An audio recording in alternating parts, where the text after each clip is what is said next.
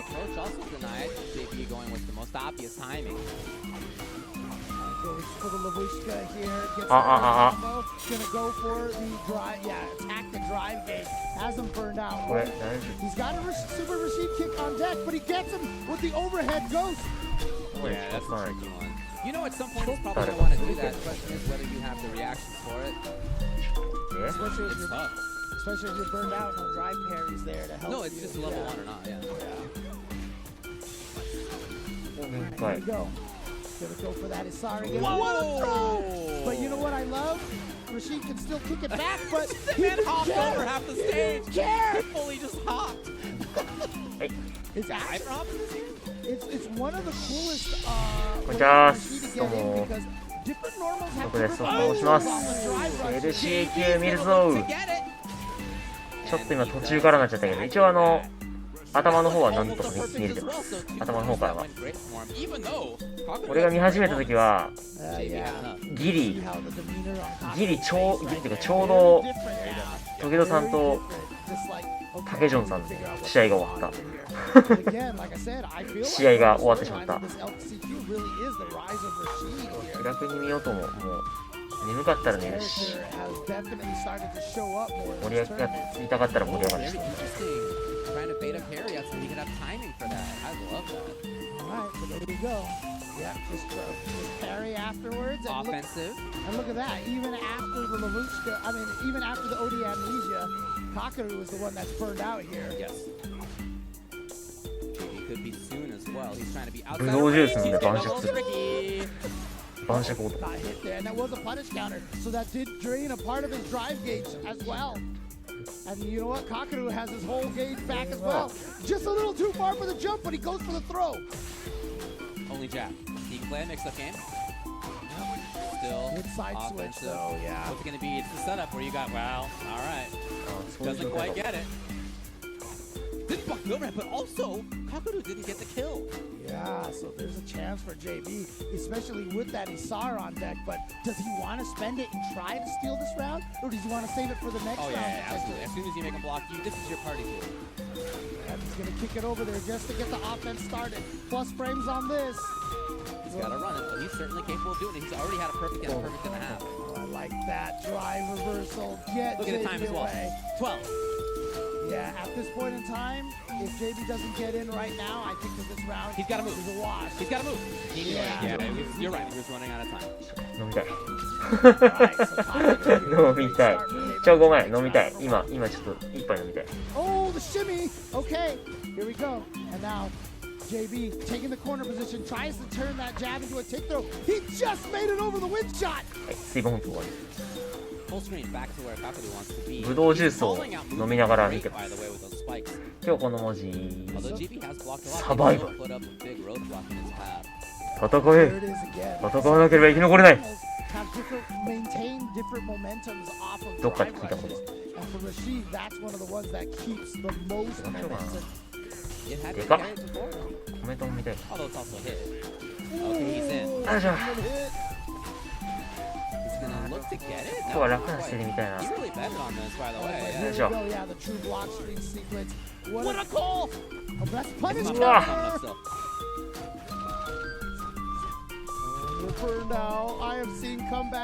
けるさんがめっちゃ強い。あー、今取った。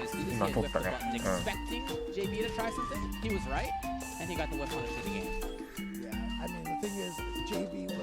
かけるさん髪色変えたんかなこれ。明るい色になってる。ちょっとなんか若干ルークに寄ったかも。何言ってんだ俺は。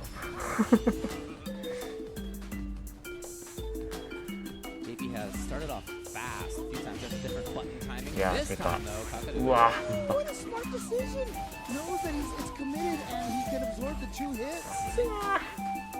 なんか最近マジで熱くなってきた。熱っていうか、だんだんなんかね、ちょっと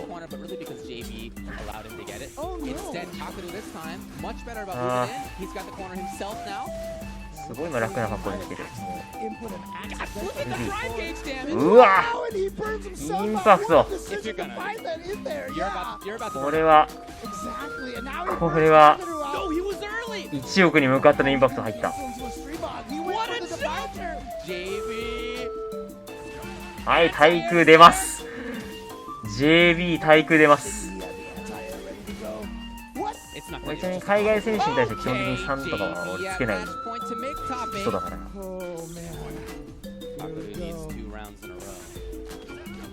日本選手の方もたまに思わず相性で呼んじゃうパターン。うわ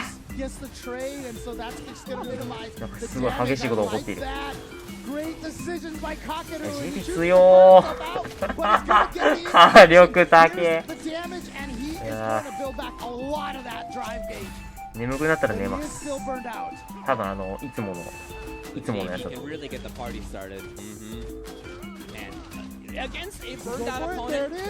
うわスタン届くんかいこれ。てかさっき1戦目藤原さんとジョンさんだったけど、なんか時生さんがジョンさん倒したっていうのがなんかすげえうなずける。なぜなら DFM 対策は死ぬほどやっているはずだから。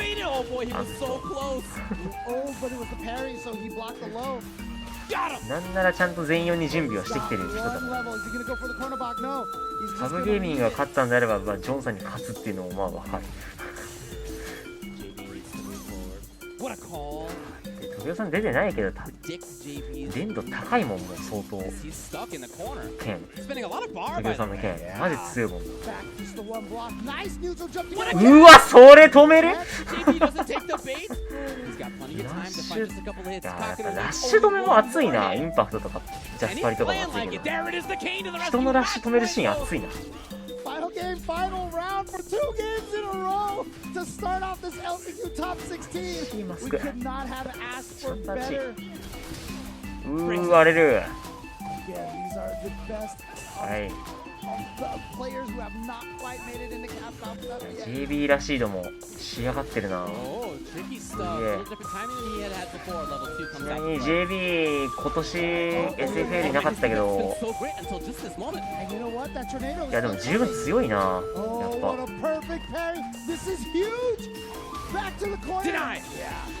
武さんにこんだけ。うわ強っ。強っ。やべえ。うわやべえって。やっちゃってる。うわー落ちたー。うわーやべえかける GP 落ちたー。かけちゃんいや思わずこれはかけちゃんですよ。これはかける 3GP。 でも魔王さんの動画ちょっと前に出た動画見たんだけど、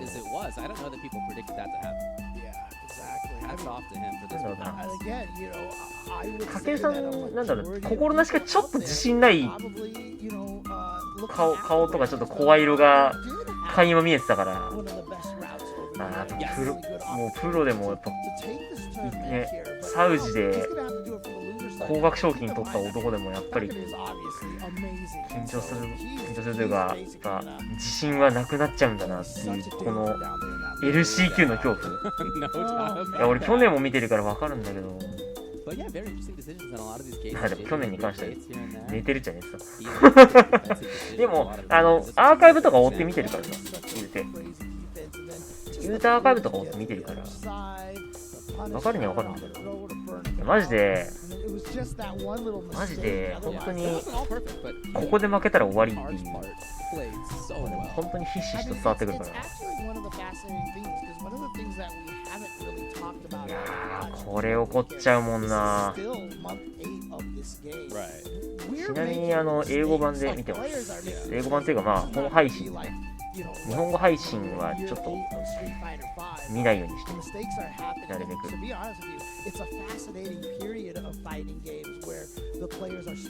やべえ、ちょっと待って、JB らしいのやばいね。ちょっと。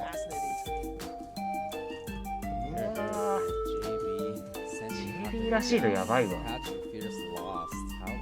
うわー、やべえ、日本人3人一気にルーザーズ落ちた。やべえや。そしてトップ8ウィナーズ、トキパン、エボ。エボ2020、2015。2025ってとこだ。2015年。Grand Final。さあ、これで、ここでどっちが落ちるか。うわー、熱いな、トップ8。熱すぎるな。マジだ、これ、ここ映ってる。あー、ギリ映ってなさそう、これ。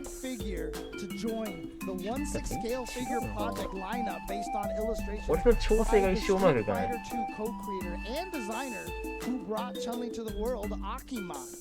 This figure is based on an illustration by Akiman at the request of the Momochihama Chozai Pharmacy, originally published in 2022. And so this new full-body version of the illustration that shows Chun-Li's beautiful and dignified standing pose from head to toe was created specifically for this project and will be faithfully brought into figure form by Japanese figure manufacturer Max Factory. This figure is set to stand at an impressive 300 millimeters in height, showcasing highly detailed modeling throughout.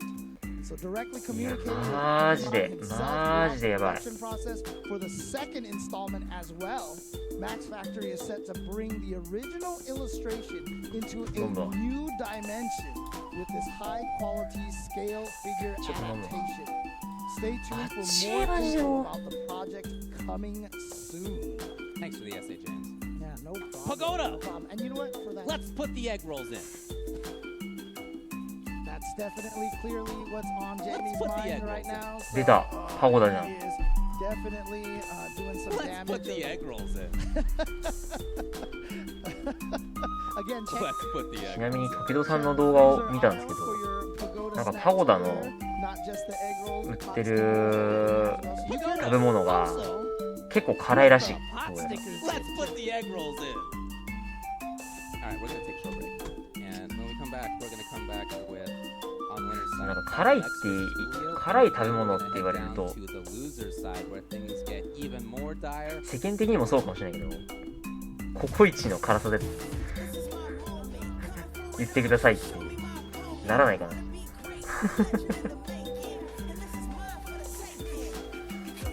俺はなんか最近ちょっと思うようになった。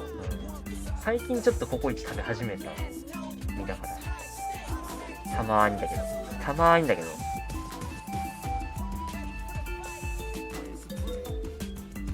ココイチ美味しいよね。ココイチね、うまいよ。ココイチはうまい。マジで。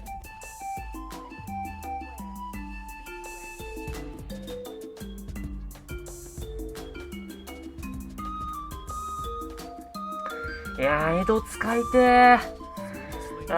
江戸使いてー。絶対おもろい、江戸。使おう。みんなで使おう、江戸。俺、江戸の声優さん、ほんと幸せ者だなと思う。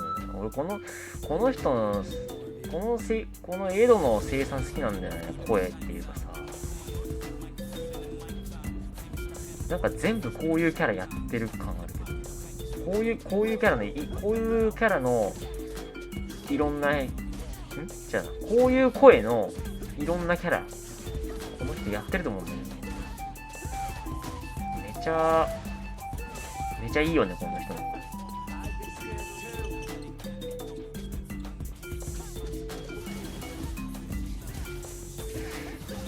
弱ペラの荒北の声好きなの。声っていうか荒北、そういうキャラずいいよなそういうキャラずいい。なんだろうな、でも俺ヤンキー漫画は見ないんで、ヤンキー漫画とかそういうなんかヤンキー作品はね見ない。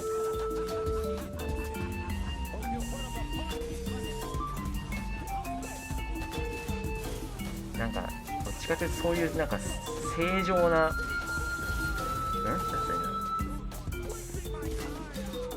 たら弱ペダで言ったら自転車競技だからさ、そういうところにいるアウトローな感じのやつ、ちょっと口悪い、ちょっとてかだいぶ口悪いけど、でも根は優しい子なんですみたいなやつ。使いてえエドマジでこれ、いやこれコンボ覚えたらめっちゃかっこいいやつやんこれ。いやちょっと簡単だったらやろうかな。簡単にこういうなんかいっぱい殴る感じだったら やりたいな。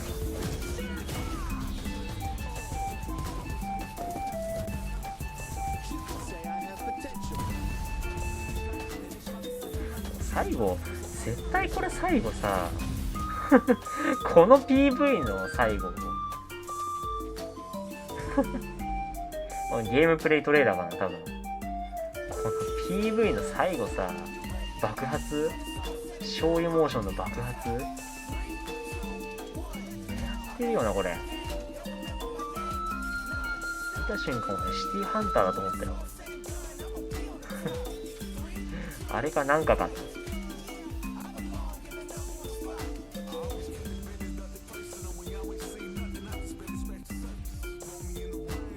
なんちゃらワイルドが流れそう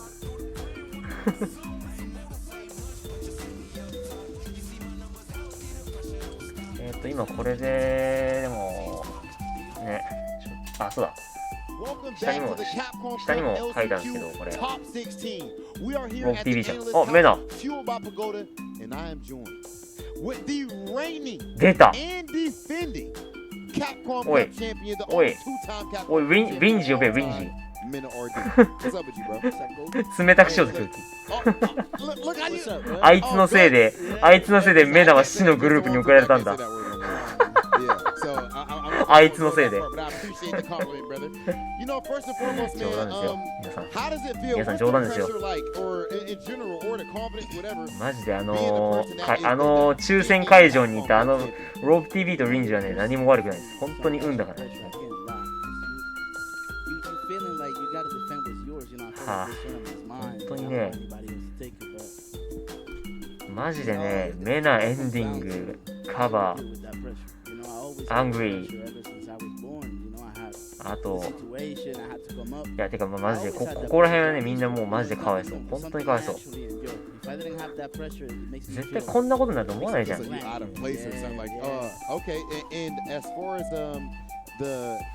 Your journey to even make it in the Capital Cup this year was crazy, bro. Evo, you go up there, you play phenomenal, and just barely don't qualify. Angry Bird takes it and gets first place. And then it was France, I want to say, that you got second to Chris Wong. 言い忘れたんだけど、これ、この、はい、バトルハブでやってる優勝者予想みたいなのあるんですけど、僕はフィノメにしました。なぜならなんだけど、これはね、俺の読みなんだけど、まずルーク使いである。多分ね、今回優勝するのは俺ルーク使いだと思う。なぜならやっぱりなんだろうな、性能の良さもそうなんだけど、なんだろうな、ル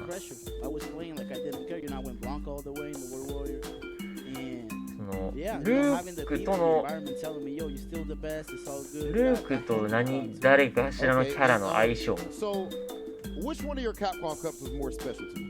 ていう関係で一番、まあだから要はだから組み合わせ的にルーク一番いける、ルーク的にいける組み合わせが多いキャラ、組み合わせがいけるキャラが多い。そう、ルークがいけるキャラが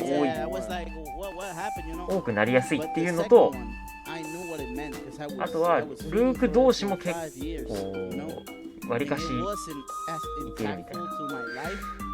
なんかそういう雰囲気を感じさせるんだよね、やっぱ。っ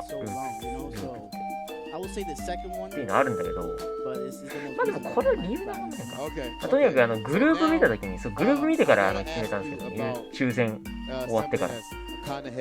抽選終わってから予想して俺はフェノメン入れた。なんでかっていうと、一番の理由は、A グループにいるからです。A グループのルーク使いだからです。っていう予想。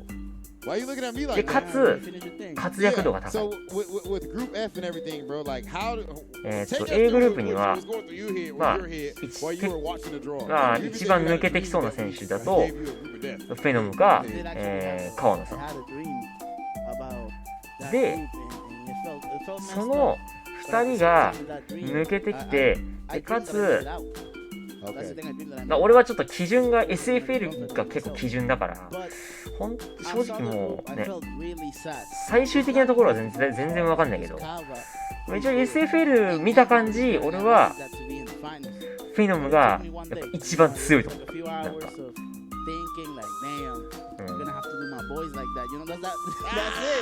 なんか一番強いと思う。やっぱり一人で結構チームのピンチ何回もバッチリ作ってる感じだし、しかもプレーオフから3位から持ち上げてきたの。0-0 0-0ネーション。そりゃその勢いあるならさってなるんだよ。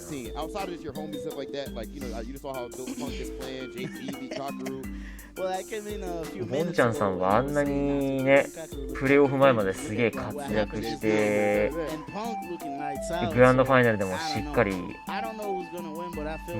最後まで見せつけて勝ってっていう感じだったりさ、それよりとんでもないことしてきたからね、3位からだよ。3位から一人でチーム引っ張って優勝してた。もちろん他のプレイヤーのね、ツードーマインとか、ロードメンとか。ロードメンとか。いや、でも、要所要所でベギーとか、ルゲマンとか、強かったけどね。強かったというか、普通に勝ってた。あのチーム、やっぱりね、勝率すんげえ高かったし、その上で、やっぱフィノムめっちゃ強かった。っていうのもあって、多分今年はフィノムが抜けてくるんじゃないかなって。で、時点で、メナかアングイ、だと思った。F グループから絶対誰かしら抜けてきたやつも絶対こいつ優勝やんって言われてるけど、それは分かんないと思う、俺は。正直、最後まで。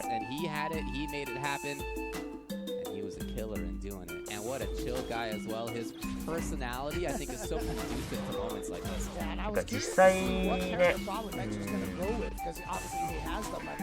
あとそのメナに関してはやっぱバンディットとしての練習もあるから、対策にばらつきが出たりして大変なんじゃないかなっていうのもちょっと思った。まあ調整大変なんじゃないかなと思った。逆に SFL で出てる人ねって言ったらフィノムもどうなんだろうと思ったけど、フィノムはルークだからっていうのもちょっと。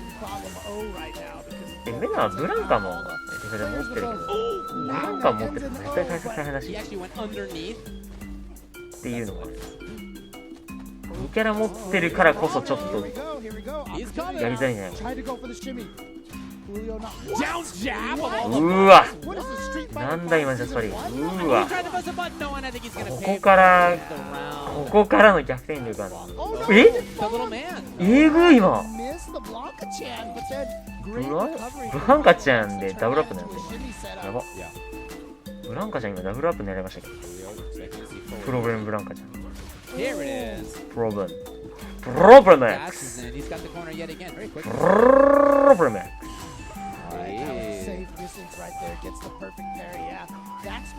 はい、すごいです。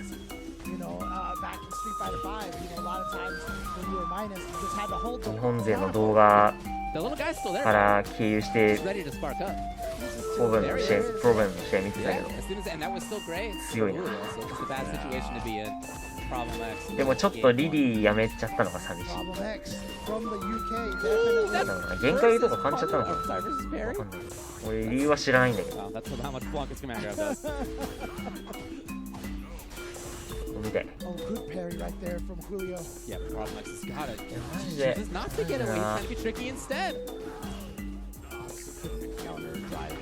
Oh, what?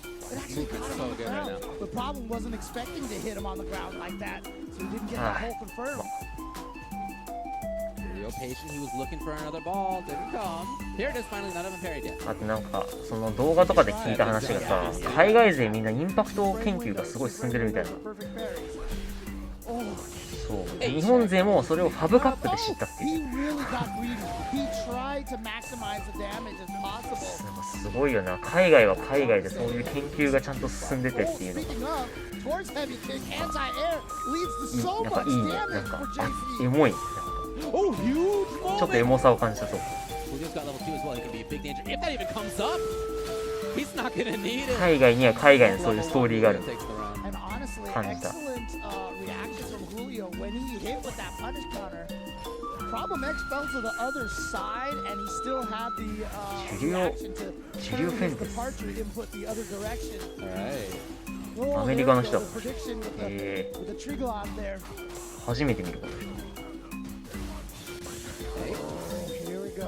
One of the best level 2s in the game. 押してるね。一応これそうですね、2先だもんね。だからプロブレムは今一生取ってるから、これ次勝つもプロブレムそのまま進んでる。今これウィナーズインパクト。はいはいはい、余裕かな。ああブランカちゃん人形フィニッシュ。海外だとやっぱ人形パペットなのか。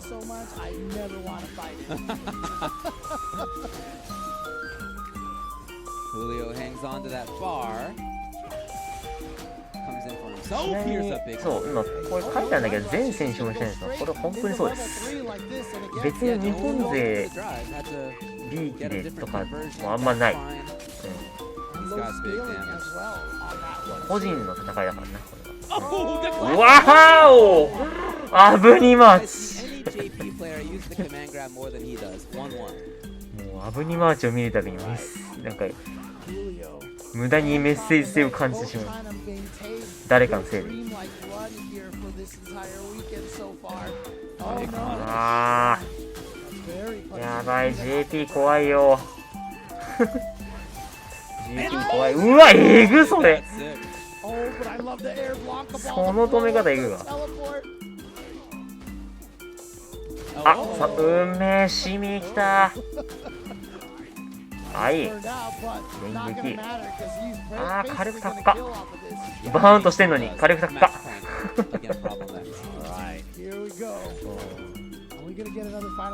バーンアウトしてても火力取れるの本当に強いな。そういうキャラ結構強いのかもな。なんかバウンド状態でも火力取れるキャラって結構強いかも。だってそういうキャラはゲージ持ったらもっと火力高いの見せると思う。普通に強いと思うんだけど。うわーすっごいの来た。うーわすっごっ。あー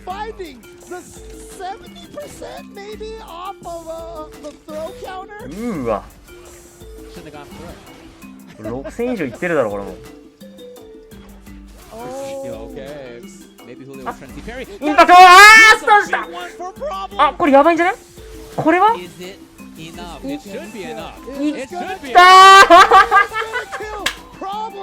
ーやばすぎる。足フェチなんで？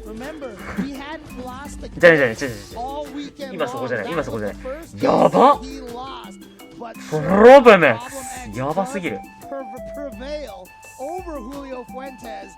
いやというかいや最後でもバーンとはうわーかわいそうだなってちょっと思った。 JP のバーンとジュリオ・フェンデスの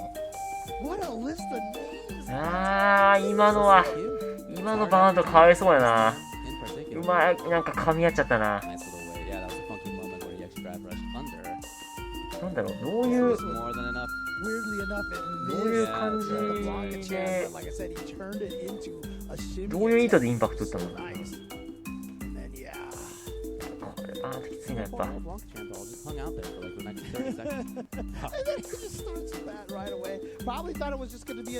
5D パニカンやばいな。5D でパニカンするってやばいね。恐ろしいな。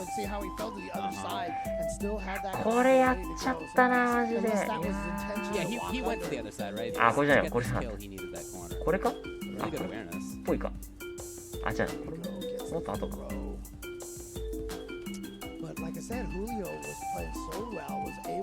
あ、これだ。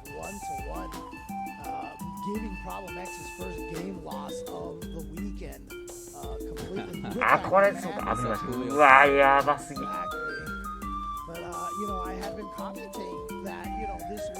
ドンドン。9時か、早いね。あら、この配信もう30分経ったの？もうただと思えないぐらい早いんだけど。あ、これだ。多分これかもしれない。あ、違う。もうちょい先か。さっきのバウンドのシーンが全然出てこないよ。あ、これやっぱ結構消されてたんだな。あー、これインパクト返ししようとしたのかな、普通に。あ、かわいそう。ゲージもうなかったもんね、もうね。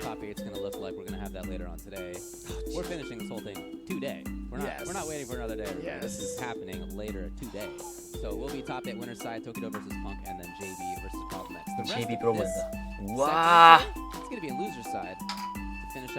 いい試合になってきたな、これ。あ、これルーザーズか。やべえ、ルーザーズもやばいね。あ、そうだ、直樹対決。そうだ、これも見ないと。やばい、負けたら終わりの直樹対決とか絶対おもろいやん。絶対おもろい。中山さん対根本さん対決ですよ。あれ、中山さんだったっけ？多分そうだね。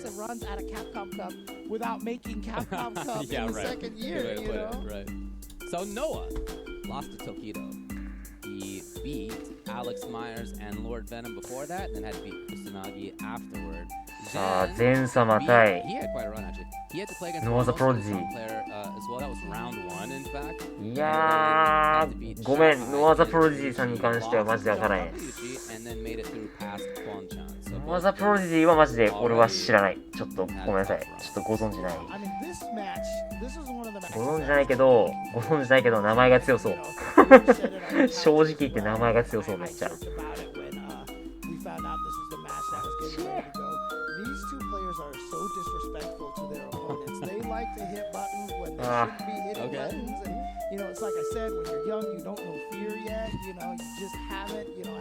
この辺熱いよ。換気したいけどまだ6時だよ。しかも配信中だよ。換気ができません。Totally content playing without the drive meter, and that just shows that he has this game plan where he needs to get you into certain situations and he's full of whatever resources it takes to get there. And because he's been in that situation so often, his defense, his neutral game, when he is burned out, is among the best. In fact, oftentimes he keeps playing offense. Oh no, yeah, I mean, I don't think Noah cares about the drive. Yeah, it's like an extra benefit. Oh, now I have meter to do extra stuff. いや、でもね、これ俺。前様 LCQ2 年連続上がってくるわ。俺ありそうなんだよな。ありそうなんだよな。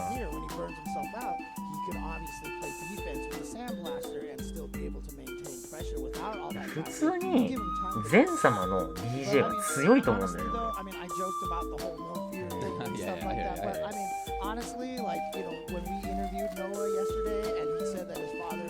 この人はドグラさんリスペクトです。前様。リスペクトということは多分、もしかしたらブランカを使うタクもある。ブランカタクもある。多分。知らんけど。圧倒的な負け方したらブランカ出してくるんじゃないか。ちょっと恐怖。パリってね。はい。またプロディジールークか。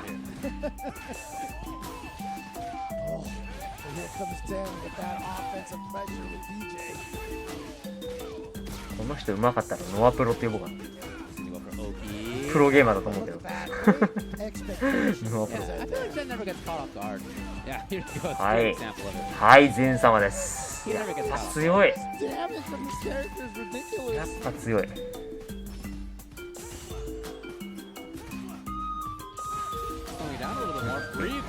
最初のこの試合、最初1ラウンド目からチェンオジがもう声色めっちゃ変えてるもん。変わってるもん。変えてるとは言っちゃいけない。変わってるから。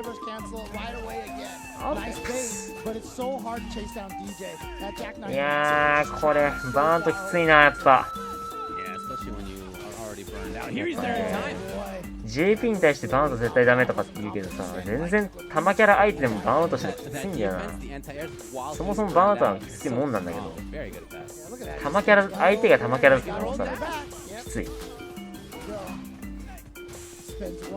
遠目でのパリ耐久できないから。うわ。うふふふ。前様強すぎるだろ。前様強いって。さすがに。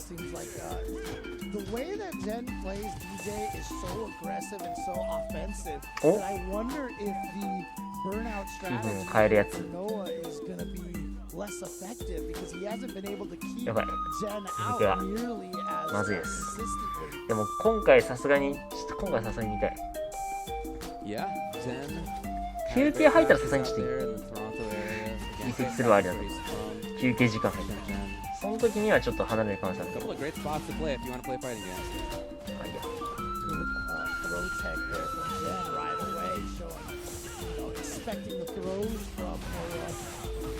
Again, see, it's just not letting Noah get any sort of momentum. Where are you going? He still turns in those situations, and Jen was shutting him down. He did go for the end. Sex. My names are disrespectful, right? He's just going. 英語版ルーグの生ラッシュのさ、Where are you going? ですけど、マジで。はい、やっべ。あー、これ火力高いです。あー、高い。あー、高い。あー、高い。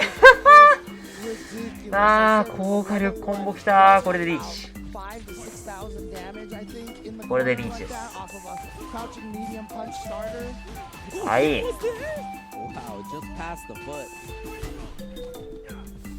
Finally, Noah went to the blocks during the time, so he's able to start it off in a little bit more predictable fashion. But Jen has forced that out of him, though. Again, this side of the bracket here, so whoever loses this is out of the tournament. Noah fighting for his life to stay alive, doesn't go for the side switch. Where are you going? Just goes for the damage, and then Jen buttons on wake up the stun. はい。投げ。Oh, Noah's in big trouble. はい、触って、はい。すごいって。強いな。Capcom Cup LCQ. At this point, like I said, one of the key factors for Noah is just his ability to play his game. When he's fighting and he's on point, he is controlling the pace of the match. He's burning himself out and then staying back. And then さっきの重量フェントスは spends it immediately. そうか、そこと前様が勝たんのか。 I just felt like Zen just did not let him アクアさん来ちゃー。魔術師来ちゃー。うわー、やべえ。かけるさんとアクアさんの GP ミラーってところ勝ったらやばすぎだろ。それ見たすぎる。けどバオも強い。バオも見たい。バオも見たいです。言うて SF リーガーなんでね、今年は去年か、一応リーガーとしては。あ、まあ言うて今年か。2023の CC だから。今年でいいのか。今年のバオは UIU で出てますんで。で、前様も UIU です。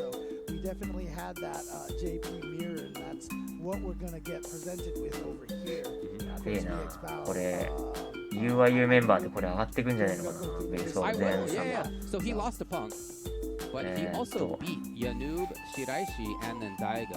ジョアウ・ケビンはいないんだよね。ナックルドゥはもう、あ、違う、ジョアウ・ケビンは、あれ、ジョアウ・ケビンってカップ上がってるっけ？さすがに見るか。こ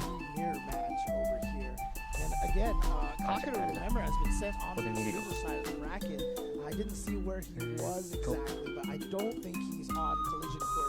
これ見れる。I got different news for you. Winner of this plays against Kaku. Well, never mind. Okay. All right. Okay. So yeah, we're going to expect a JP mirror in the next round here, regardless of who wins this one.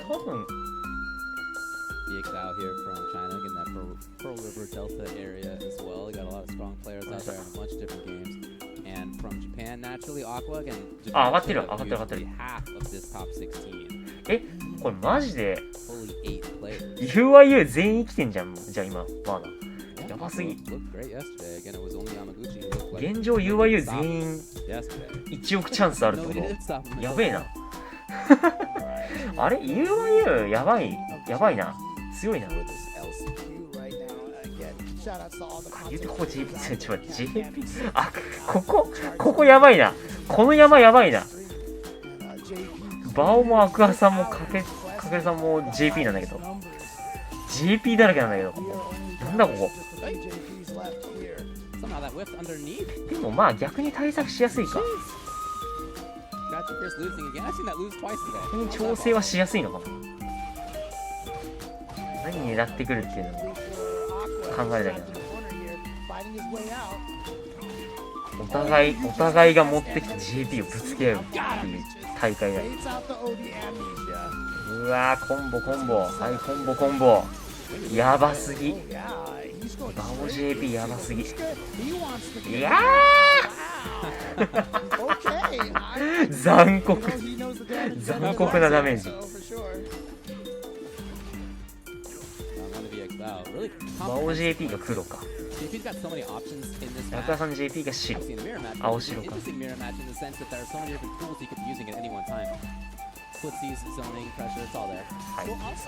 うわー、来たー。マジであれだ、飛びライパーなのかなあれって。めっちゃすげえ。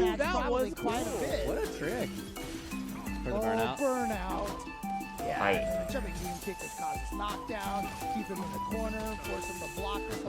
多分飛びないけど。うわー。はい。ラウンド並んで。うわー。ゴーストの中からやっぱ現れるんだな。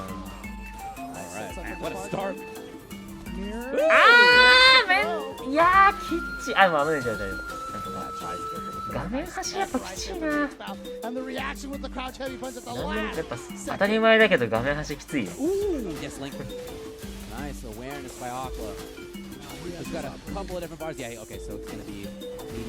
わー、来た。アクアさんの大きい。撃っちゃった。あ、やばい。撃っちゃった。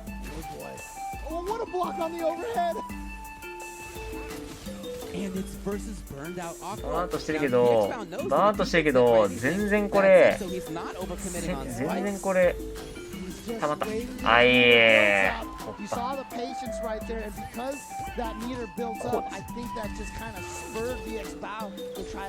まず一つ。噂が取って。いや結構ね、リーグでもバオ JP の強さはね、垣間見えたんだけどさ、バナナ犬 JP とかやばくてさ、あっちの方に結構聞い取られた印象なんだよ。バナナ犬 JP はやばかった。still stuck. Yeah, that is a lot こ of の life. 黄色い GP がやばかっ And then the mirror た。 just 強い。 take him out. まあ一回押し込むと強いよな。 Just being able to basically do an instant jump to blow up throw text. Yeah, it's huge. Nice. Moving in. That was VX about trying to take too much of a turn. うわ Oh, whoa! Hi, He hi. recognized that he was going to interrupt his own combo to go for the back throw. The fake! Beautiful.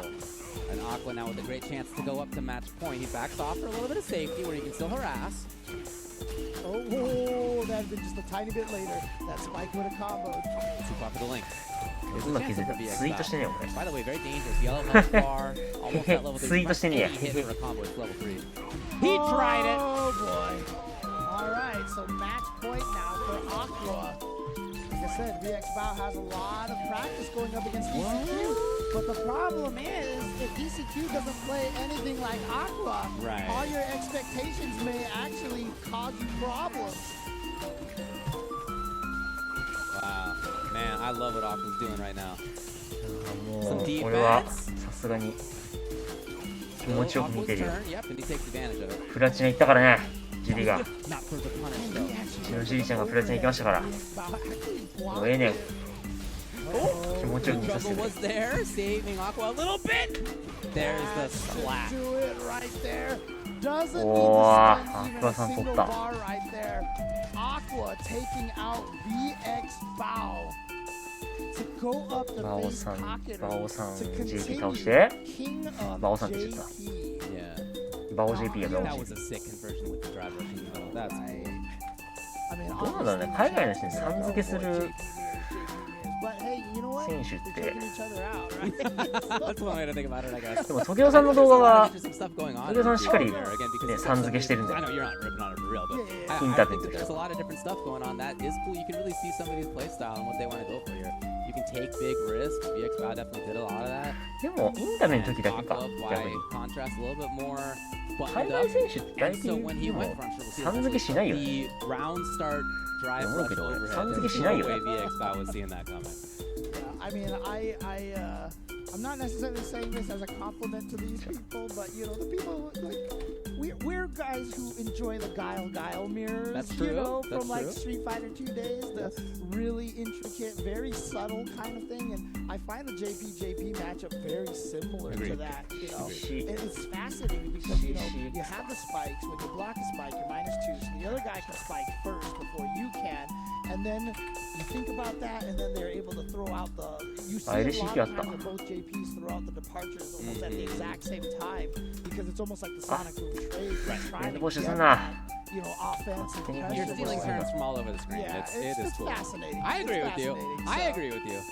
All right, well, that's what the losers looks like up there. Let's also talk about Storm Collectibles, which has brought classic and iconic gaming characters back to life. They got some real high quality collectible あ action 待ってこれ figures. 休憩入 Big 入るこれ favorites, fan favorites like Violent Ken and Evil Ryu are up there. これ休憩入り臭いな Folks including Ryu, I believe it's pronounced. Check ち out ょ their っとね figures ちょっとさすがに寝たいか on な their website, Stormco. でなんかね起きちゃってんすよなんか And of course, did you know? 動画見たりなんだり Did で you know that pro players have won more prize 編 money 集 using ね Steel's gear than any other brand? And this week, 仕事して帰ってきたばっかりだからばっかり仕事して帰ってきてその流れで飯食ったりとか definitely check out Steel Series, one of the highest なんか普通にちるいことしてたからも Thank you to all う the 結構ね眠いです I'm sure that Capcom Cup X can be brought to you guys and give you this level of entertainment. 自責しよう And かな we 一 are 旦 even barely ごめん through もしかし this たら right now. これ We 寝たら still ごめんなさい got マ two ジ more で matches in round one of ちょっと寝てくるわ bracket ちょっと寝てまた起きてくる coming up after this break. Do not の go ね起きやすい anywhere. 体の You do not 状態で寝る want to miss any of this. これ休憩何分 ?4 分短えよ4分はバカもっとやすああじゃあ寝てくるわちょっと寝てくるっていうかちょっと休んでくる多分頑張っとけるちょっとミ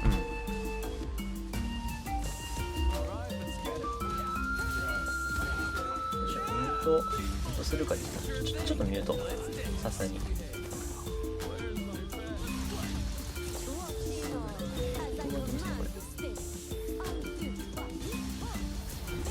あ、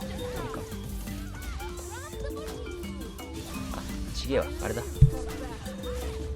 マイク、使ってるマイクのミュートか。ちょっとミュートします。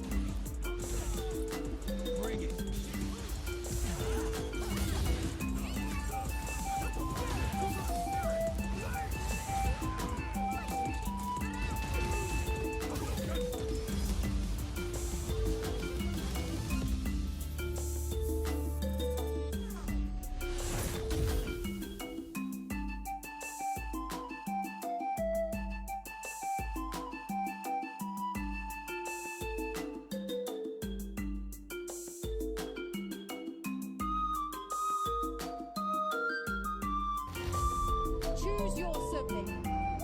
It's Angry Bird or it's Big Bird. You can't stand in the middle. The middle is fight and pride.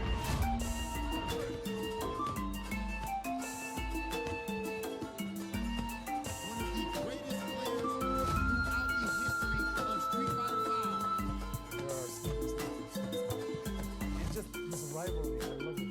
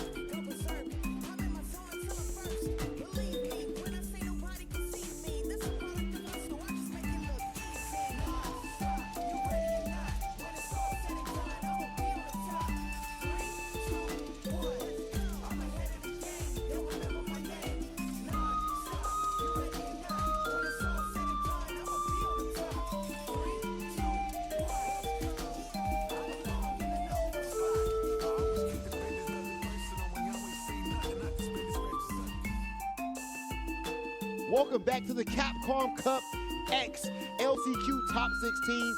I'm Hollywood Rob TV right here on the Pagoda Analyst Couch, and I am joined with my man's Team Bandit's own, Chris Tatarian. What's up, Brody? What's up, brother? What's happening, man? So right now, I'm talking with T pretty much, right? Yes, sir. Okay, you know, so first and foremost, I got to ask you about Street Fighter League. Mm-hmm. All right? Yes. The Team Bandits. We're gonna start off with a bang.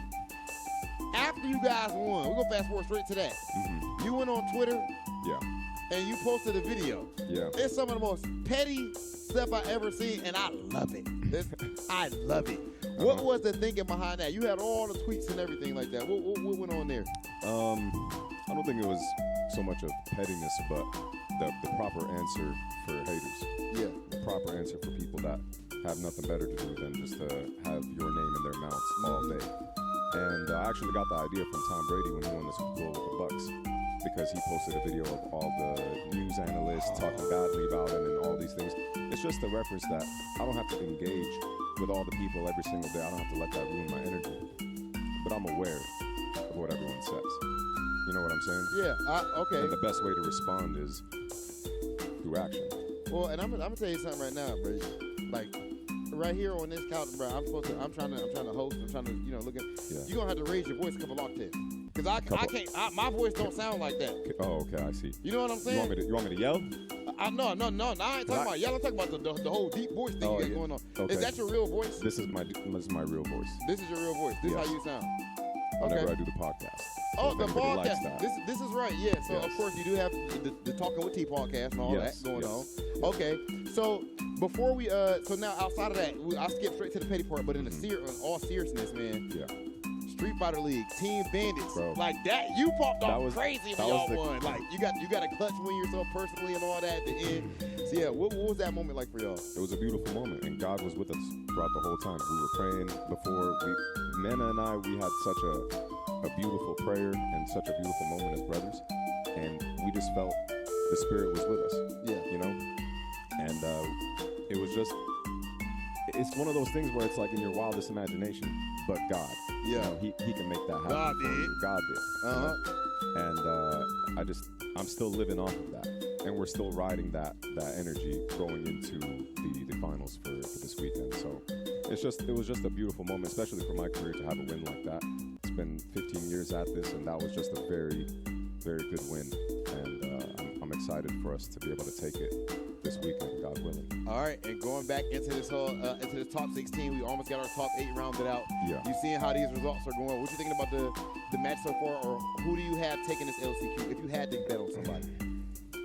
It's tough. Everybody's a killer. But I think that Tokido's looking really good right now. I can never count out Tokido. And I also got to root for my boy Julio. He could have had a problem. He's going crazy. He's going crazy, man. This is Julio. It's the Trinity brothers. So I'm rooting for him to take it for sure.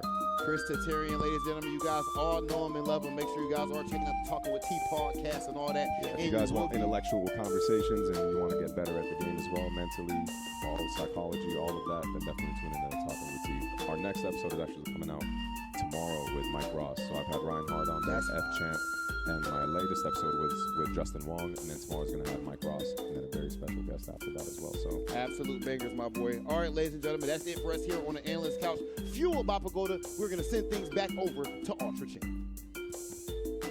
Again, that is going to be on Saturday this week, the Street Fighter League Finals. It's Kaba, Mena RD, Chris T, and Xiao Hai on that Team Bandits team trying to represent Street Fighter League US going up against, of course, Zero Nation and FAB from Japan. So it's going to be a really exciting conclusion to the Street Fighter League season. I will say, I've been enjoying the Street Fighter League stuff all year long. So. Yeah.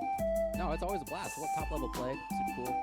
Great job, everybody, on the hosting and the commentary, interviews and stuff as well. Look, we 戻っ still たぞ、 have おはよ this う。 LCQ to go. We have おはようございま broken す through the first round of winners. 今てかチラッと見えたけ Been どクリステティエルにいた part な of the first round いたなかった not, not even the second round yet, and the whole top 8 still remains. Coming up next, man, I know this is going to be a fan favorite. Hibiki Lily, the best Lily 今多 player. 分クリステティエルにした気がする Random Unknown may be the best Venom player in the world. I mean, look, you see what he did. Analyst Couch, fueled by Pagoda, we're going to send things back over to Ultra Chain. あクリステティエルじゃん Saying Yeah. how well he does in the salt mine leagues and stuff. And keep in mind, they've also got Luffy out there who is also a Manon player, you know. And if you have someone from the EU telling you that, like, あ出たマノン使い these 9 この人 seconds don't surprise me. Right, right. I mean, look, I've watched a lot of him on Random. Salt Mine and now on ICFC and so forth. Like, but seeing him in person is always a different treat. Being able to talk over it directly is always a different treat. Yeah, ビ but チさんのリリ Makes ー her 対 look like she has the neutral game. Random And I am Manon.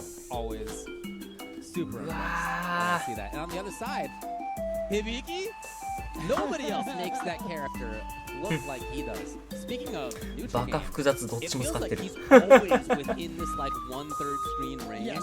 Where Uh-huh. she could do Spire. She has some great button options there. He's always a threat to get in there right away.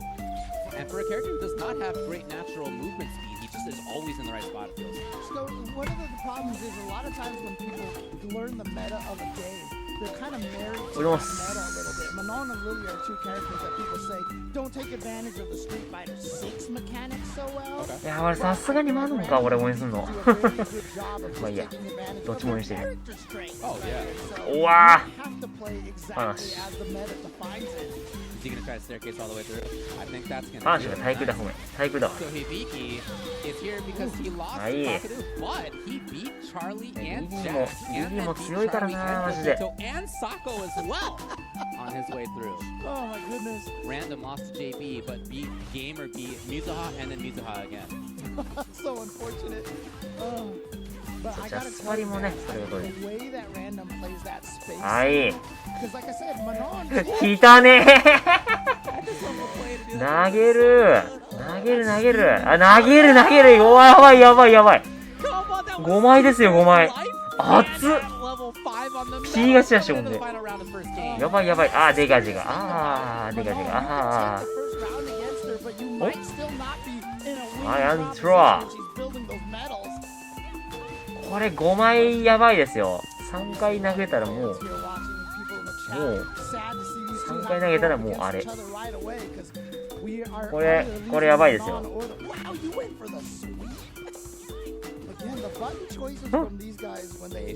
ああやれてるよ。一発ある？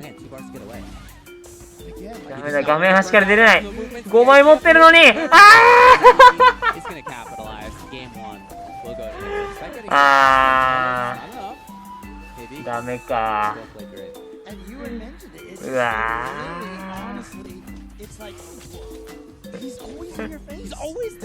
ーやばい、やっぱマノン見ちゃうな。マノン見ちゃうな。メダル持ってるマノン見ちゃうな。5枚まで溜まったら見たくなるでしょうが。マネージドレ見たくなるでしょう。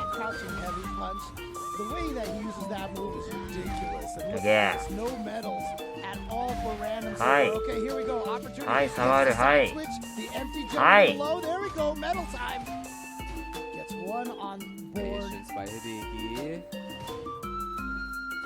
Manon again, she has probably some of the best range on the normals, but you see Yeah, the spacing from Hibiki to whip punish that standing heavy kick perfectly. Match point for Hibiki, just like that. Random doesn't feel out of it yet. This is a guy who, by the way, didn't eat all of yesterday to try to maintain focus. Oh, Justin Wong's Yeah, strategy. and he's successfully so, but he is in trouble now. めちゃめちゃバリバリにベリチ見えてた。 Try to maintain that fight or flight ベリチ mentality. 美味しいよね。もう最近この Slowing it down a little bit. 一房分のブドウ Punish, not too easy for めっちゃ Lily there. これ And again, like I said, 美味しいと思う Manon ね。 has ブドウジュース longer 飲んで range たら。 normals than most characters. Like even though it doesn't feel or look う that わ way, ー it 対 definitely 空も does. 出ます。 Challenge! And one thing about Random is that his challenges in general are fantastic. His active defense is great, and it needs to be. He's got 4 medals. He can take this Yeah. round. 4枚まで来たもん。 It's gonna be such a あーでも terrifying situation. 1段取られてる。 If he finds it with CM, うわ yeah, certainly now. これは Yep, that's guaranteed. バウンドした。 Oh boy, that mix up う and ーん、これはやばい。 situation against Lily. Is he right? ナイス対空 Survives another round. Too big. 対空じゃない、パナシか、俺はもう。この場合パナシか。もうダメだ。ちょっと頭がね、待ってねっす。ずっと起きたままだから。めっ Non-fans out there want to see some more of this random coming out ちゃ here. リバサ使うやん。 Again, right away on that. まあでも確かにわかる。あんまラッシュしないもん。 Classic strategy. あんまゲージね But I like that he's doing it against crouching 要所 characters. 要所じゃないと使わないキャラ1位だよ。 But that is ま also だ。 guaranteed escape point. We have not seen random whip punish that crouching heavy punch from Lily all that often. Pretty tough. Yeah, for sure.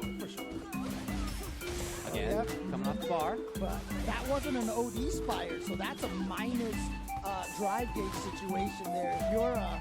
If you're Lily, you'll trade those win stocks for Up close. He hasn't gone for a command grab in a while, and Random's been right. He finds his way out yet again. Man, the defense is good. おお Maybe gonna まずいですよ、これ。あ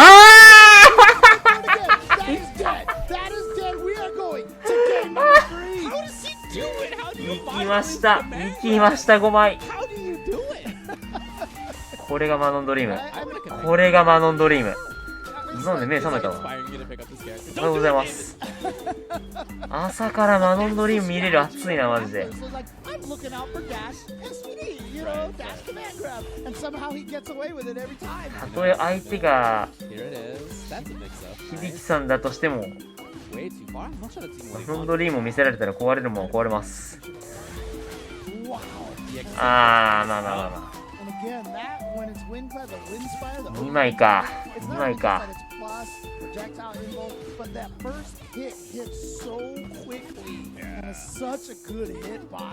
夏の投げ美味しい？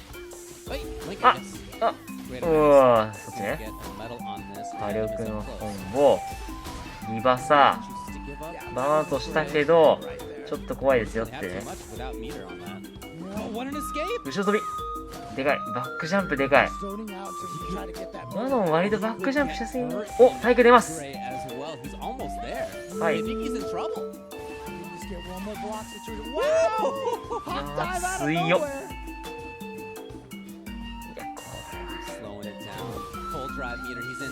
はい。2回行く。デガジェ中からの SA2。火力高っ。バウンドしてるけど、まあまあまあ、はい。さあ、フルフル。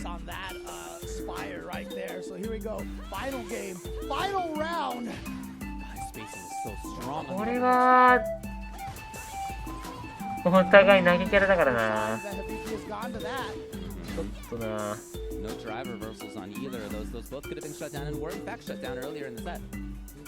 リニも強いな。やっぱ風ためからの継続がやっぱ強いけど、でも待つっていうのもまたおもろい。来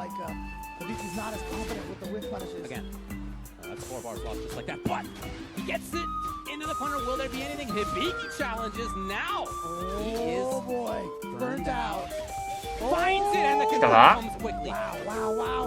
いや、これでもね、死ななきゃ安いんですよ、マノンは。ちょっとマノンドリーム見せて、目覚まさせて、俺の。目覚まさせて。やばい、年。あー、やばい。あー、ケース大変だ。てかまあ最後はもう動いたよね。僕もうググしてないっつって暴れて、もうなんか何かしようとしてガード解いたんだけど。やっぱ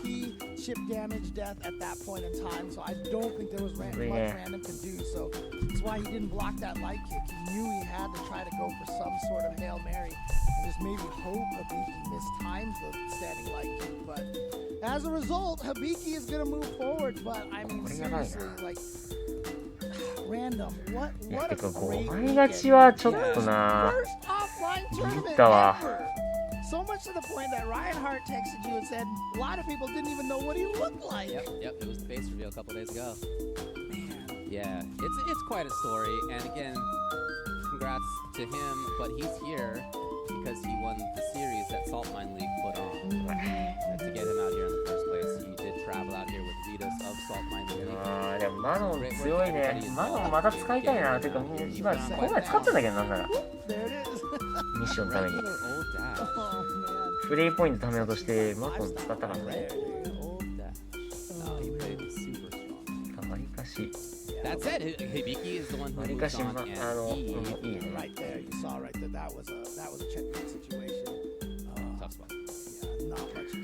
あとは、そっか、これ次、これ見なきゃダメなやつだ。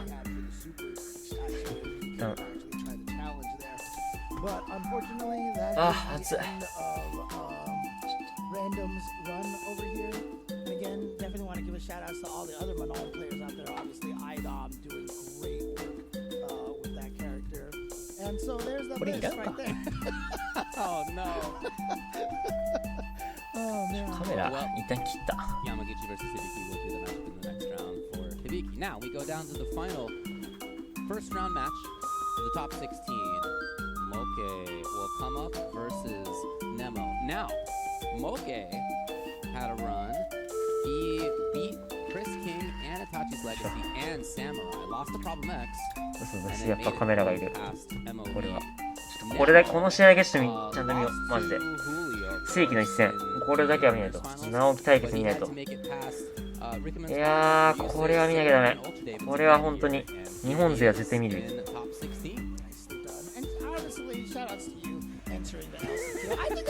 モさん、モケさんのこの勝負ね。やというかこのキャラの組み合わせ的にも結構あるタイプの組み合わせな気がするから、それをどこまで突き詰めてるかっていう勝負になってきそうな。Always comfortable to be able to take risks. I mean, classic read on his style in every game. Yeah, I mean, I described him as just so stifling. Like, he goes for the throat, right? I mean, we saw that with the Urian in Street Fighter 5. I mean, this guy... Oh, no, man, that was a kick out into the ghost. 掴もうとしませんでした。 But the interesting part to me, the fascinating part to me about this one is that Moke defeated Kakeru at the Singapore offline tournament, and he made that match almost look like there was nothing JB could do. 交渉残る。わからんぞこれわからんぞ。続いて。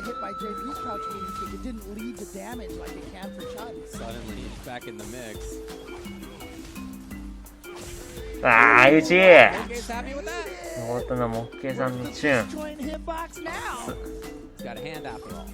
先生はそこか。なるほど。But even then, that round it was a loss. Nemo did still show that ability to take risks. So here's now Moke with offense, little timing. Missed it or frame kill. It was a miss. But yeah, the fireball usage from Moke, the walk jab, the kick, those were the three main tools that had to take out Kakeru. ああ、刺した。さっきからこのね、当て身割と受けてるな。Odie and Musa against Kakeru. You know, he literally won. He had all the option selects and everything, but immediately starting off here with a. まだつかめない。やばい。Wrong spot as well. Okay, up close. さん狙いすぎじゃない？ Here's a confirm. Yeah, right over. Excellent whip. もうなんか時にはアブニマーチも必要ぐらいで考えてるのかなと思ったら全然そんなことなかった。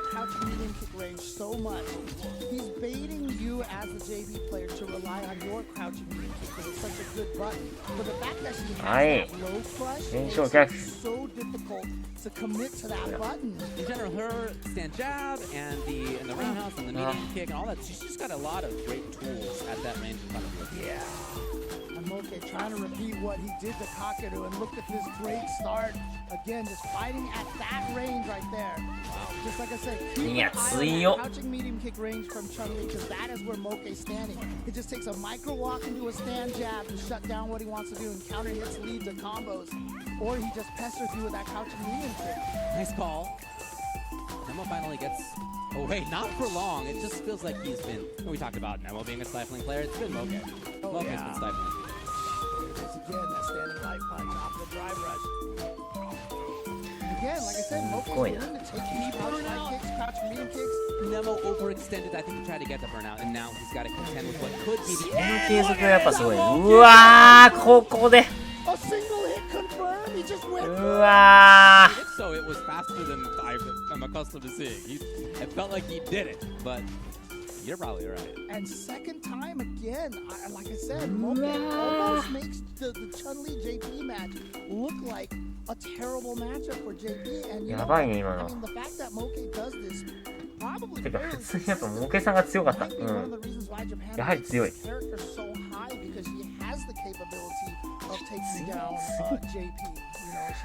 どこっつった？うわー、ジョンタケモケの組み合わせ？ジョンさんモケさんのやばいね。Julio Fuentes versus Jen will be coming up first. We're also going to have Kakeru versus Aqua, Yamaguchi versus Hibiki, and John Takeuchi versus Moke. So, Julio and Jen coming up. So, I mean, basically up until, you know, losing to problems, Julio Fuentes is 一大イベント終わったからね。モケさん。モケさんは強い。ちょっとさすがに寝てくるわ。ここはちょっと長めに寝るわ、俺。さすがに。さすがに長めに寝るわ。もうね、一大イベント今終わったもんね、完全に。どうしよう、これで日本人めっちゃ押してたらそれはそれで笑うな。てかそれはそれで海外の人すげえってなる。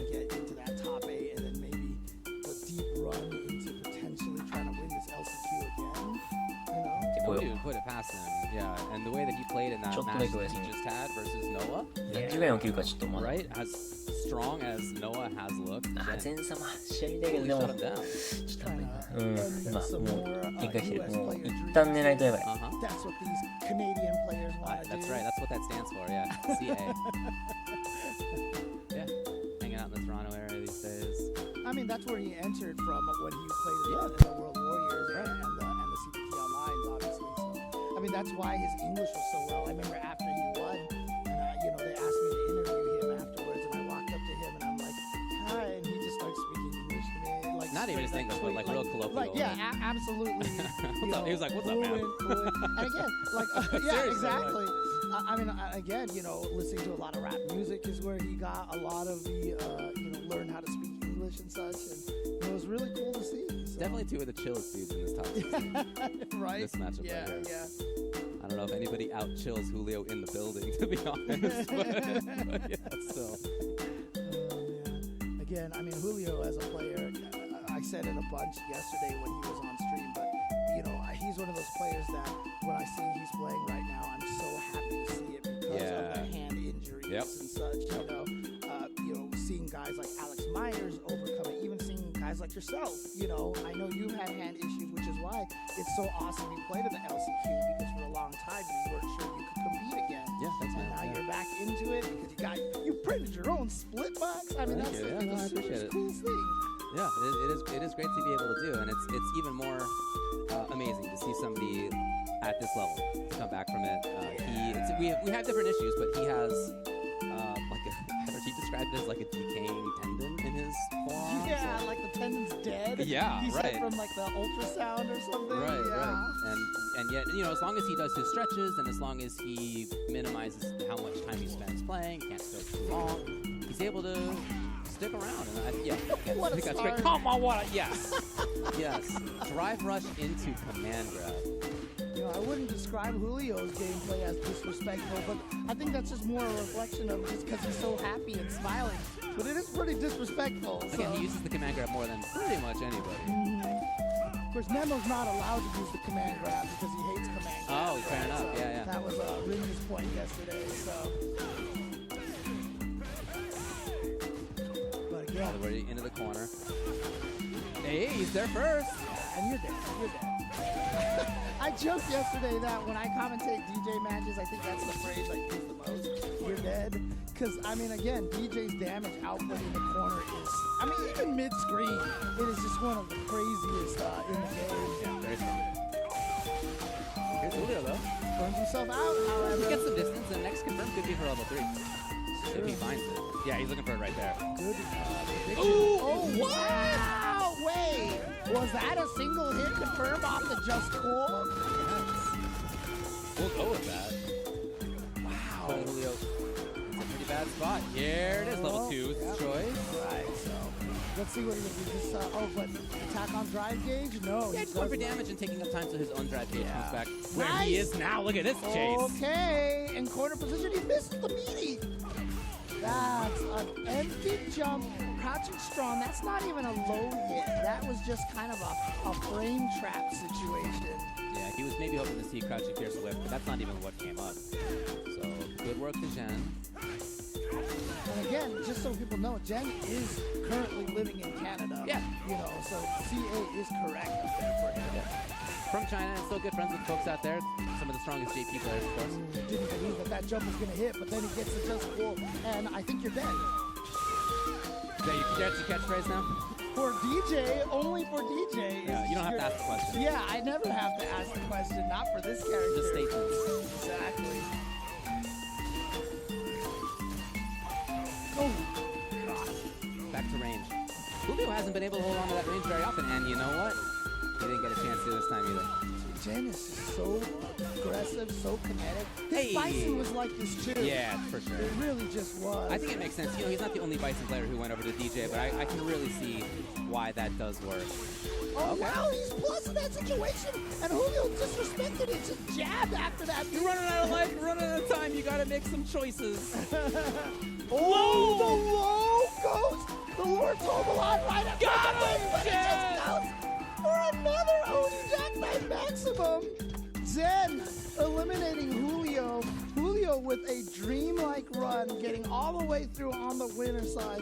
Unfortunately, is going to go 0-2 in his top 16, but do not let that diminish the accomplishment that Julio has had here today. Yeah, he ends up at 13th place, or 9th place, I should say, in one of the toughest tournaments of the whole year.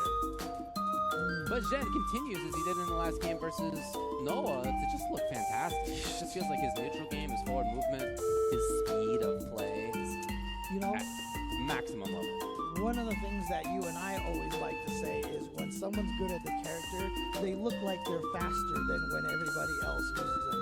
And that is basically a great way to describe what it looks like when Zen plays DJ. His character just looks so fast in his hands because he just never, ever stops moving. Taking a look back here, Julio again had to make tough reads. But this was a moment, there was a parry that came out right here. If this parry had been grabbed instead, that's the round. But that's how you live sometimes. That's how you die sometimes too. That's how it went. Jen into the top 8. We'll see him later on. Yep. As you can see coming up next in this match over here, it is going to be JP again. We saw one there. We did just lose a JP and Julio Fuentes. We lost one earlier with VX Pal. And now we're going to lose one. It's either going to be Takeru or Aqua here coming up next. But you know what? Before we get to that, definitely want to once again give a little bit of a shout out to all of our sponsors here at Capcom Cup, especially Uniqlo, who is bringing out a bunch of Capcom-related T-shirts, as you can see over here. I am definitely looking at this Mega Man shirt over here, but they've also, dude, they have a Ghost and Goblin shirt. Oh my gosh. Okay, and the Monster Hunter, Resident Evil, Final Fight, Devil May Cry. They've got everything that you're looking for, including a very, very classic Street Fighter 2 shirt with the classic artwork of the 4 kings from Street Fighter 2. But definitely check out Uniqlo. It's a special collection. This is going to be launched to celebrate Capcom's 40th anniversary. So it'll be available at Uniqlo stores nationwide and online soon.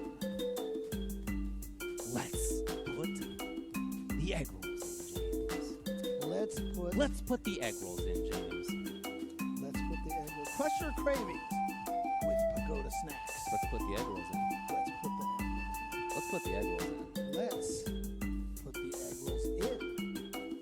Let's put the egg rolls in, James. Let's put the egg rolls in. We got 3 matches left in the top 16, and we're going to be coming back for that right after this. After that is going to be the top 8.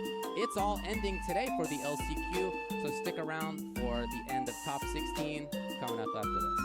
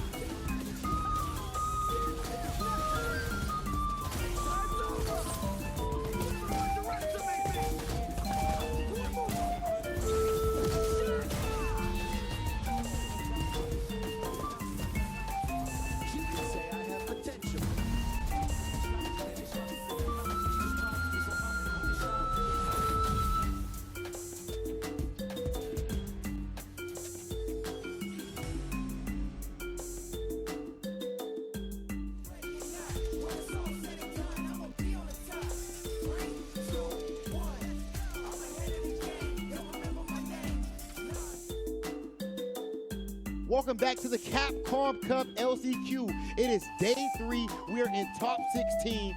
And as my man Zafrino is making it abundantly clear, we are at the Endless Couch fueled by Pagoda. Zaf, what's up with you, bro? What's going on, brother, man? I'm feeling phenomenal right now, man. You know, I see you getting so many casuals in so far. I see you competing, of course, in tournament and everything. How has LCQ been for Zafrino? Oh, it's been a blessing, man. I get to do what I love with the people I love. You know, everybody behind the scenes, and I'm grateful, man. I'm grateful. Okay, and as far as the overall this season, I feel like you have exemplified the term World Warrior. There aren't a lot of players who really have put their money where their mouth is and like went and traveled to the what places have you gone to this year for Street Fighter tournaments? Just in 3 weeks, I went to Singapore, France, and DR. That's ridiculous. That's the most I've ever traveled in a short span of time. Okay. Woo! Yeah. Okay, and what would you say was your favorite event you went to? So okay, each one is unique in each sense. You know me, I like to be complicated. So, DR was like the most beautiful in a sense of just getting a perspective of the world. You know what I'm saying? To see how people who might have less are just so much happier, you know, and that kind of, because I'm very passionate, but I could be ungrateful because I'm so obsessed with trying to win that I kind of miss the flowers on the journey. And you know, simple things, man, very simple things, and I'm like, wow, man, these are luxuries. Yeah. You know, and I'm so grateful for that. Singapore was just great because it was my first time back in a real intimate environment post-COVID. Because Evo's not really intimate. It's like a big event. You don't really see people. Not like, You know? It's something. It's its own thing. It's amazing. And so I really, it reminded me why I loved the scene. And then France was my first time in Europe. So it was just, each one was special in my heart. So yeah, it was an amazing journey, man. Zaf, you love the scene. But do you love yourself? Because you want to pick low-tier characters, and I don't understand it. I don't get it, okay? How many times do Big Hollywood got to call you on the phone on FaceTime or something like that and ask you that? Why don't you pick Luke? Why don't you pick it? I'm trying to understand, what is it that makes you, why not automatically, and I know there's a lot of people out here who love it. They love the fact you're the low-tier hero, you want to go pick the guy, now you want to mess with Jamie and stuff like that too. So, take us behind at least the short version, because we got to get back to top 16. What makes somebody a low-tier hero? Dispel the illusions. I've played top tier before. I played Fei Long in 4. Street Fighter 4 came out in 2009, champion. Yeah, but I mean, okay, yeah, that's archaic. You know, I might have some gray hairs in my nostrils, but I still play top tier. It's not like I don't play them. It's just the thing is I gravitate to characters that are like expressions of what I like. You know? So each time, I like to reinvent myself. I'm a very dynamic player, right? Went from like a footsies-oriented character to a rushdown die pick Cammy, and then zoning, and then now I'm playing, you know, Dolphin. Yeah. Right? It's just, I like to think of myself like the Avatar of Street Fighter, where I want to master every element. Okay. You know what I'm saying? Okay. And so, like, trust me, I tried Luke, I tried JP, and they fit my style. But there are things that I, as a player, I have to take accountability for, that I have to strengthen. You know, I can't just jump to top tier and think I'm going to win. That's not how it works. It kind of is. You can get... No, I'm just playing. No, it's not literally that, but... You can get, like, carried. Yeah, you know, I'm not going to lie. Like, there, you know, you can have weaknesses, like, blanketed and, you know, covered up, whatever. But just for me, it's a long-term thing. You know long game. Yeah, I want the staying power, you know? I respect it. So, Zafrino, I appreciate you joining me on the couch, man. I had to make sure we get you on here, man, because, of course, you got so many fans out there. You guys need to make sure, of course, you are checking out Zaf's socials and all that. He teaches so many people. That being the case, it is time for us to get back to this top 16. We are almost whittled down to our top 8. We are done here at the Endless Couch, fueled by Pagoda. We're going to send things back over to Ultra Champ. I'm really glad Rob mentioned it at the end right over there, but I definitely want to emphasize Zafrino, one of the great teachers of the FGC. You know, I've often said if you want to learn stuff about fighting games, it's hard to figure it out on your own. Sometimes you need to go and ask other people. Zafrino, a great person to hit that up with, at Zafrino1 on Twitter. Make sure you follow him and check out his streams as well.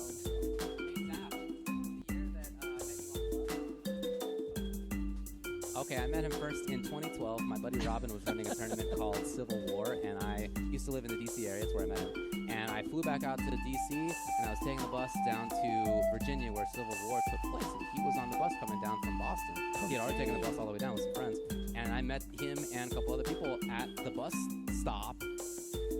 We had our sticks and stuff. It was clearly we were going to the tournament. And that's where I met him for the first time. So we hung out on the bus in 2012, driving down to Civil War. And he was a young guy at the time, so it was awesome to see. He was playing Fei Long at the time, it's true. I remember you telling that story. I didn't know that was Zapparino. Zapparino. So cool. 1,000 years ago. Cool to see him. Oh yeah, for We're sure. moving on into the loser side. Second round now. Kakadu versus Aqua is coming up next. JP. After that, Yamaguchi versus Hibiki, and then John Takeuchi versus Moke to wrap up in the top 16 to set that top 8.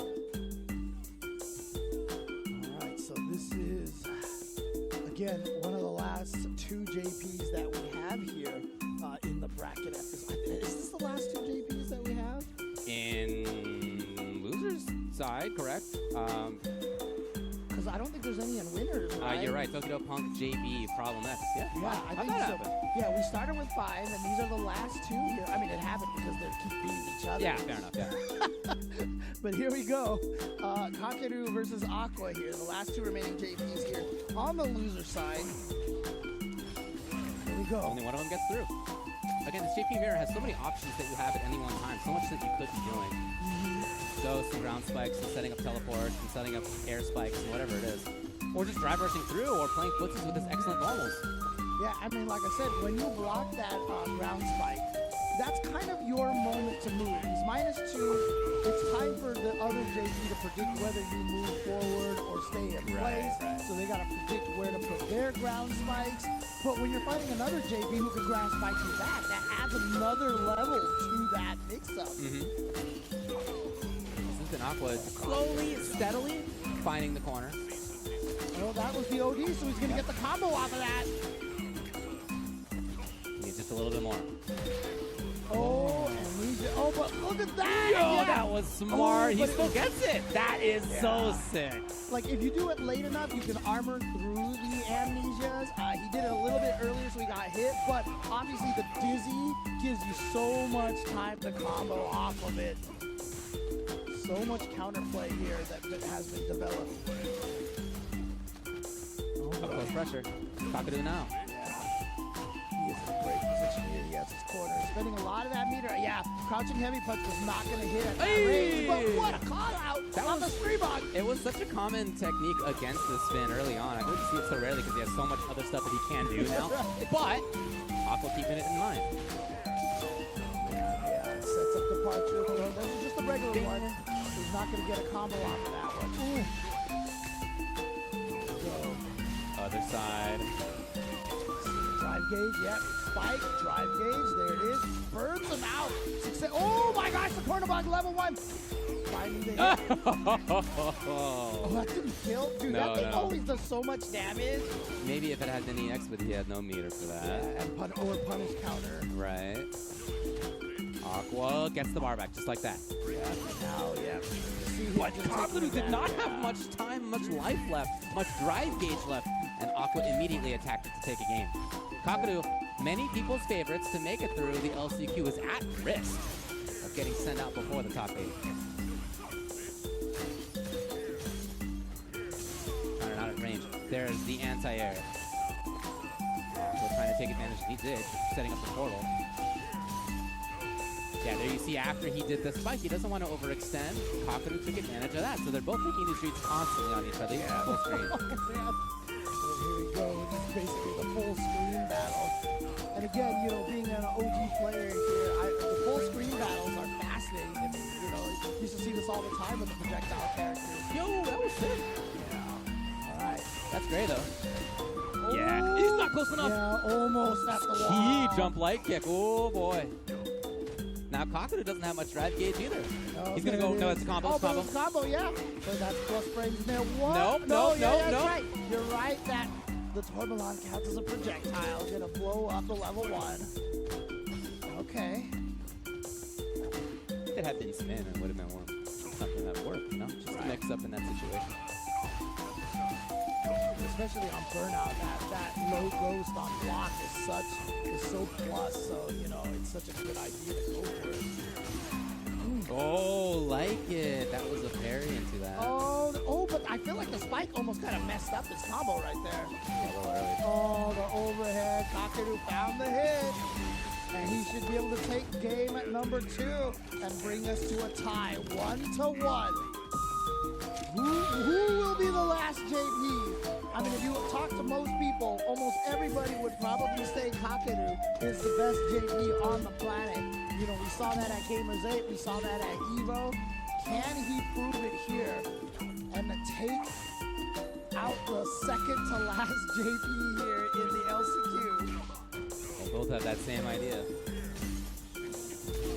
Yeah, because there had been that EX setup right there, Aqua couldn't really take an easy turn. Right. So Kakeru took advantage of that. See, anytime you see the whiff drive parries, people like the drive rush just to change. Tricky! Man, the fake ghost right up close. That is a risk to take, but he was super right. Oh! The ghost to the rescue. Kakeru match point! That was like a movie ending right there. It's like dun, dun, dun. Watching it great, happen. It's a great rhythm to that end Yeah, right there, yeah. you know? Alright, so Aqua now on the danger, on the verge of being eliminated here. Gets tossed, back throw by Kakeru. He was hoping to see a forward dash. It's not what came. Oh, wow, full screen Lavushka activation here. Oh, he's going to be sent back into it. Interesting. Oh, he's got the hits too. He got the hits. And look at this damage that he got from that. Wow. Okay. Again, wasn't a true punish after the amnesia was activated. Kakeru just didn't block. Aqua here. Oh yeah, that's super plus. But what a reaction. Again, this is what the perfect parry adds to the game. It really adds the disrespect to the frame data, which is what makes it a fascinating mechanic. You can see Kakeru wanted to turn it on. He probably needs to here too. Yeah, dashing in right away. The distance game's not going to be enough. He needs to make it happen up close, and he's not at the right range for it. It's Whiff Punish Aqua. Match point yet again. Right, here we go. Final game, final round. Oh, God, the range on that jumping strong. So good. Yeah, stealing some turns in here. Successfully so right away. Yeah, interesting decision just to go for that mid-screen like that. Not in really any sort of pressure. I don't know what that was. Yeah, I don't know if that was it. Yeah, that was definitely an execution error. Fortunately, the screen away, so no punish. Wow, what a reaction to the ghost. Yeah, that was sick. I see him just pumping for that ground spike right now. Pumping for the free right there. If he finds it, he can get level 3 if that's what he wants. To get a big life lead. We'll see if he gets that chance. He's maybe reading a jump. He was wrong. Aqua. Oh, but Kakeru's there. And it's level 2. There you go. Versus scanning opponent, will there be a Go for reset? the drive gauge here? No, he's going for pure damage. This is the choice right now. Goes up for another setup here. And still his turn. Again, still his turn. Does get the burnout. Again, still his turn. It steals a turn with the fake ghost. Watch out for the drive. Oh, but you know what? Great opportunity for Aqua. Gets his own activation. Chase. Chases him down out of the air, but you know, Aqua Oh, wins. this but is the such a bad spot. Aqua's got to get out of the corner. He successfully did. Oh. He had a real bad time in that corner right there. Now it's his turn. Kakeru tried to move. Here comes Aqua. Okay, he can't kill just yet, but he has to set up. Manually activate. It's a grab! He went for the throw, and we got the OD amnesia. Kakeru with the final guess and the final success. Kakeru moves on indeed and will be the last JP standing here in the LCQ. What else would it come down to? Good old EX amnesia. How can you not say that that wasn't a good fight? What a man? good It was fight. good Come on, fight. man. Come on, right? That was sick. I mean, That was sick. honestly, Honestly, yeah. such a good fight. This was great. I don't know that many characters get a great conversion in that situation. Yeah, especially because you get knocked away that right, far, that's what I mean, right? yeah. Oh, man. But yeah, just, again, so much knowledge from these two players. Obviously, they know their own characters so well. Yeah. You see the decisions they had to make. Like I said, at that one point, I was like, is he going after the drive gauge? We went after the damage, and you know, just all these decisions that they. Oh, it's so good. It's so good. That means that, as you mentioned, Kakudu moves on into the top 8. We only have 2 matches left to decide for this top 8. It's, by the way, going to be Kakudu versus Jen in the next round. The loser side of top 8. Dude, that match is gonna be. That's gonna be good, no That's doubt. gonna be a brutal match right there. I mean, talk about 2 players who have like some of the best reads in the game. You know, oh, that's gonna be a fun one. Yeah, again, that corner escape was key for Aqua. That was part of why he had a fighting chance at the end.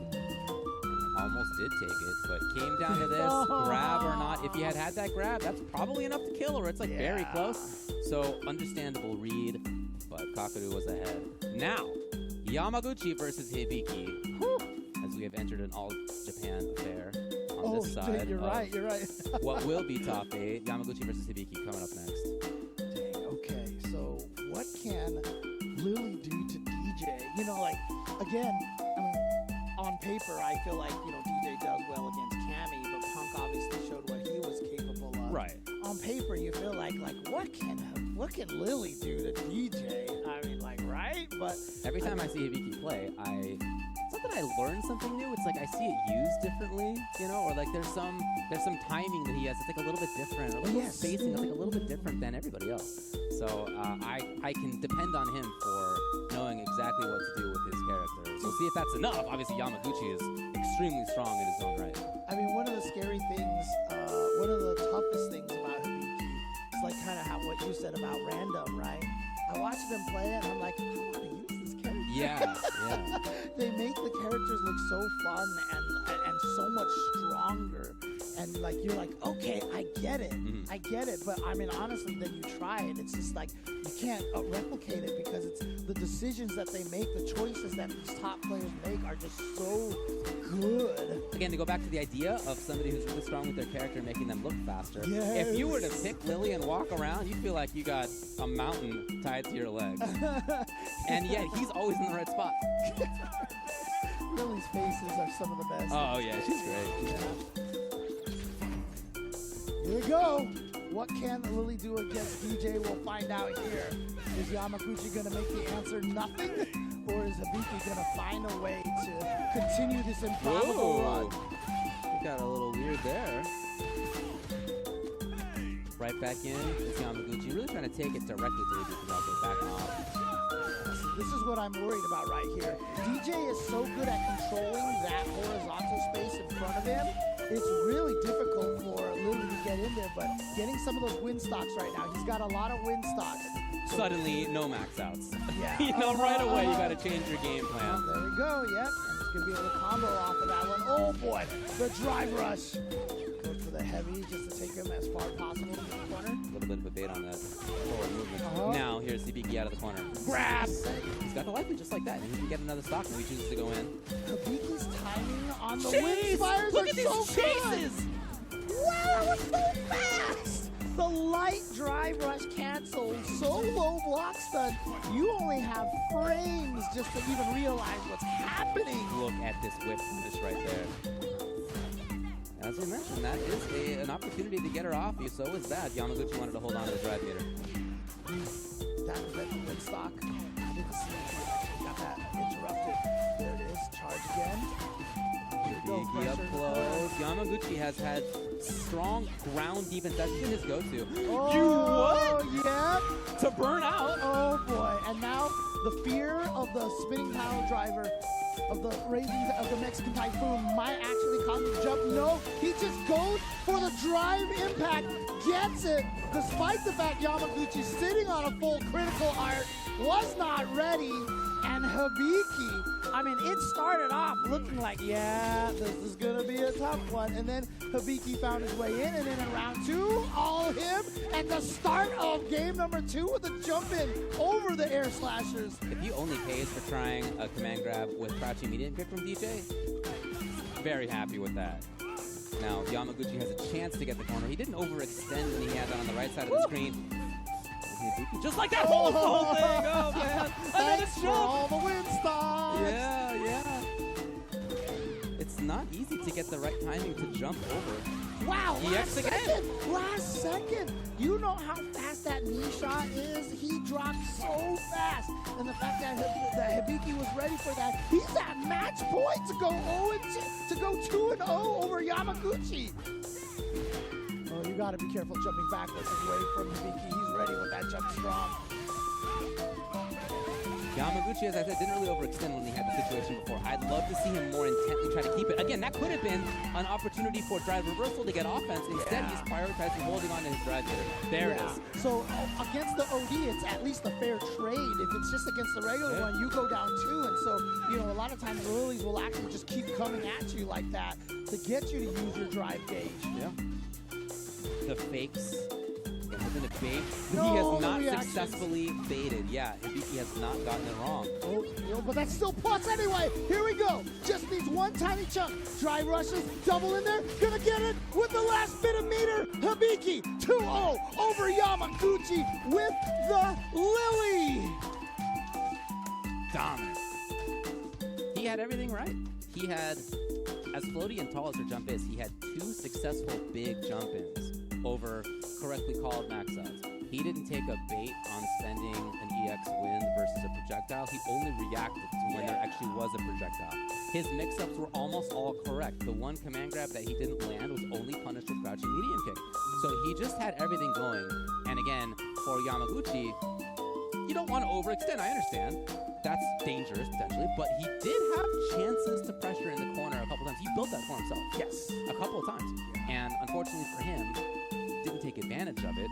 Easier said than done, obviously, against Hibiki. But, you know, that's what you want, and he didn't get it. So he is out of it. Hibiki, as you said, in the top 8. One more match in this top 16. John Takeuchi and Moke. Yeah, and again, for Hibiki, I mean, again, number 1 on CFN at one point in time, right? I mean, you just don't get there with you know, like, by luck. You know, clearly he knows the matchup. Clearly he studies consistency, exactly. Like, that is a rough grind trying to get to number 1 on CFN, man. That not only a few very, very special people have made it that far, and Hibiki with that Lily is one of them, and he is clearly one of the reasons why Japan does not think Lily is like bottom tier like a lot of other places do. Yeah, you are right about that. We'll see him in the top 8. As I said, John Takeuchi versus Moke is coming up. Man, in that last match that Moke had versus Nemo, was the smoke. Yes. I mean, the way that Moke is constantly in your face, constantly at this range where he can whip punish or he can start his own offense, and when he is up close, he's a killer. Are you trying to set me up for like a smoke joke, you know? Because you said he was smoking. I mean, it's like as soon as you said that, like that's the first thing that came in my head. You know, you could have taken it. Oh, but man. no, nice work. All right, and he's going to be going up against John Takeuchi, but John Takeuchi obviously looking very, very, very strong himself. Yeah, the only person who's beaten him is Tokido, and that was a 2-1. Right? And he had what looked like the advantage for a pretty good chunk of it. I mean, to say that John Takeuchi is the only person who's actually managed to beat Zen so far, I mean, with the way that Zen has been playing, I mean, that is really impressive, right? And again, doing it with the Rashid, like I said, this character is one of my stories of this LCQ over here with him and JP doing such great work with this character. Are we going to get 2 Rashids in the top 8 and only 1 JP? Is that going to happen here? There's a Ken, a Cammy, there's a Blanca, there's a Lily, there's a JP, there's a DJ, and there's a JP, and there's going to be one of these. Are we going to get an entirely 8-character top 8? I guess we must, huh? Oh, well, I guess it's up to Moke and Takeuchi. If Moke wins, yes. Right. Yeah, we could. But then if Takeuchi wins, I mean, would anybody before this LCQ started have picked Rashid as the only character with multiple representation in top 8? Moke starting it out well. There's no Luke. We have no Luke at all. Correct. That was Noah, and he got denied. That's so crazy. And here we go. Moke burning himself out, but not worried about it. Yeah, still, she has great movement speed anyway. Still got good projectiles, keep her eye on things. I mean, one of the still has supers that are strong. One of the toughest things for Rashid, honestly, is the transition from 5 to 6 I feel like, you know, he went from being one of the characters with the longest range normals to a character with fairly short range normals outside of stand heavy kick and drive rush. Yeah, dude, just full screen. Yeah, Hyper hop. Hyper hop. Oh yeah, the throw. I like that option. He had been going for a higher low for a while there against everyone else, so this time he just goes for a throw. Okay, still stuck. Love this option right here from John. Oh, that throw would have killed. Oh wow, the no shimmy shimmy right there. Hey, Whoa. it's a pretty common sequence. Really? That's homework. What? That is homework right there. What? That's somebody who knows what he's doing. All of us in this room, we're all looking at each other right now like, what? Oh, man. When I saw that jump, I was like, oh, no, execution error. Oh. Ah! That is a threat. Still windy. Still feeling the winds. Yep, gonna go for the follow-up. A little late. And then, I love that pause. Okay, is still a big threat. Oh, the timing on that is just so weird. The way he floats in the air, like that's also another one that you gotta practice that timing. But that was, I think, Stan Needed kick from Okay, that's what it looked like, right? And that's a great anti-air that's that's what I mean. So the only way you could miss that is if you just hit it entirely too early. Okay, all right, John Tucker. Sure. I love it. Oh. Okay, neat. Okay. Burns himself out. Chooses to burn himself out. But again, that's kind of what sometimes when the OD wake up is the most unexpected. Got him low. And yeah, here you are into the corner. You gotta hold this mix up into the drive impact. Moke didn't have the meter until he got hit by that.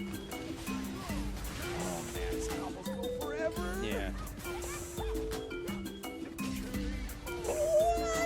Did he just know that was the range where the crouch heavy kick was gonna miss? I wouldn't be surprised. Based on what we've seen so far from him in this match. Just hitting jab, jab, jab, jab, jab, jab. Again, that jeez. Killing Moke. Yeah, the double jumps essentially are just causing him so many problems. And here we go. Time for Moke. Right. What a prepared player. John, What's happening? And he's got level 2. Rashid is actually looking like he did in the trailers, dude, when they first announced him. He's going to go for the kill up close. Oh, He needs one more. Moke's in big trouble. Oh, he went for it. Moke went for it. Because that loses the shimmy as well. Now that he's burned out anybody. Yeah. Yep. Very bad situation to be in for Moke. And John Takeuchi, with some of the sickest knowledge that I've seen in this whole top 16. I mean, checks his way through. Shout out to Tokido. I mean, I mentioned how he's the only one that beat Zen, but Tokido's the only one that's beat John Takeuchi Absolutely so far. right. But sure enough, we do not get 8 different characters in the top 8. We have one repeat, and it is Rashid being used by John Takeuchi and JB. JB up there. Yeah, that's how your top 16 has shaped up. So yeah, if we a lot of close ones. We take a look at just the top 16, top 8 bracket over here. If we have that graphic available, there it is. Yeah, again, we're going right through here. We are not stopping, guys. The top 8 is all going to finish out. We are going to find out who the 48th player is today. And we have Tokido versus Punk in one of the most storied matchups in all of Street Fighter V's time. JB going up against Problem X. That's on the winner's side. And who do we got on the loser's side? You're going to have John Takeuchi versus Hibiki, 2 of the most interesting players to watch. And then, well, I guess you can say that about every pairing. 2 of the most interesting players to watch. Kakaru versus Gen, 2 players who have had some of the strongest wins, but also find themselves in loser's side. Kakaru, of course, came into this LCQ as many people's favorite. He's got to do it from loser's side if he's going to do it at all. That's how the top 8 shapes up.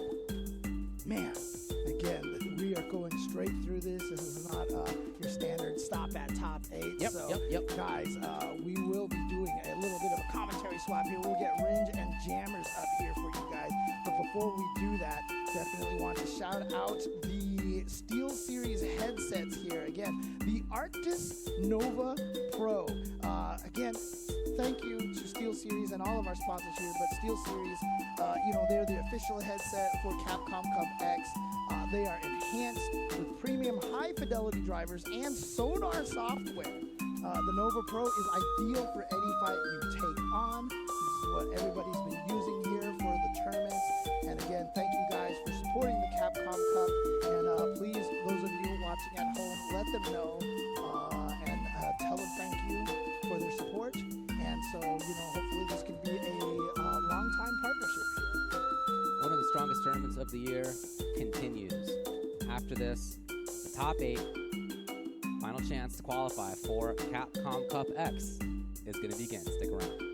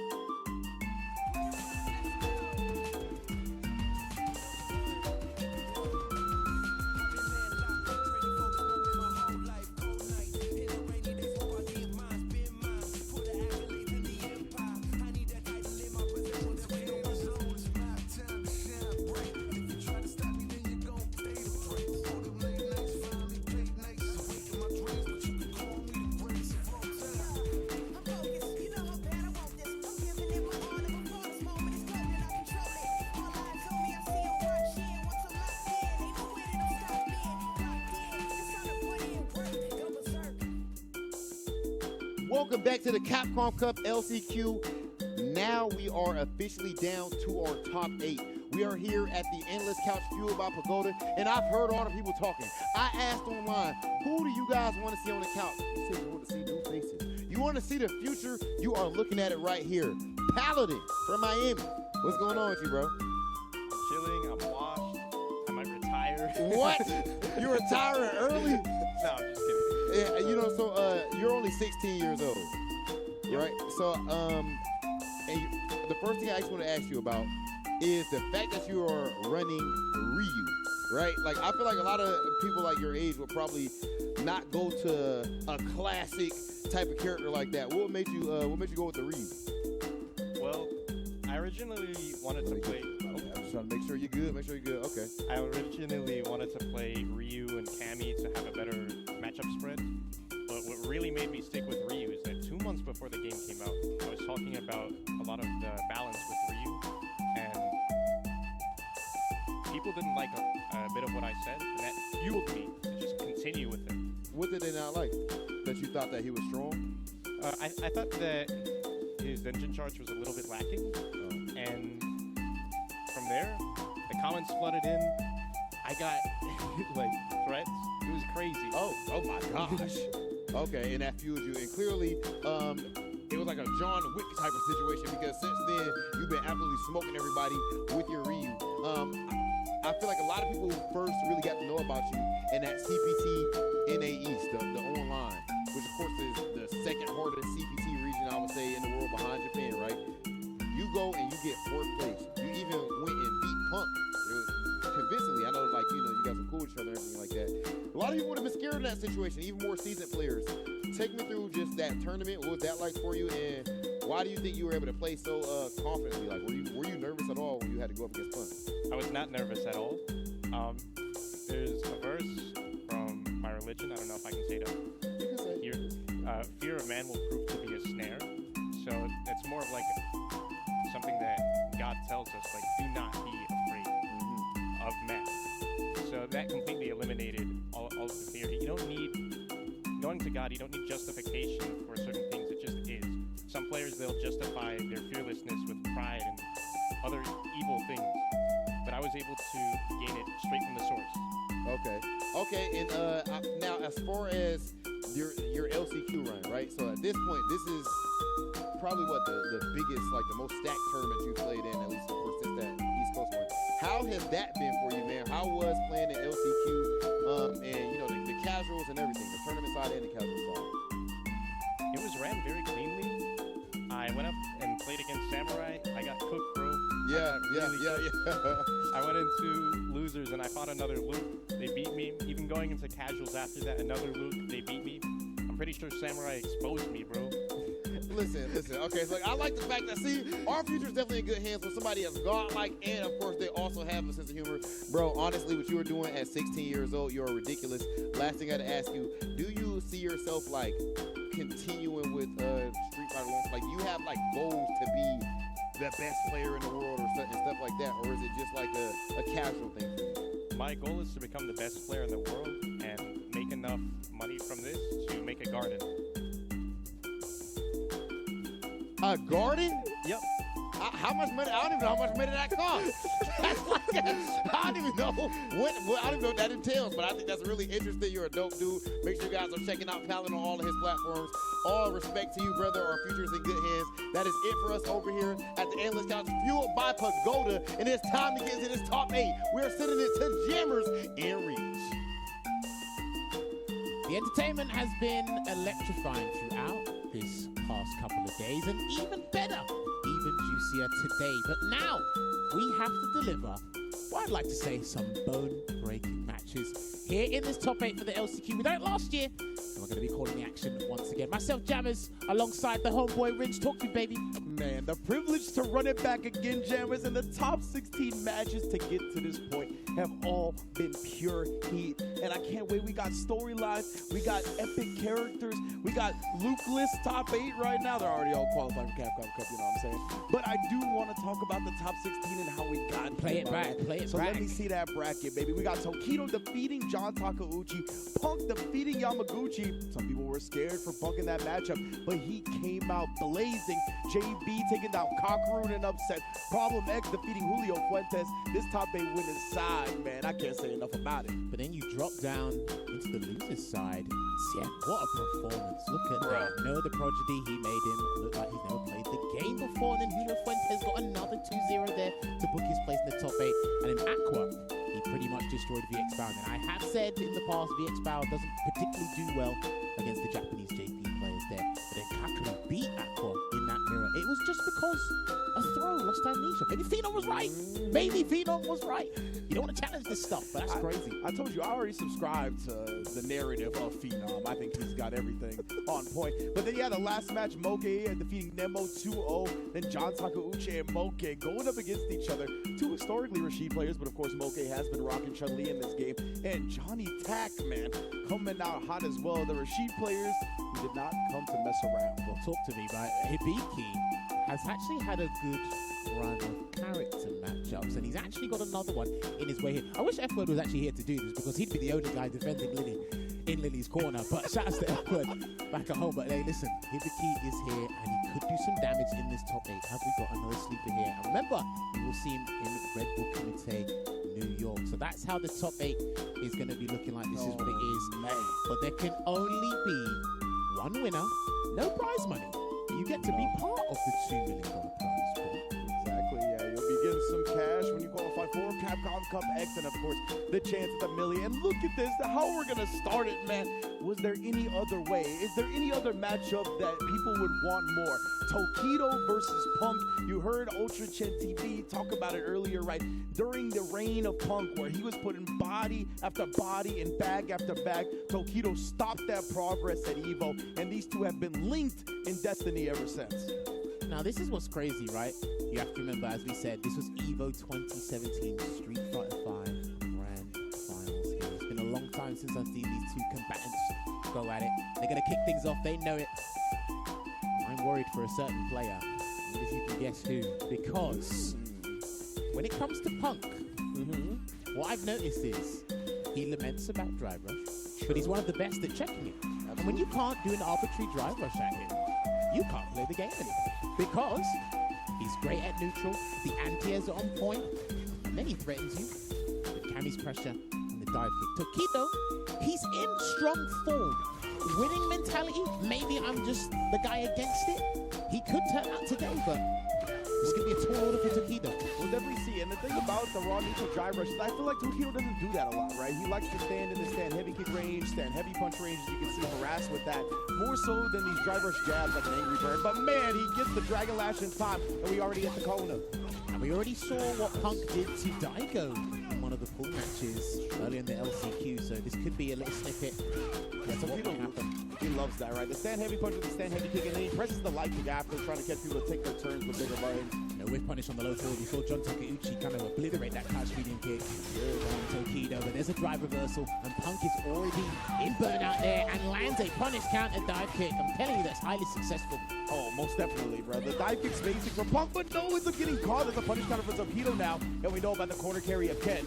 He runs this, and a quick drive impact. Punk can't escape.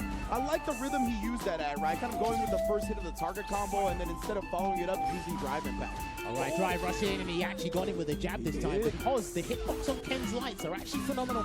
So they do work at a range that might be awkward for Punk to deal with. Gotta go for a delayed crouch fist. Oh, and then sniping. Actually, not even take the side switch. He's gonna pretty much carry to the other corner with the Tatsu. Hey, he's privileged with those choices. He's free carry either way. Drive rushes in and gets a back foot here. Now Punk does have a level 3. And he needs a single hit and cancel into it, but I'm not sure if that's the choice here. And then again, just harassing with that stand medium kick as well. Great confirm on the target combo. He's catching Punk. Marco walking forward, hold the parry, and he's burnt out once again, Ringe. Yeah, and I love the space that Tokido's using this from, and now he drive rushes in once he's burnt out.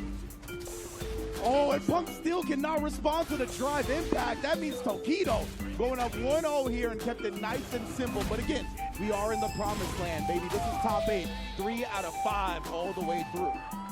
Looking good. I think one of the biggest things for me is Punk micro walking into the Stampede to get hit by the triple flash kicks target combo. Tokido's making the most out of getting the conversion straight there. I like that Tokido's stopping himself in his tracks to try and test the crouch medium punch check that Punk is so well known for. Exactly. All the drive rushes has been as short as possible, right? He doesn't want to give Punk more time than necessary to react. Nice check right there as well. Goes for the side swap with the heavy hooligan into the cannon strike. Gets that grab, and he's just going to take away as much drive gauge as possible. See, he counter hit the stand light kick. That's what Tokido was looking for afterwards. Tokido's been studying. Hopefully that pizza did the job last night. Oh yeah, it looked pretty good. Punk though, that crouch spear is looking better. You ain't got enough meat on your bones for that one. There you go, gyro drive smasher is going to close out this next round in the next game here for Punk. Slowly but surely turning it around. It looks like Tokido's sticking to plan A at the moment because it's actually not too far that he's deviating from. You see, right after the jab, he recognized that was max range, so he takes his turn with the crouch medium kick. It is 7 frames versus Cammy's 8-frame crouch medium kick. But she's got a 7-frame crouch medium punch. And that's got a fantastic hitbox, so I understand where you're coming from. What is the headsy on the jab right there, and now the cancel as well to catch Punk trying to take his turn. No flinching. Comes out, crouch fierce into the run, trying to get him for a techie, but Punk hasn't done that today, and that's going to be the round. It should be Dragon Lash Flame to close it out. Look at Tokido, man. That's the thing when you play against these 7-frame crouch medium kick characters. When you're in that range, that max single light range, they're going to press that in an instant. We'll see if Punk can start bringing out the dive kicks to punish counter hits. But the thing is, he's too fixated on the ground because Tokido is jumping, but only when he's right up close, safe jump territory. That's he committed! Yeah, if you commit to the second one, you might as well commit to the third one. And you can press the crouch button to actually dodge it and still punish. The third hit won't hit your crouch button. The punish is still the crouch medium kick, his own crouch medium kick there. Goes Punk, gets the check with the jab into Spiral Arrow, and no DP on the jump back there from Tokido. Still very close here. Tokido locked in the corner, but we know Ken can switch that up in an instant. Trying to hooligan something, but Tokido successfully escaped, got back in the corner, and he's got to cancel into the Delta Red Assault. We're going to go to one apiece here. This dude Punk and his jab game, he's like actually Floyd Mayweather with it. I just love the way he walks up, he jabs you, he recognizes when the likely counter hit is going to happen, so he flows into the crouch medium punch, gives him a full kill. What's interesting is, again, you're looking at two characters that have some of the best light attacks in the game, and both their jabs, more so Cammy in my opinion, it sets precedence in that range that she's so successful at. He's got the perfect parry down the Dragon Lash. You see Tokido still keeping the drive rushes real short, compact. Doesn't want to give Punk extra time to react, and I like it. You can sniper as he lands. They're not focusing on the air. No. That's how scary the ground game is for both of them there. And hey, last time I saw Punk do reversal, he lost the rounds. Unfortunate timing on the media attempt from Tokido, trying to sneak in an overhead that he can maybe combo off of. Ready to walk up, throw there, perfect parry on the roundhouse. Let's take him across the screen there, straight to the corner. Let's get a delay. Trying to make something out, but Punk very disciplined on defense right now. No whiff punish on that crouch medium kick again. They're not anti-airing. That is how scary the ground game is. And can he build that second bar for Shimple Jinrai? There it is. Can indeed. He's only going to spin one, though, and that's all he's going to need. No, that's why I said the level 2. Wow, the pixel. How much magic you got in this? Not enough. We've seen that from the beginning of the game, baby. Just jab him out. Slight misjudgment there from Tokido, but he still managed to close out that round here. Looking to take the lead. We'll see if Punk can start getting it going here. Definitely not a lot of dive kicks. That's another reason why Tokido hasn't been anti-airing, but these Dragon Lashes. And that's been the tail of the tape today specifically. Drive rush into special has been throwing off all the top guys. 100%, especially with the way Tokido's been implementing the drive rush previously, right? All quick jabs. So now throwing off the timing a little bit with the Dragon Lash. Look at that. He's throwing out that fierce with malicious intent before Punk found the gap. Baited the Dragon Lash Flame, and he's going to go for this lovely meatless combo there with the drive rush of like 30%. And then Tokido with the fuzzy jump back. To create some space, got to be careful to get in that corner though, and you get BI almost. He hasn't done quick spin knuckle against a fireball yet either. It's one of the safest things to do, and that's going to be the round. He might have to not even spend it. Tokido, I wonder what he pressed so late right there. It looked like an empty jump for most of that, but his landing frames got punished, snuck something in, and Punk had it perfect. The fireball. I love how Tokido's using that as a poking tool. Gets the counter hit conversion. And the step kick to follow up the fireball is so strong. Especially at that range as well. Oh, finally gets the counter hit. Perfect range on that driver's jab. Back throw. Puts it there and he just waits. Almost got the punish counter he needed. The guys are still not anti-airing. Yeah, and Punk, he did empty jump. He tried to back throw, right? Tokido with a perfectly timed jab. And then, yes, forced knockdown juggle. That's not still a lot of damage, though. Oh, he's done! Still a lot of damage though, Jammers. 2-1 for Tokido. Winner semifinals. He's on match point. Yo. The murder face has come with some deadly combos indeed. 2-1 here. One thing I love about Tokido's gameplay in this set thus far is how he introduces new tools and new tactics every game and step of the way, which is one of the reasons why they're scared to empty it. Looking good. Look at this. He's starting to fake options from long distance, but Punk has him in the CQC, the close quarters combat, but no! And now that's going to give Tokido the momentum, right? When he sees that, earning shots at life. Oh! Nasty. Dude, that is ambiguous, that jump. It's the conversion again, still waiting, trying to catch him, Tekken. Good block. That looked so last minute. It could have been a punish counter again. Got him. Ooh, beautiful backdash right here. Double drive rush cancel. Punk looking to close this out. Gets him on a pixel, but now he's burnt out, and Tokido has the corner. Not a lot of drive gauge to his name, and a jab will take it. That was an interesting choice there, too. OD Shoryuken when you had no health left. Nothing to lose. One hit would have done it. Yeah. Don't blame him, but yeah, awkward decision for me. Still not fighting. Such discipline. He's got a perfect parry that again in the same situation. Exact same situation. Yeah, he gets the crouch fierce punish all the way for the corner carry. It's a grab. Oh, I love that. He put the jab out too, kind of baited him into parrying. He's going to try and burn him out. And there it is. I believe that's a true block string once he gets the entire combo into the OD Jin, right? Oh, and he catches him reaching. Level 1 should do it this time round. Tokido on set point. The thing is, Punk has been flinching at these throw attempts. Tokido hasn't. 1 or 2 maybe in the early stages of this set, but in the latter parts, as this unfolds, I'm starting to see who's more nervous. And that's why Punk has recognized that, right? He just takes the throw off this first drive rush situation. Oh, beautiful stop on the step kick. Grab again. There you go. Yeah, just have the temerity. Just walk up and do it. Look, even then, Tokido was still just down backing. He doesn't bite there either for the back throw now. Punk, it's about 4 throws already in this round. Well, remember, even if you get thrown, you do take 1,200 damage, but you actually replenish some drive gauge, so you got more to work with. So allow you to worm out of situations later on. Look at it again. He's still not flinching, and after the third bite, snipes with the crouch medium kick. What's up, Jammers? This is a really good level 3 because their drive gauges are tantamount to one another. So as I put the scales in my favor, you're in danger. And a fierce into the drive rush cancel could do it. Look at that, yeah, and the OD fireball at the end, but that is -2. He tried to take his turn. When you get burned out, the additional block stun doesn't apply to the actual hit that burns you out. So I'm not sure if that's what Tokido was looking for. I thought he could keep taking his turn, but Punk able to beat him to the punch. That's the thing that a lot of people just forget about. Yeah. Not necessarily misunderstand, they understand it, but it's like, oh yes, he's in burnout, and now my frame day is better. But yes, the initial hit, yeah, it doesn't change. It changes afterwards. It's that transition phase. A lot of people tend to forget. And I couldn't tell if like the first hit of OD Fireball was the one that burnt him out, but I thought it was the second. So either way, Tokido and Punk tied up for the game 5.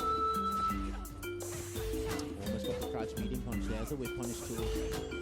Pick back in the 5, but the Japanese are really good at doing that against each other. The West, only a few can do it. Punk is one of them, though. So I think he's moving forward. The walk and block from Punk right now. Look at that, the tippy toes on the dive kick, and now he lets the full jump rock. Tokido doesn't want to challenge. Backs away again. That was a very risky crouch medium kick for Punk. Sometimes it's difficult to tell where he's allocating his brain power. Such a talented player. Now Tokido's starting to use the throws a little bit. Yeah, too close. Easy punish on the fireball. I think he micro-walked there. He probably did. I think he micro-walked there. Like he's been walking and blocking this whole round, right? So I assume he did that as well. Meaty crouch fierce this time. Into the drive rush cancel. You got to spin that meter, and he does. Punk on set point. What a back and forth. Are you people not entertained? It is 2 apiece here. Punk set point. It feels like a final round is in the air, but Tokido's got to win this one to make it happen. Ooh, from long distance with no buffer behind it. A little surprising from that space. Okay, both players use their jabs there, but Punk checking the drive rush, and then he tried to get through that. Perfect parry. Wow. You've been really successful at parrying kick buttons from Gambia, I've got to say. Yeah, and then this time after the step kick. Checked again. And yeah, Punk will take those all day, right? He'll take that trade as long as Ken can combo off of it. There it is! Finally, the spin knuckle coming out in the final game. Gets the meaty, goes into the level 2. Oh, he didn't burn himself out for the level 3. Okay. He did not. This is his choice. Holding on to some drive gauge here, and he closes it out. Punk the God in winners finals of the LCQ. An exquisite performance from both players there, and a great way to kick off that top 8. Back and forth with that rally of adaptation. Bit scary for both players. Both things I must say. In the early stages, we didn't really see any anti-airs. I was a bit worried, but that can tell you, like I said, how frightening and threatening each other's ground game. And the mutual respect for one another. Let me include that as well. Sorry to disrespect the players, but that mutual respect they have for one another, just focusing on the ground. But then we noticed as well, like every time Punk tried to throw to Akita, he wasn't biting for a little while. Yeah. And then the other way, he was flinching, he was trying all the defensive options, didn't quite work out. And then Punk just turned it around, hard on the throws, make sure his pressure was frame tight as well. Heck, he even identified where Tokita was trying to quote-unquote steal some frames, took advantage of that. So it was really good to see. Yeah, exactly. Punk, I mean, he just gathered intel over the course of the set, and he did such a good job really figuring it out, because as you mentioned, Tokita was doing a good job staying ahead of Punk's intel, right? Changing things, introducing new elements, really throwing him off with the drive rush dragon lashes towards the middle of the set. But Punk just started taking all that into account, and as you mentioned, just started pouring on the throws once he realized Tokita was willing to block and block and block. So this is a great just adjustments from both sides. But it's what you're going by, right? Just gathering that intel, collecting that information. I said this with David yesterday. One of the most dangerous things you can possess nowadays is information. The more information you have, the better, even if you have to learn it on the fly. However, there's so many things that are happening beneath the surface. And the things that you can see with your eyes isn't everything, right? There's so many other mind games happening between these guys, which is probably why, as commentators, sometimes go, yo, like, there's an anti-opportunity. But he's like, no, I've been so good, so consistent at checking to pull a drive rush on the ground. I'll allow him to jump and block, because what's the worst that can happen? Half a bar of the drive's not gone. Yeah, exactly. That part drive gave damage. Okay, he gets a little bit of meaty pressure. That's about it. We can deal with that, especially if you're disciplined on defense. But listen, this was a riveting set. I do want to see a run back if we do get one. That would be amazing to see for sure. I mean, Tokita really echoed the same sentiments that you mentioned for Punk. Like, it was just back and forth. You could tell these guys are two of the top level fighting game players, two of the greatest to ever do it. And Punk is going to be in winners finals. And man, he could be awaiting his boy JB as he's going to be going up against Problem X. And what a story that would be. We had JB on the couch, and JB talked about getting started in the competitive scene for Street Fighter. And the reason he got to travel to tournaments was because his friends like Punk paid for him to travel across the country and up his skills. Do you know what's funny? Before we move on to the next match, a lot of people, I know people have stuff to say about Punk. A lot of people forget how many people he's actually flown out to Evo. Remember? Talk to him, Jammers. Let him know. The player who won, he won the LCQ in 2018. He used Manat. Punk flew him out because he was so good. Yep. ZJZ. There you go. Oh, yeah, ZJZ. Yeah, international. Not even just his boys. Did anyone remember that Kage player? He wanted to fly out as well, just because he wanted to watch it. Like, come on, man. Like, yeah, that's the thing, right? We have opinions about whoever you want to have opinions about, but we're lucky to have people like Punk, like Mena, these players that are putting on for the scene in a greater way, right? Making sure these players can be provided for when they can't provide for themselves on an international scale. So it's going to be an incredible winner semifinals. Problem X versus JB, Blanca versus Rashid. Let's get it. So I did my offline reconnaissance, as I like to call it. This is one of the craziest matchups you'll see in this version of Street Fighter. Because this matchup probably won't be played on the ground too much. Because these characters are nimble in their own right. And the DI reaction. Problem actually went for the correct answer against Whirlwind Shot. I think he reacted a little bit too late. So his punishment is dealing with a safe jump straight in the corner. Lodi Blanca, I mean, Problem has spent a whole lot of drive meter already. That's really good against Blanca, by the way, because I don't think he can slide through the OD Whirlwind Shot. He can go under the regular ones, but he has to deal with this. And then the overhead. Look at JB right now, man. He's very much looking in the zone. Just I say that, no problem. Oh! Yeah, tonight. He's got no health. He's going to get burnt out anyway. Why not? Be ignorant with that drive impact. Take it there. Exactly. Even if he responds with the drive impact, JB's got such a life lead, as you mentioned. He would have put himself in burnout. Well worth. Lightning beast. All right, listen, but if you deal with this, someone's got to deal with Yasara afterwards. Yeah, that's a good point. I like that. JB showed the parry early, and then he called out the Lightning Beast down with the crouch medium kick. Gets the damage there. Going to go for some Oki with the crouching medium punch. And then there you go. That spacing's good enough because he can back away. Neutral jump there, waiting for the button to come out or something there.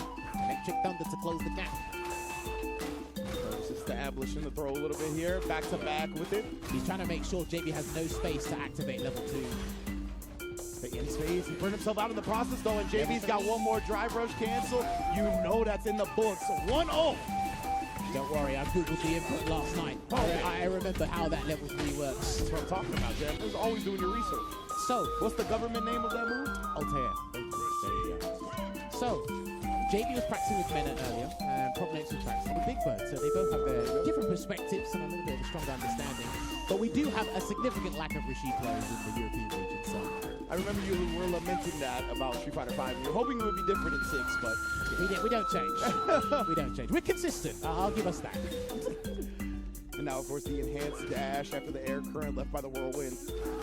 The primary ways Rashid can get across the screen quickly. I noticed that JB has not thrown many whirlwind shots because he doesn't want Problem getting that free knockdown. So he's going to have to play this a different way. And Problem already showed he's willing to DI it right at the very beginning. Even if it didn't work, you could see where his head's at. And he's trying to get that drive rush transfer for the crouch medium punch. So he wants to engage with footsies for a little bit. And just the empty jump crouch medium kick catches Problem trying to make JB deal with something on the ground.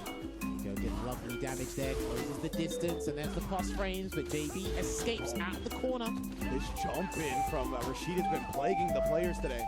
And there's a back throw. He wasn't ready, so he had to react. Last minute parry, delayed back throw there from Problem X. And this is an interesting activation. I think he really wants the round. He's just going to chip him out. The chip, yeah, JB's just going to take it. There it is, unfortunate. I think after that first game, he's not playing around anymore. We'll see. JB has his own level 2 to abuse if he so chooses to. And that's why it's one of the craziest matchups we'll see. One guy has to activate his level 2, finish his sequences and his song and dance, and the next guy will do it. See if JB even gets that chance right now, but his Problem's got him locked down. We got corner pressure. Set up the Blanca chain, you already know. Dash up. Let's see if we can get a bait. Yeah, okay. He thought a spinning mixer was coming instead, and I think this is the round range. Yeah, most definitely. The OD Blanca balls that ended. Problem X tying it up. The blink of an eye. Oh, man, he went half the time JB did. Yeah, that's what it felt like. Yeah, it definitely felt like JB had to kind of whittle him down a lot more than what happened with Problem X. So like I said, just to regurgitate, like these guys, their elusiveness is different from one another. But the way Problem X moves with Blanca sometimes, it's so elusive and aggressive, it's very hard to keep up with at times. But JB's been doing an excellent job of trying to mitigate the amount of nonsense, tomfoolery that happens on the screen. Absolutely. We'll get the punish counter on the jump in now. Problem X, you gotta run this, bro. Good shot. Activation. Yeah, try to go low this time after going overhead last He went for the drive gauge damage instead with that sequence. No real gimmick there. Great. How much you buy with players off that sequence? Oh, yeah, pairing that electricity. So he doesn't want to deal with any of the overhead setups from Rashid. He's got like 12 of them, so. No perfect parry on the heavy Blanca ball. Yeah, you don't need to. So there's a range where that actually can beat the slide, but Problem's actually learned to stay further away because of the hitbox. The Super Rashid kick gets the positional advantage. And that is a bait. That's a legitimate bait. Perfect bait from JB right there. Problem X now burnt out. He does have Lightning Beast though, and he's gonna rely on that to try to close out this round. That activates Blanca Chan as well. You gotta deal with it now. JB just gonna get chipped out. Yeah, he's got no meter to respond. Tries the trade, but it was all said and done. So one thing that's interesting about both these characters, if they do a drive rush, their hop or their flip actually avoids reversals, but they lose to buttons and throws. So that read JB done earlier, it was actually a hard read. Got him. Go back to the day one mix-up. Indeed, the base, the light block, the ball right there, right in front of your face. And another grab. Off again. Got a score. Thing. And then aerial Blanca ball, the classic Problem using all the OD wake-up options. Yeah, when you have so much meter, right, I don't blame him, but now he doesn't have so much. The drive rush cancel. He just needed one bar, though. 2-1 lead for the Problem. Closing it out with Shout to Earth there, looking super comfortable. It's still tricky, don't get it twisted, because the less knowledge and experience you have against Rashid, the more reserved you play. But again, because you're playing someone such as Blanca, you've spoken about this for months now. It's like, oh, listen, there's a lot of characters that overshadow, but Blanca's got a tool set that is not spoken about enough worldwide, because obviously there are characters who have much more crazier tool sets or more fundamentally sound tool sets. But Blanca's got some stuff to work with. Yeah, absolutely. Look, I mean, the way Problem X starts rounds, right? You see the cower crouch, like enhanced jump. He does the OD command grab. There's just so many ways to make the opponent uncomfortable, and that's Blanca's specialty. Good run up there into the Oki. Remember, that's a luxury Rashid has. He can run when people have to drive rush. And even like that jump back, right? You don't want to chase it down with a drive rush because you know the OD ball could be coming. Drive, impact, punish. Because, yeah, it was the multi-hitting move, right? So that was such a smart way for Problem X to court that. Nice, he went for the dry gate damage instead. No cancel because he didn't want to put himself in burnout there, Problem. And there's a whip punish. You can catch that move. And he went for a side swap instead of the damage. Because he needs the space. Yeah, he wants the... Oh, allow that drive mirror to come back, but what a neutral jump. Charges it up. That's a legit charge, by the way, because Blanca can't up there. Will whip. But here comes Hurricane Rashid. Yo, JB putting a lot of respect on Problem X right now. Utilizing this level 2, only a little bit of life left on Blanca. Yeah, hopping in and out, weaving in and out. Oh, no, it didn't work out. He broke his own ankles with that one. Problem X burnt out, though, JB. Oh, that's not a good choice. I think that's going to be the rounds, yes. Yeah, not a good choice to stand up there is what I meant, JB. Oh, no. Problem X on set point. I mean, if that was the Rashid version of the Ali Shuffle, then I don't mind. For real. Gets the tick grab. Problem is almost burnt out 5 seconds in. What is going on? I mean, because last round I said he likes to start with OD command grab, and that's what he tried. He likes to do OD something. Runs out. See if he watches out for the jump. Yeah, he's not going to do it. He'll wait for the whirlwind shot to go. There, Rainbow rolls out of there. He got it last minute. We saw Wolfgang had huge success of that move yesterday. Yeah, players have been having real trouble anti-airing the cross-up Rainbow Ball. Plus frames all day with that back medium pick. Lightning Beast is here. Oh, he tried to pop off. That was a smart decision, but Problem X one step ahead to put himself in winners finals. Problem X getting that victory 3-1, where he'll go up against Punk in that winners final. A classic. Remember that in Combo Breaker 2018. These guys go back and forth. They still talk. It's going to be a good set there. Very interesting to find out who Punk will play, but we'll cross that bridge when we come to it. Fantastic start from JB. With a good understanding. But then Problem X slowly but surely. And this was interesting. Out of these level 2s, they are super consistent. But the way Rashid has to activate his level 2 is he needs to generate enough space and breathing with Blanca. Because of his evasiveness, because of his nimbleness, you'll never give Rashid that chance. And sometimes you're not in a position to activate the SR and really deal with that. So Problem really was excellent at not having to deal with the SR as a thing. And heck, we even saw a level 3. We even saw a level 3. We didn't see one on Problem's end, but it looked like Lightning Beast was the true terror of his set here. Definitely Lightning Beast played a huge part. Some excellent crouch medium punches from Problem X as well, whether it was to cut off drive rushes. The air current backdash and hands forward dash and all that, that's what also plagued that. Stopped JB in his tracks there. And also just a lot of right reads from Problem X. You saw that with OD up Blanca ball there. But a lot of the other ones all worked out, right? His OD Blanca balls on wake up, his air balls worked out. He was able to call out a couple of OD spinning mixers. So just in general, when you're right more often than your opponent, a lot of time the W is coming. I'll reiterate this point later today, but I was talking to Problem earlier and I said, look, like these are your environments. He's like, what do you mean? We're offline, get to chat with the guys, and it's a high stakes tournament. He's one of the best players I know in high stakes tournaments. Yep. There's no prize money here, it's a qualification spot. He knows what's the task at hand, he has to deal with it. Yeah, to duck him in and out, I get it. We're not here for boxing, but I understand he tried to bait a throw and then try and catch it properly. Sometimes you want to do that because you want to make the guys flinch, and a lot of people, mostly average players, they actually flinch when Rashid dashes through the whirlwind because they expect something to happen. And we saw that JB was highly cognizant, but Problem X didn't take the bait, and his reward is to go up against Punk in his final. Look forward to that, you four. We were done, we're not done. The games get juicier and better. We're gonna make sure you stick around for these lovely matches. Indeed, right. But we are going to take a quick break before dropping down into that losers bracket. That's why I want to give a shout out to Storm Collectibles holding us down once again. Brought classic and iconic gaming characters to fully fledged figure life, baby. You can hit them at stormco.com.hk, and they got all the figures you're going to want to get your hands on, whether it be the Geefs, the Violent Kens, the Shinakumas, the Street Fighter 6 models, the Street Fighter 2 models. They got your back. I really want to call Ultra David to do this. I know, right? Like, we can't even follow up what David did in the first spot. He done it so well. I was like, you're the Pagoda King, bro. I will just be British and do it the normal way. Thank you very much to our food sponsor, Pagoda, on the screen. Let's put the egg rolls in and crush your cravings with Pagoda snacks. I tried, but I need to call David. But no, honestly, big shout out to our food sponsor for good. They're going to be here. Rob's having a good time just looking at them. I always hear him say, I need an egg right there. Hey, for real. And he got the custom robe. I don't know if they brought that, if he got that tailored for himself or whatever. But they have been feeding our players all weekend long, actually, within the LCQ. So big ups to Pagoda holding us down. And thank you for holding us down as well and tuning into the LCQ. We're going to be right back with that losers round 1 action. Don't go anywhere.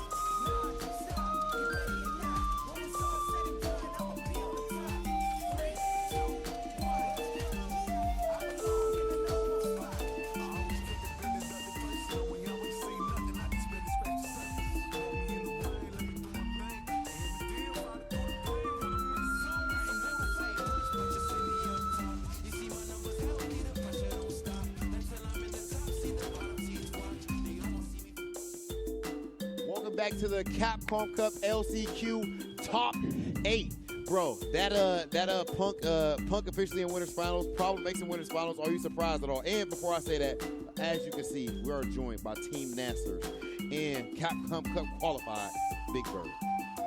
So, first of all, how you doing, Rob? I'm feeling good, bro. My guy. It's always good to see you. Thank you. It's always good to see you, too. Second thing is, Punk and Problem X meeting in Winners Finals feels like back in Street Fighter 5 games. Yes. When they used to go back and forth all the time. The rivalry continues basically. To be honest, Punk going up to winners final is not really a surprise. But problem because he hasn't been feeling the best recently and he's been, catching up with the game and stuff. It did feel kind of surprising to see him in winners final. But after I saw him play in pools, not dropping a game, in a stacked ass pool like that. Yeah. The man's been grinding, I guess, and paying off lately, and he actually have a shot in qualifying and winning the whole thing. And I agree with your analysis. And speaking of somebody's grind paying off, right? I'll see you with this Red Bull jacket on. We're so used to knowing Red Bull, Big Bird, Nasser, Big Bird, right? But something interesting I've seen you talk about on Twitter, like, without going to the details, but the whole concept of like privilege and all this stuff like that. I don't think a lot of people know your origin story because people only see it after you get to where you're at now. So, I guess in some way, what was the hardest part you would say, or one of the hardest things about getting to this point in your FGC journey? So it's gonna be a bit of a long story, but I'm gonna make it brief. Okay. So how we started, me and Angry Bird, we used to go to the local arcade shop, and they had a Street Fighter 4 cabinet where you put coins in and you play. We used to wait until the end of the week because that's when we get our weekend allowance from our parents. Yeah. And we used to wait until then so we can go and play and use all our money and play in the 4 cabinet. That's what you use all your allowance on. Basically, yeah. And we couldn't go. I mean, it was close to us. It was like a 10-minute walk, but we couldn't go in the middle of the week because we didn't have money to go and just play whenever we wanted to. Yeah. So we used to wait until the weekend, go play, use up all our money, just keep playing there until we found out there's a lot more people playing. There's tournaments here and there. We used to ask because the tournaments were in Dubai and we live in Abu Dhabi, so it's like an hour and 30-minute drive, hour 15-minute drive. Obviously, we didn't have cars back then. So we used to go around and ask all the community members, yo, are you going? Yo, can you pick us up and go? Just try to hitch a ride. Yeah, basically try to hitch a me, Angry Bird, Bud and Hamoud as well. I don't know if you know them, but they are one of our close friends. They're playing as well right now. We used to go to ask community members, yo, are you going? Are you going? Are you going? And none of them are going, then you have no choice but to miss it because taking a taxi from Abu Dhabi to Dubai is going to cost around at least $200 round trip. Yeah. And it wasn't really worth it for us. So we used to ask for hitching a ride, and if it didn't work out, well, we stay home, I guess. And now coming to the traveling part, obviously I didn't have any money to travel, and I wasn't gonna go and ask my dad, yo, can you fund my travel that sounds probably that's why it sounds crazy to him at that moment. It wouldn't sound crazy if I was the only child, but I'm not the only child. Like I have 3 other brothers and 1 sister. Never knew that. And we were all studying in university at that time, so on top of my dad paying for my university and all of that, I'm paying for my brother's university as well. He's not gonna say, okay, on top of me paying your university, and universities in UAE are very expensive, by the way. He's not gonna say, okay, I'll give you $2,000, you can go play. Yeah, go play Street Fighter. It wouldn't make sense. But luckily for me, and that's where maybe you can consider it a privilege, although I don't think it is a privilege. I had generous community members. One of them was called Shaheen. He was from Falcon Arena. He funded 2 of my travels. One to Southeast Asia Major in 2015 and DreamHack Winter in 2015. And from there, and also funded my Red Bull Kumite trip in 2016. And that's where I made my big splash because I won the LCQ there. Yes, I remember. I went into the main event. I beat Aliun, Gamer B, and Xian, and I got 5th there. And that's where I made the big splash. Wow. So I got lucky because I had generous community members who believed in me, and they were okay. We know you're good. We've seen you play. Maybe it's time for the world to see how you play. So that's how I went. And that's how Nasser also found out about you. That's how Red Bull also found out about me, obviously, the Red Bull Committee event. Yeah. So my start I didn't have, people think if you're from the UAE, then you're probably rich and loaded, but that's not the case. That's not the case, for us at least. So I was lucky and I had limited opportunities, but I was able to make it count. And that's how I got Nasser and Red Bull, and that's how basically I was able to make my name. Bro, that is actually one of the coolest stories that I've heard on the couch so far, man. Like, I did not know this about you. You know what I mean? Like I don't think a lot of people really know this story, and that's really as like grassroots as it can get. In the end of the day, you was able to even that story about you guys as kids going down there to the arcade after you use your allowance on that, and you know basically you finally did get your moment. People believed in you because you hustled. You finally got your moment and you made it count, bro. So that is why we know Big Bird today. Yes, people call it privilege because they see me now. But that's like, you know, you've seen Mena from the beginning, right? Yes. And you see Mena now. Yeah, imagine you calling him your privilege right now. Yes. After knowing his beginning story. Yes. Yeah. That's how it goes, bro. Yeah, it doesn't work like that. Like, you hustle from the beginning. You get limited opportunities. And you make the them count. And then that's how you get to where basically where we're at. And that's the point of interviews like this, so that people can learn more. Of course. Oh, I'm sorry. Oh, yeah, that's right. Shout out to Range. That documentary, make sure you guys, okay, what is the documentary called so that people know? The new documentary for you and Angry Bird? It's the Rise of the Birds. I think one of the bird rivalry. Yeah. So that's it's right on now. Red Bull Gaming on YouTube.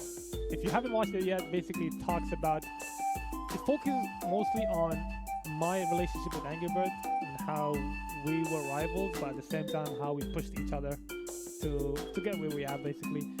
One of the things that people I think will enjoy, and people didn't know about Angry Bird as well, UFA 2018, he won that tournament and he was able to qualify to the regional finals, and he won the regional finals and was able to qualify to Capcom Cup. So before UFA happened, the manager told him, he was not with us right now, so we kicked out of okay, he's no longer, yeah.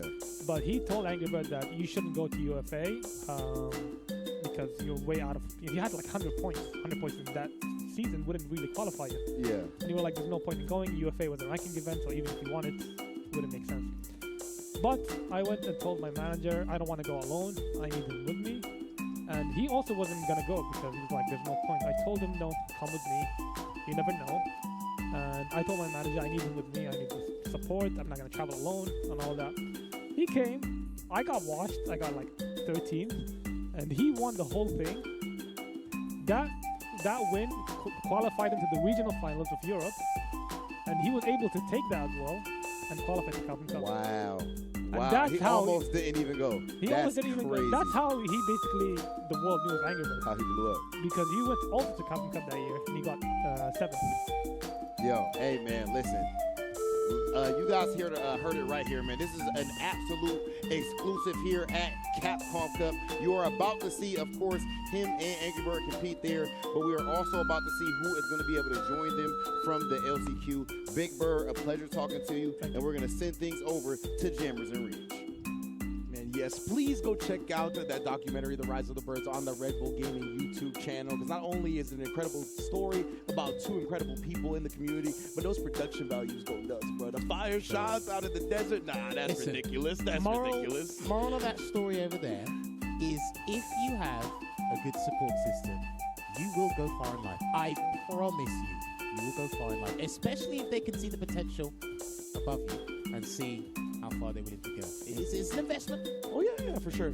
But enough talking. Let's get back to fighting, baby. The match is ready. Losers round 1 action. We got Hibiki on the Lily going up against John Takeuchi on the Rashid. So I'll say this again. We're very lucky for Hibiki to be playing Lily, by the way. Making it this far with a character like this, I think we are very lucky to have him do this. It's the Battle of the Wind users, and there's no Sylphid involved, interestingly enough.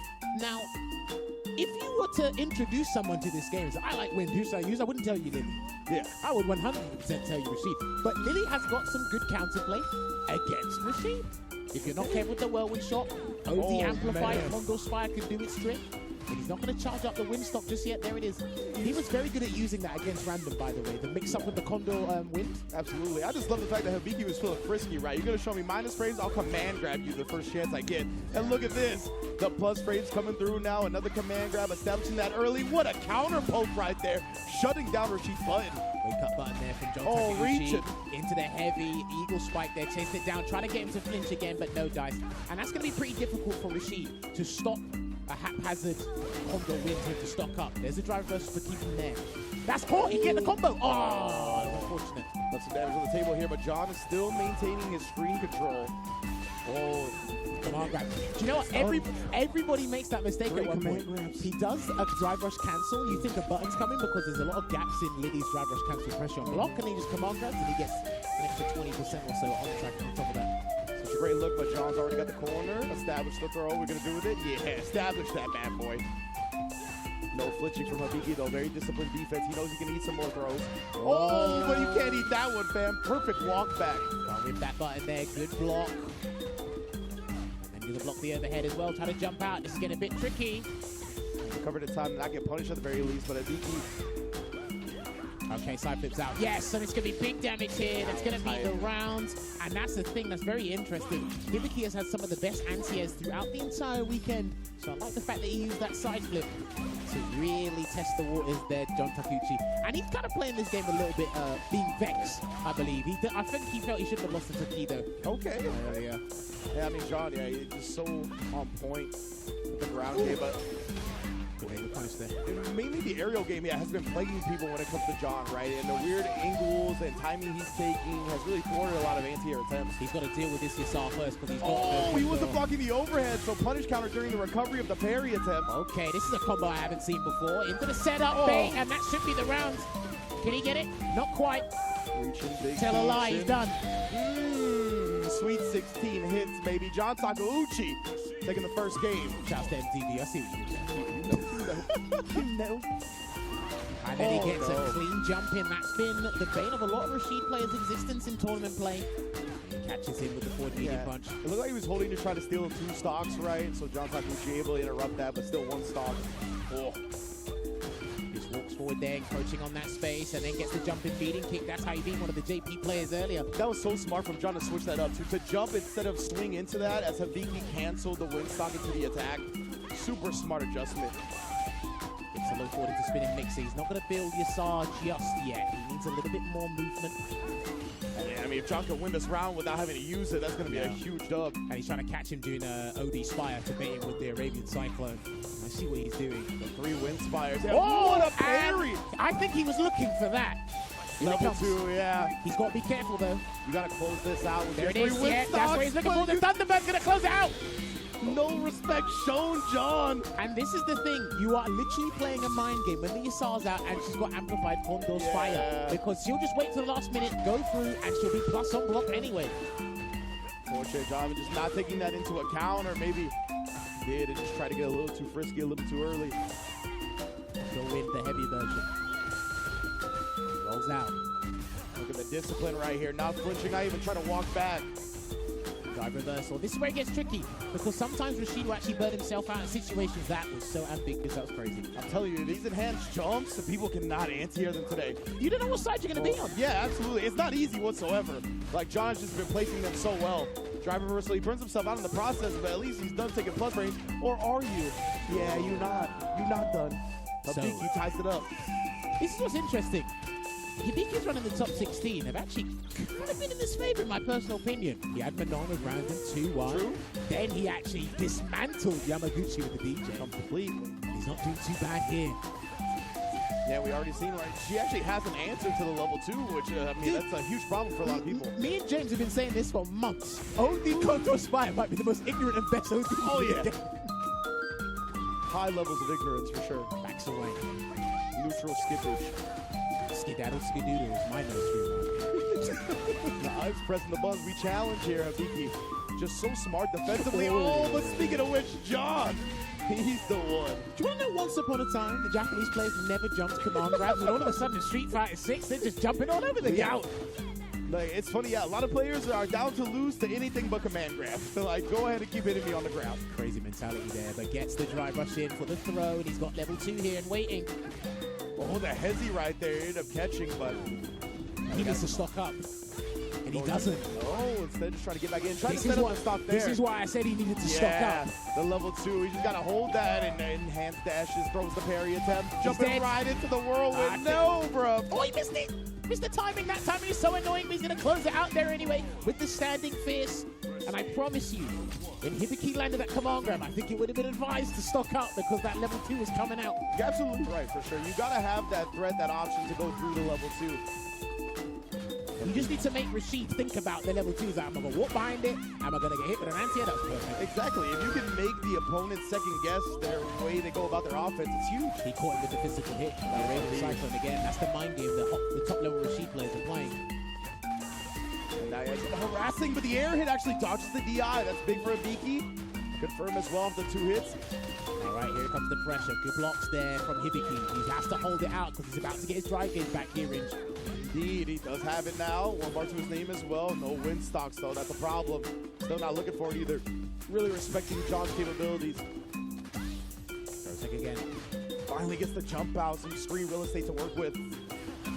Oh, but again, he keeps trying to beat him in by extending it.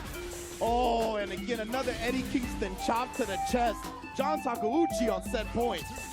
Japanese players do believe in delay tech. When they go up against each other, they know how to counter it. Straight to the corner here. No Yasar just yet.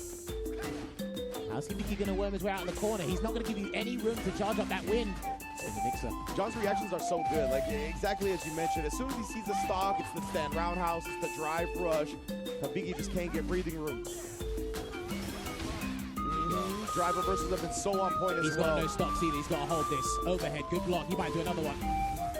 Misses the grab. Fortuitous there for Hibiki. Vivian, jumping egg traded. Have you seen Hibiki really combo off that multiple times this weekend? He's about to get level 3 as well. There's a back throw. John Takeuchi can get another level 2 in this round if he plays his cards right. Yeah, he's going to chill out, right? He's going to let his drive meter come back. That's why he wanted the back throw. Very smart from John. Drive rushes in. Or should I say runs in, sorry. Air current fooled me. Got it, that's dead, that's dead. The Eagle Spike and the OD to follow it up off the punish counter. John Takeuchi moves on in losers. What a phenomenal performance. Hey, I think we got a nice windy show. Oh yeah. That was brilliant to see. And hey, this is what's interesting about this matchup. Because you're so fixated on the characters with the leveling system are stuck between a rock and a hard place, depending on the characters, a case-by-case basis. So when you allow Rashid to charge up his whirlwind shot, are you going to do combo wind or are you going to try and stop him from doing combo wind? Because you don't want him to do the air current. But then what's interesting about that is when you really need the stocks, and he has level 2. Do you try and stock up? But then here's what's interesting. We saw in that last moment, which we will get to that in a minute, look at the damage on that. That was insane. And he teched too much for me, Hibiki, but I understand. Because of how Rashid's evasive, I'd bite a few times, you know? Yeah, absolutely. Definitely a decent amount of text here. And I just love the range that John Takeuchi constantly standing at. Yeah, right? Because you mentioned as Hibiki, you want to get the win stocks wherever you can. And he's super good. He's probably the best Lily I've seen at sneaking them in the neutral, you know what I mean? Not just in general, but at that specifically. And that's so important in getting your game started with Lily. But John, he recognized and identified that space and always stood there. Whether he could thwart that with the stand heavy kick, whether he would react with drive rush, Eagle Spike. He had the reactions that were quick enough to stop every time a free stock was maybe capable. When he watches this back, I think he'll know some of the biggest issues he had was doing delay tech on defense. We see it there, as well as when and where to stock up. We're about to see it here, right? Full screen, no stocks. He charged up. That's the choice he had to make. Now, it looks like he pressed a button. I don't think he tried to stock up. It looked like he did something else. And obviously, when you get a punish counter, amplified Eagle Spike, well, you're just getting hit like this. You're getting hit by Slayer. It's the counter hit power bunker. That's what it is. Legitimately, bro. You are dead on time, to say the least. JB and John Takeuchi, that's going to be losers round 2. But we got one more. Oh, what a banger it's going to be. Kakeru versus Jen in the building here. Of course, Jen repping that 5+1. Repping Toronto nowadays. Kakeru, on the other hand, straight from Japan. But hey, shout out to both of these guys because they like their rap music. Don't forget, my man Kakeru be watching that Japanese battle rap. DJ Celery, spin that stuff. Jen, we already know his tale. What's interesting, I think the guys did mention it before, is what's really interesting about these two, or should I say the storyline for Yen is he could do a repeat on what he did last year. It's possible. It's in the cards. There's a 1 in 8 chance. I know my maths, quick maths. But Kakeru, from the nation of quick maths. You know what it is, right? Kakeru is interesting because he's had brilliant offline performances, but when he goes up against a lot of players in the Asian region, they have like luxury, by the way. They can play against each other now because of the online netcode. He falls short somewhere, but today could be the day. He is mine and Ringe's, or one of our favorites to win. But yeah, the speed and velocity he's been playing at says otherwise. Real different when it comes to that for sure, Jen. And see, I've been saying this all weekend as well. The mind game around DJ's throws, how he lands a throw, how he can punish a throw is interesting. But if he tries to throw you, he gets OD. But as we know, OD Amnesia stops that. But lovely punish counter to kick things off here for Kakeru. And of course, don't forget, when Kakeru's piloting JP, that's just Perry right there. Well, you already know. He's the only one that gets that moniker. Big damage coming through, and he's going to go into the Chornabog Super Art 1 and try to delay something there. And again, he tried to parry that time, but Jen, he's starting to catch on. Just went for a stroll in the park real quick. The extendo drive rush. See, now what's interesting to me is that clean jump, and we seldom see this man jump. Gets a grab, and he's burnt out as well, Rinch. Same jump. He's going to start harassing him. Kakeru not willing to challenge. Oh, but they jump out. He said, listen, Sway, you ain't got the answers. I've got the answers. Kakeru, on the other hand. Here we go. He's got to watch out for OD air slash. He's also got to watch out for drive rush roundhouse as well. And Kakeru, in the middle of that parry, recognized that the overhead was going to whiff and canceled it in the drive rush for the punish. That was so clean. Walks up, and the audacity to try and grab him there. He's sneaky little gunner. Oh, and then the check. You already know. I talked about it. Crouch medium punch, probably the best drive rush check tool in the game. Interesting. He walked back and didn't park. That wasn't the float. He needed the float, but he's going to get big damage here. I suggest you burn him out, young man. Yeah, I would do it. Level 3 CA. That's going to be a whole lot of damage. You got 2 bars, though, Kakeru. But this is good because he doesn't go super RP while getting hit like the old game. So you can actually drive rush in and do something. Oh, he tried a different tactic and it didn't work out.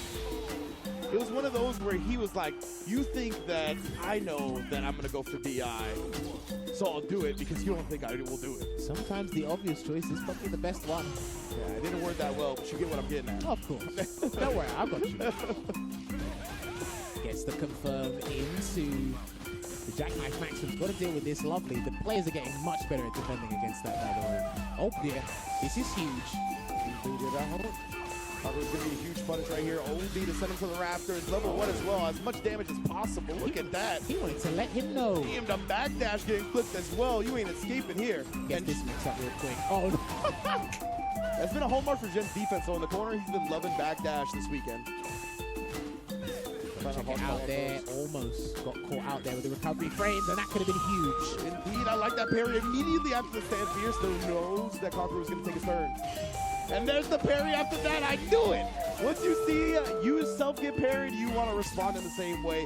Block the plus frame stand, medium punch. You ain't getting your rocks off after that. And these guys are super confident at trying to perfect parry each other's lights. Oh, yeah. They recover fast. So. Are we going to see some throws and stabs? No, that time he goes with the same setup. Got a tap parry there. Didn't quite work out. Crouching fierce in strings, and he was too fast. Miscalculation on the spacing. So it's going to allow Kakeru to get it set up. Nice jump out. Wow, wow, whoa, slugging out, both parried after the trade. You know, these guys know how to play some Street Fighter 6. This game. That's all I'm playing. Nipsey Hussle would be proud with all the blue on the screen.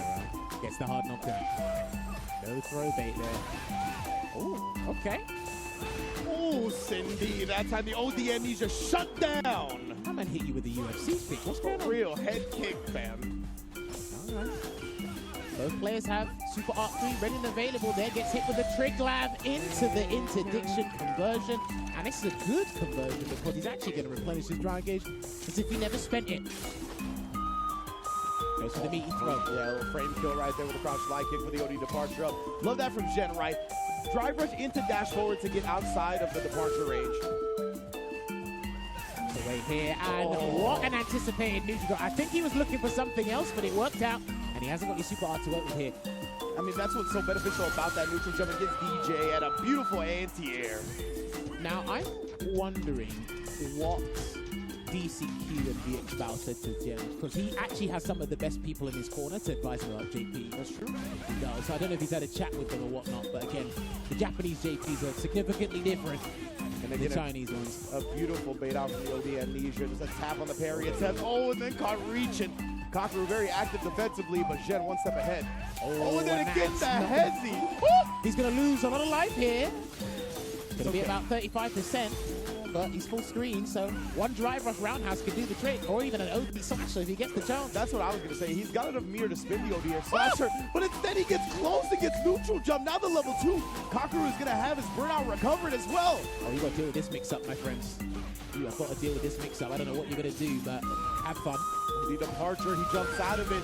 Beautiful empty jump from Shen to not get his landing frames punished, and then the pop off with the invincible reversal. So he must have held down immediately as he held up. So he must have went up, then immediately down. Yeah, to have the charge ready, yeah. Here we go, double jackknife maximum conversion in the corner here, and he's got to keep him here. Oh dear. You know about that crouch speed push, the cane. Failed attempt. Slasher. He's got to hold this for now. His dry gauge is stuck between a rock and a hard place, I must say. The ghosts of your past. Slasher gets converted, and it overhead as well. Meatiest overhead right there. Yeah, I was going to say only -2 on that, and then immediate parry right back. You already know how Conqueror gets down. And then a back throw as well. And can he burn him out? He does. And he's going to close. No! He dropped it. That was safe anyway because he's in burnout. It's fine. Level 2 here. Oh, nice jump out from Shen. He's still very much in control. We're good. We're good. For the Don't chip worry, here. we're good. Yeah, that's still all the way through with the chip. You ain't surviving that one. DJ, a monster at the damage, whether you're on block or on hit. One thing I've got to say that I'm impressed about when Tien is playing is when Kakeru puts him in the corner, does stand fierce into OD departure for the setup, because there's some nasty mix-ups from that. He's mixed up all the defensive options. Held up forward, delayed throw tech. Yeah, I think he's done one OD jackknife maximum. So he's making sure Kakeru has to play the same mind game he does for the same amount of money he's spending. I love it. He parried the drive rush just regular and then let go and perfect parried the follow-up button. Beautiful stuff from Shen right there. Go try to tap parry again. Kakeru's actually been doing that a fair bit, and there is no real punishment for tap parry, especially from that distance. Yeah, he has great tap parry usage, knowing the range he can get away with it at. Gets clipped, good conversion into the trick lab here. Let's see if he finds his opportunity. And he had to jackknife Maxwell. He's going to take a fat combo to the head. Oh man, be having the charge ready though. Oh, he's dead. That's going to be a big punish, and yeah, you're not surviving this round. Kakeru on set point. I love that. General back in his chair. Like, you thought you could throw me here? How dare you? Oh, tried to bait something out, but again, just snipes him with a cross medium punch. Great patience from Kakeru right there, not biting on the initial pressure. Can't rest on his laurels here, but he's going to get the conversion. Will he convert into interdiction? That's the question. And he's answered it beautifully. Let's see what the setup is now, because before he dashed in and got a meaty throw, he might do early departure. I have to imagine he will. No, dash throw again. Oh, he tried to sneak in with the only command grab. He's actually burnt out now. That was quite the gambit. Now, here's the thing. You got an interesting choice. Do you take the free stun now, or do you play around with it? I think you can play around with it. Do you think so? Good. Okay. He can play around with it. He actually threw, what was that, regular amnesia? Yeah. He gets the stun here. Beautiful stuff. Yeah, I think he got punish counter on regular amnesia attempts, right? Obviously not throw invincible like the OD one is. All right, well, both players have got 0 bars of meter at the moment. It's going to be a nice little earnest, quote-unquote earnest game of neutral for 2 seconds. What a risk Kakeru took in that last round, man. He ended up burning himself out with that OD command grab punish counter. I love that he didn't crouch fierce on that distance in the jump there. He went for stand fierce instead, and he jumps over. There's a grab, let's chase him down. Yeah, we still got to respect that because it wasn't a perfect parry. Oh, that one whips. I think he cancelled that early to fake the parry attempt. He does that. Jen has definitely done that early to bait out parries, but I'm surprised he didn't throw after. He's got to deal with this unless he baits level 1, but he pressed the button on defense there. Yeah, and Jen gonna close the door on game 4. Go into a game 5 here, and I can't believe it. We actually got here because I feel like Kakeru took a really unnecessary risk in that previous round. Listen, you can't play fighting games these days without taking a risk, and I don't care who you are. Everybody feels that they're not doing the right thing against CJ. There's so many situations like, was this right? He could have taken a 40% just for the sake of it, just for entertainment purposes. Hey, look at that, bro. The cane, the iceberg slim, shutting them down once again. Parry again, OD slasher, but he gets jumped in on, unfortunately there, but a happy accident for Kakeru. Let's see what shot he sets up. Oh, I thought he was going to walk up and try to throw once he saw the parry, but no. Parried actually the first hit of that ghost. Perfect parry. Coming in left and right. I think he's going for the drive gauge, yeah. Yeah, he wants it. And he knew that Jin was going to bet something on Wake Up. He tried to bet the parry, burned himself out. Beautiful patience from Kakeru. As we said on day 1, Jammers, sometimes the threat of an option is as powerful as the option itself. I burned myself out on my own terms. So I can go down thinking I made the right choice. He's not drive rushing as much in the neutral anymore because it's been checked numerous times here, Ringe. Indeed, man. See, definitely slowing down now. They know the set's on the line here, and this is loser's bracket. No safety net, no second chances. Trying to get Sway there, but he gets clipped with a crouching media kick from the drive rush. OD air slasher back in. I love that teleport. Switch the sides on him. I'm gonna Doctor Strange my way out. Straight up. Oh, and then gets some glitching as well. Combo into the level 3. Replenish his own drive gauge. Drain gens. This is a prime position for Kakadu. Guess who, baby? Because if you guess wrong, you're out. And he's going to play the safety net with the OD departure. Burnout. Oh, so smart. Laying the spikes through the heavy lifting right there. Out. You got to deal with this. Almost. Shit with a big throw tag. He's just trying to empty jump pop off. What patience from Kakadu again. Just letting Zhen do something at the end. He'll be moving on in loser's bracket. What another phenomenal performance here we've had in the top 8. I told you they're going to be bone-breaking matches. Another 3-2 here. As you see, I think this match had the most perfect parries. Oh, yeah. Of today. I think it's going to be the most received the entire LCQ. This is what happens, man. You have the options to immediately thwart pressure and stop momentum, so why not try and do that? But it does entail a lot of risks there. Again, good start from Kakadu. Again, finding his way back. There were a couple of, there were attempts where he was trying to get Kakadu to throw tech, but he wasn't really biting. It's like, okay, let me try and do the next level thing. Everybody hates Sway. I'm going to put you in that bracket as well, but he was either jumping or doing another option. Kakadu has some of the best defensive choices, I feel, especially the timing when he decides to challenge the jab, when he decides to jump. I think it's crazy on the surface, but there's mind games there. Yeah, and as you mentioned, right, we didn't really see a lot of throw attempts from Kakadu, right, because he was like, if I'm going to put a bet on that, I'd rather just OD Amnesia. And there was a couple of good baits out from Zhen, but Kakadu, he was just so disciplined defensively a lot of the time that he didn't give Zhen a lot of free damage. And that's one of the ways that DJs really thrives, right? Because he's able to kind of counteract a lot of what you expect to happen. And when Kakadu was just playing disciplined, playing defensively, he didn't really get a lot of those opportunities. This was a big chip out. Yeah, that's plus on block and burnout with the OD Sobot, if I'm not mistaken. So just continue to abuse it. Yeah, honestly, the defensive choices from both players in the mind games they've been implementing was fantastic. And the thing is as well, I think the key thing for me here was the defensive bets that Kakadu took. They paid off. At the end, it was kind of like a 50, maybe 60% if really stretching it. And outside of that, there was not as much ignorance as I thought there. Fair enough. But yeah, and then in this last game, right, Kakadu really sealed the last 2 rounds in the same exact way, where he was able to corner Zhen, get him down on life, get him in burnout, and just wait for him to do something, because he would have to take some type of risk. So, I do agree with the neutral jump level 2. Call me crazy, but hear me out. I mean, yep. Like, listen, his back's against the wall, literally, and he had no other option. Yeah. And the level 2 could have turned things around if it hits. I don't blame him. I don't either. Yeah, don't lose with these resources. Try something. Yeah. Even if it was a reversal, it was going to burn yourself out. It's like, okay, I tried something. I don't want to have this regret saying, shoulda, woulda, coulda, you know? Absolutely. And in the heat of the moment, as the aggressive player or the offensive player in that instance, so many people get thirsty for that drive impact or that kill, right? They're like, I'm so close to advancing in the tournament. You got no lives left. Like, it's one of those things where a lot of people will overextend. But Kakadu, very disciplined here. Great job. Really just utilizing the threat of an option as well as the option itself. Well, speaking of utilizing options, one option they utilized a fair bit was their headsets. You saw it on the cameras there. We've got to give a big shout out to the Steel Series here. If the Arctis Nova Pro, it will be the official headset sponsor for Capcom Cup 10. You guys know how it goes, right? Pro players have won more prize money using this headset gear than any other brand. And this week, they're going to help someone become a millionaire. Maybe they might give me some money if I use the headset as well. Maybe, I don't know. You know, you got a little bit of chump change. You want to throw 10 grand my way, you know? Group F didn't hit me with any cash apps, but you can, Steel Series. Anyway, Capcom Cup X continues to be underway. We have our first round of top 8 in the books. Do not go anywhere, because we're crowning the last participant in Capcom Cup before the day's over.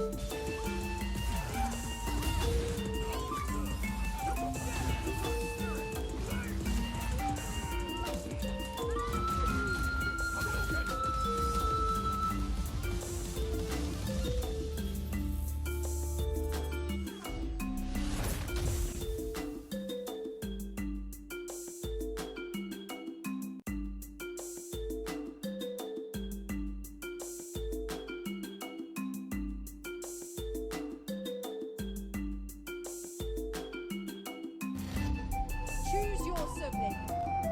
It's Angry Bird or it's Big Bird. You can't stand in the middle. The Middle East fighting pride.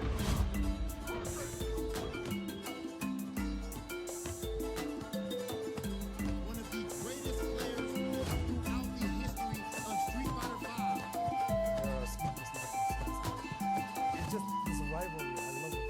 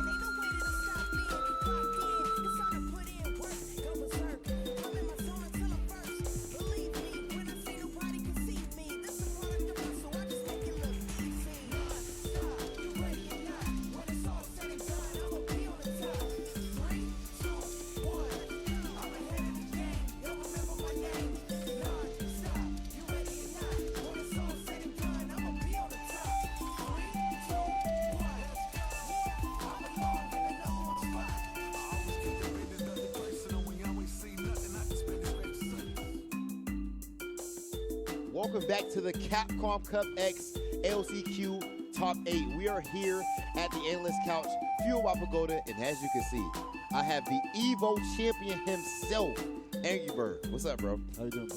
Hello, I'm very happy to see you. I was Same here. speaking of things I'm happy to see. I saw you post on Twitter. We ain't gonna say the company, the brand, because they ain't pay us like that. But I saw you got a very nice whip, man. A very nice car recently. Yeah. Congratulations on that. You know, how was that for you? Man, I wanted that. That's my dream car. Okay. Since I was young. That like the older version. Of course. Yeah. So and then I kept thinking about this for 6 months. Do I get it? Do I get it? And at the end I was like, I have to. Yes, man. You gotta live. You work hard. Yeah. And then I got it. Yeah. That's dope. That's dope. You deserve that, man. You know, we love to see our FGC brothers and sisters winning and all that, bro. So as far as Capcom Cup specifically, your journey to even make it here in the Capcom Cup, you qualified out the gate because you went ahead and won Evo. I actually have a two-part question for you. The first part I'll actually ask is, what does it mean to you to have qualified from an offline and have opened up another spot for the Middle East? Yeah. Because normally it's going to be you and Big Bird qualifying, but this time somebody else was able to get the other spot. It actually feels very good. It gives opportunity to other guys in the Middle East because I believe like we have a very good amount of talented players there. So it would have been better if we could have done like 2 spots, Big Bird winning another offline event. But one is still good, and we got to see Fandroid. He's one of our guys. Yes, He's in DJ. the tournament. Nice. Yeah. So I'm looking forward to that, of course. And like regarding qualifying through offline, I mean, I used to qualify when the competition was offline. So it wasn't something like special because I lived in that era where like everything was offline and I was able to qualify. But if I was able to if this was my first time qualifying offline, when I started like playing online, it would have been different. Yeah, Because yeah. I was in that era, like it wasn't that much of a difference. Okay, and you know, at this point, man, it's crazy, like the surge, man, that you've had over the course of all the the last few years, maybe like I don't know 4 or 5 years, something like that, bro. At this point, of course, Street Fighter League champion, you've won like the Europe premieres, you've won Evo.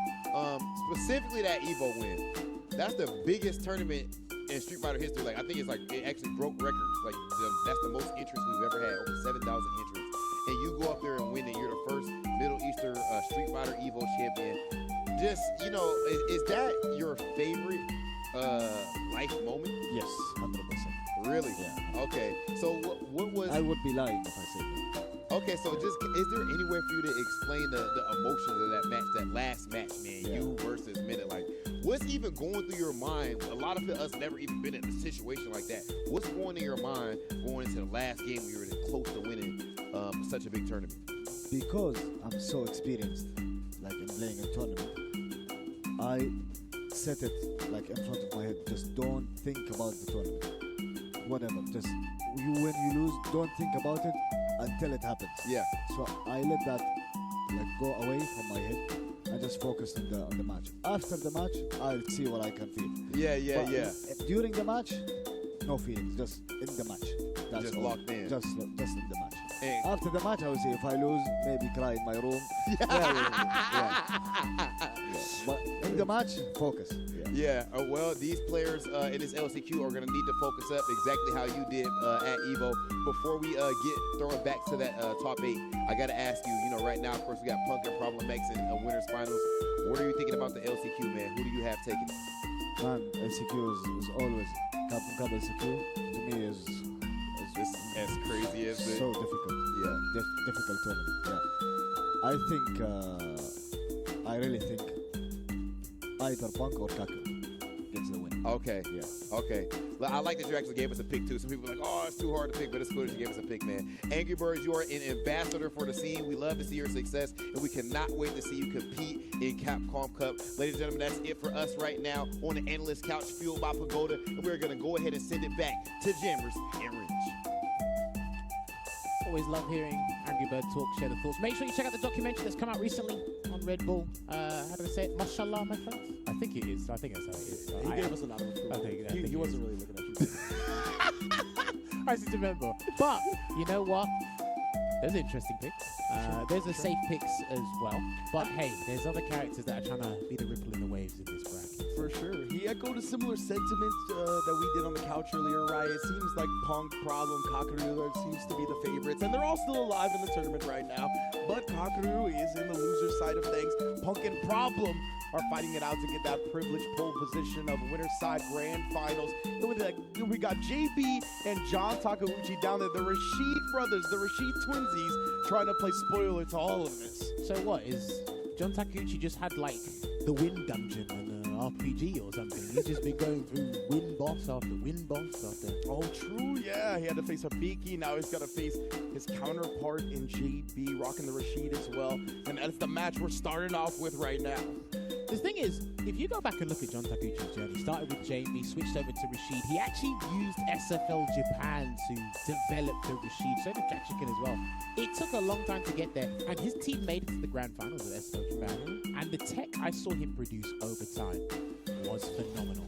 But on the other end, JB is no slouch with this character either. So, I think one of the biggest things for me here is how these guys, perfect parry each other, how they whip punish each other, as well as where they're going to use drive rush cancel lights. That's a big deal because you're playing against yourself, so you're going to make sure that the other Rashid player doesn't disrespect you. Absolutely, and both of these players, I feel like they're on the forefront of developing this character as well. Gachikun is incredible, but I think he's also just a very strong fighting game player, and he's able to play SF6 at a high level while utilizing Rashid. These two, they utilize Rashid to their full capability already. Here we go, charging up the whirlwind shot here. You can have a mind game with that as well because one Rashid player doesn't want the other one to charge and then run in. Really just harassing him with the mediums, take to the drive gauge. This is what I'm talking about. Oh, and yet that spinning mixer, it actually does have a cross-up hitbox, one of the few anti-airs in this game that does. Oh, and then the OD spinning mixer to get him off. He's backs away here at the moment here. One button should do the trick, but hey, JB's had a lot of success with that here, and he goes for the heavy spinning mixer. No level 2 just yet, and there's the jump. This is why you have to be extremely vigilant and cautious to where you charge up that whirlwind shot, regardless of who you're facing. Now, if he did block that, that probably would have built him to level 2, right? I think that's why he went with that. Try to build the meter to get the Asar out. All right, there you go. Checks him in his tracks and gets an eagle spike there. Backs up his one Yasar. He's going to counter it? No, he's going to wait. Oh, he thought the enhanced dash throw was coming, so he tried to tech, ended up getting clipped. So now, if JB gets out of this situation, he'll be able to get his own Yasar available, but this is why you harass him. Stick to him like white on rice. Good defense, and look at that. Thwarting the aerial escape attempt. JP wakes up with a crouch medium kick, though. Burns himself out, but he's got a chance. Try the shenanigans. He's seen the mix-up. That's why he walked under. And super Rashid kick. Styling him for the camera. Make sure your stream's on 60 frames per second. Let me get that tier 3 sub. You know what it is. We ain't got no funky alerts here, but... All right. Drive rushing again. JB's very good at utilizing that, especially in the close range where crouching heavy punch will whiff, especially if nothing's happening. And there you go, tried it, but John Takeuchi beat him at his own game. Exactly. Beat for the punch just by a few frames, was able to start his drive rush. Backs away here, gets the roundhouse, generate a little bit of space. Yeah. JB always likes to generate the space to allow the dry rush to happen. Still trapped in the corner. Johnson is so good. He actually didn't confirm that though. Rolls out. With punish and lovely conversion. The two-piece into the sweep. Very quick conversion right there from that range. And John Taguchi's anti-airs have been so clean. It's because Rashid's mid-screen game, it's strong, but it's not as strong as other characters, fundamentally speaking. But he does have the difficulty. Yes, that's the problem. He has to initiate, and when he initiates against himself, his whiff punishing tools are actually pretty damn good. Yeah, you talk about it, right? Like, he's got strong whip punish buttons, so when the opponent is just going to get in your face like that, John Taguchi has been making great micro movements back to really get in the range where he can whip punish with that stand heavy kick. Okay, this is what he wants. Yeah, because he wants him to block. Yeah, he just wanted him to block, that's all. But now John's got a Yasar of his own if he wants to open the anti-air. Not going to happen. And that's the anti-air, that's legit. And it's going to take him straight to the corner because it was the amplified spinning mixer. And then that's going to be huge. It didn't combo. Fortunately, big kids are flinching. There's the button there, and that will be the round. Managed to walk out of range of the button. Got the crouch leading kick, dry rush cancel conversion. And he's going to make it to the final round here, JB, of this game too. And now he's going to get clipped. Here comes another hurricane. He's going to try to establish a significant lead here in round 3. That's blocked. Look how much dry gauge damage that was before he decided to drive reversal there. Oh, he tried to air throw on the jump back though, so that opened up the landing frame punish. Doesn't matter. John waking up with jabs. King of the Oki, empty jump, crouch, beat punch, meaty. What a timing to do the perfect parry. Now you got to deal with this. What's it going to be? No parry. Takes the grab. Takes another one. Mixing it up here. One of the scariest corner games in Street Fighter 6 is Rashid. Oh, he got it too early. But it's all right. John trying to respond with a parry. My man did Dave Chappelle. Gotcha. And everything with... I don't know why I said air throw, by the way. Rashid doesn't have one of those. No, he does. Oh, he does? Rashid's got an air throw. Oh, okay. Wow. I'm tricking then, so he did try air throw. Don't worry, I got you. Oh, delayed jab there. Now rush cancel from the lights, getting that full conversion. Here comes the safe jump. What's it going to be? I think he mistimed it. I might have done it too early, actually. Okay, yeah, catches the legs right there. John trying to walk away. Yeah, exactly. This is the neutral. Exactly. The walk backs into whip punishes have been so on point that you can see them trying to hesitate now. They don't want to just put a button out there. The eagle spike runs in. No spinning mixer there. Side swap. Here it comes. Nice job interrupting. Oh, he's going to side swap there, but he gets a back throw free of charge. Here it comes. Oh, most electrifying move in Street Fighter Entertainment. He wanted the win to be close enough to get something, and he uses the magnified dash to catch him off guard, increase the distance. It's a grab here. Looking to take it 2-1 here. Here's John Taguchi. Move forward into the cancel. Yeah, we already at this corner, make him work for it now. Wolf even attempted anti-air. These guys are hopscotching like gazelles. What's going on? Legitimately. The hyper hops are real. Shout out to David. I've seen way more level 2s out of John Taguchi than JB at the moment, and he gets it. Kick it away. Okay, he did it. Oh, and it baits out the OD spinning mixer. This is disastrous. Actually just drains the drive meter. Well, but he burned himself out. Double-edged sword, you're coming down with me? Spinning mixer? Yeah, I guess he had the corner at the time, right? So maybe he thought that advantage was worth it, but John quickly takes it. Combos into the level 2. I like this. Nice frame kill there with the empty jump. Waiting out here. John Taguchi up 2-1 now. After that gambit from JB right there. I like attacking the drive gauge, but he might have been tunnel visioned and not realize he was going to burn himself out in the process. What's been interesting is, obviously, the person who initiates, it's easy for the other Rashid to whip punish, but sometimes John Taguchi gets a nice life lead where JB's forced to initiate. Yeah. And then it's difficult for him to actually kind of win the neutral in all these exchanges. It really feels like the tournament set around. JB's got to get the life lead early. Gotta make John come to him, but what a jump and punish on the throw with him. He's going for the safe jump. You're looking at a character who's got some of the best safe jumps in the game, by the way, just because of how low they are to the ground. That was a sick conversion, by the way, into the spinning mixer. It looked like an aerial hit. Oh! Force knockdown juggle. Beautiful from JB right there. Not gonna let anything be on the table. Try to get something there, but couldn't clip the crouching light kick. John Taguchi's piling on the pressure. This should be the round. The stand fierce into the medium eagle spike. should close it out. They both got 2 bars. I don't think a round start Yasar's coming. It's not, those are not the kind of players. Yeah, and JB felt frisky at 99 seconds. Feeling frisky still. That was a big choice, not only for the positional advantage, but he gives up Yasar for this. That's a good point.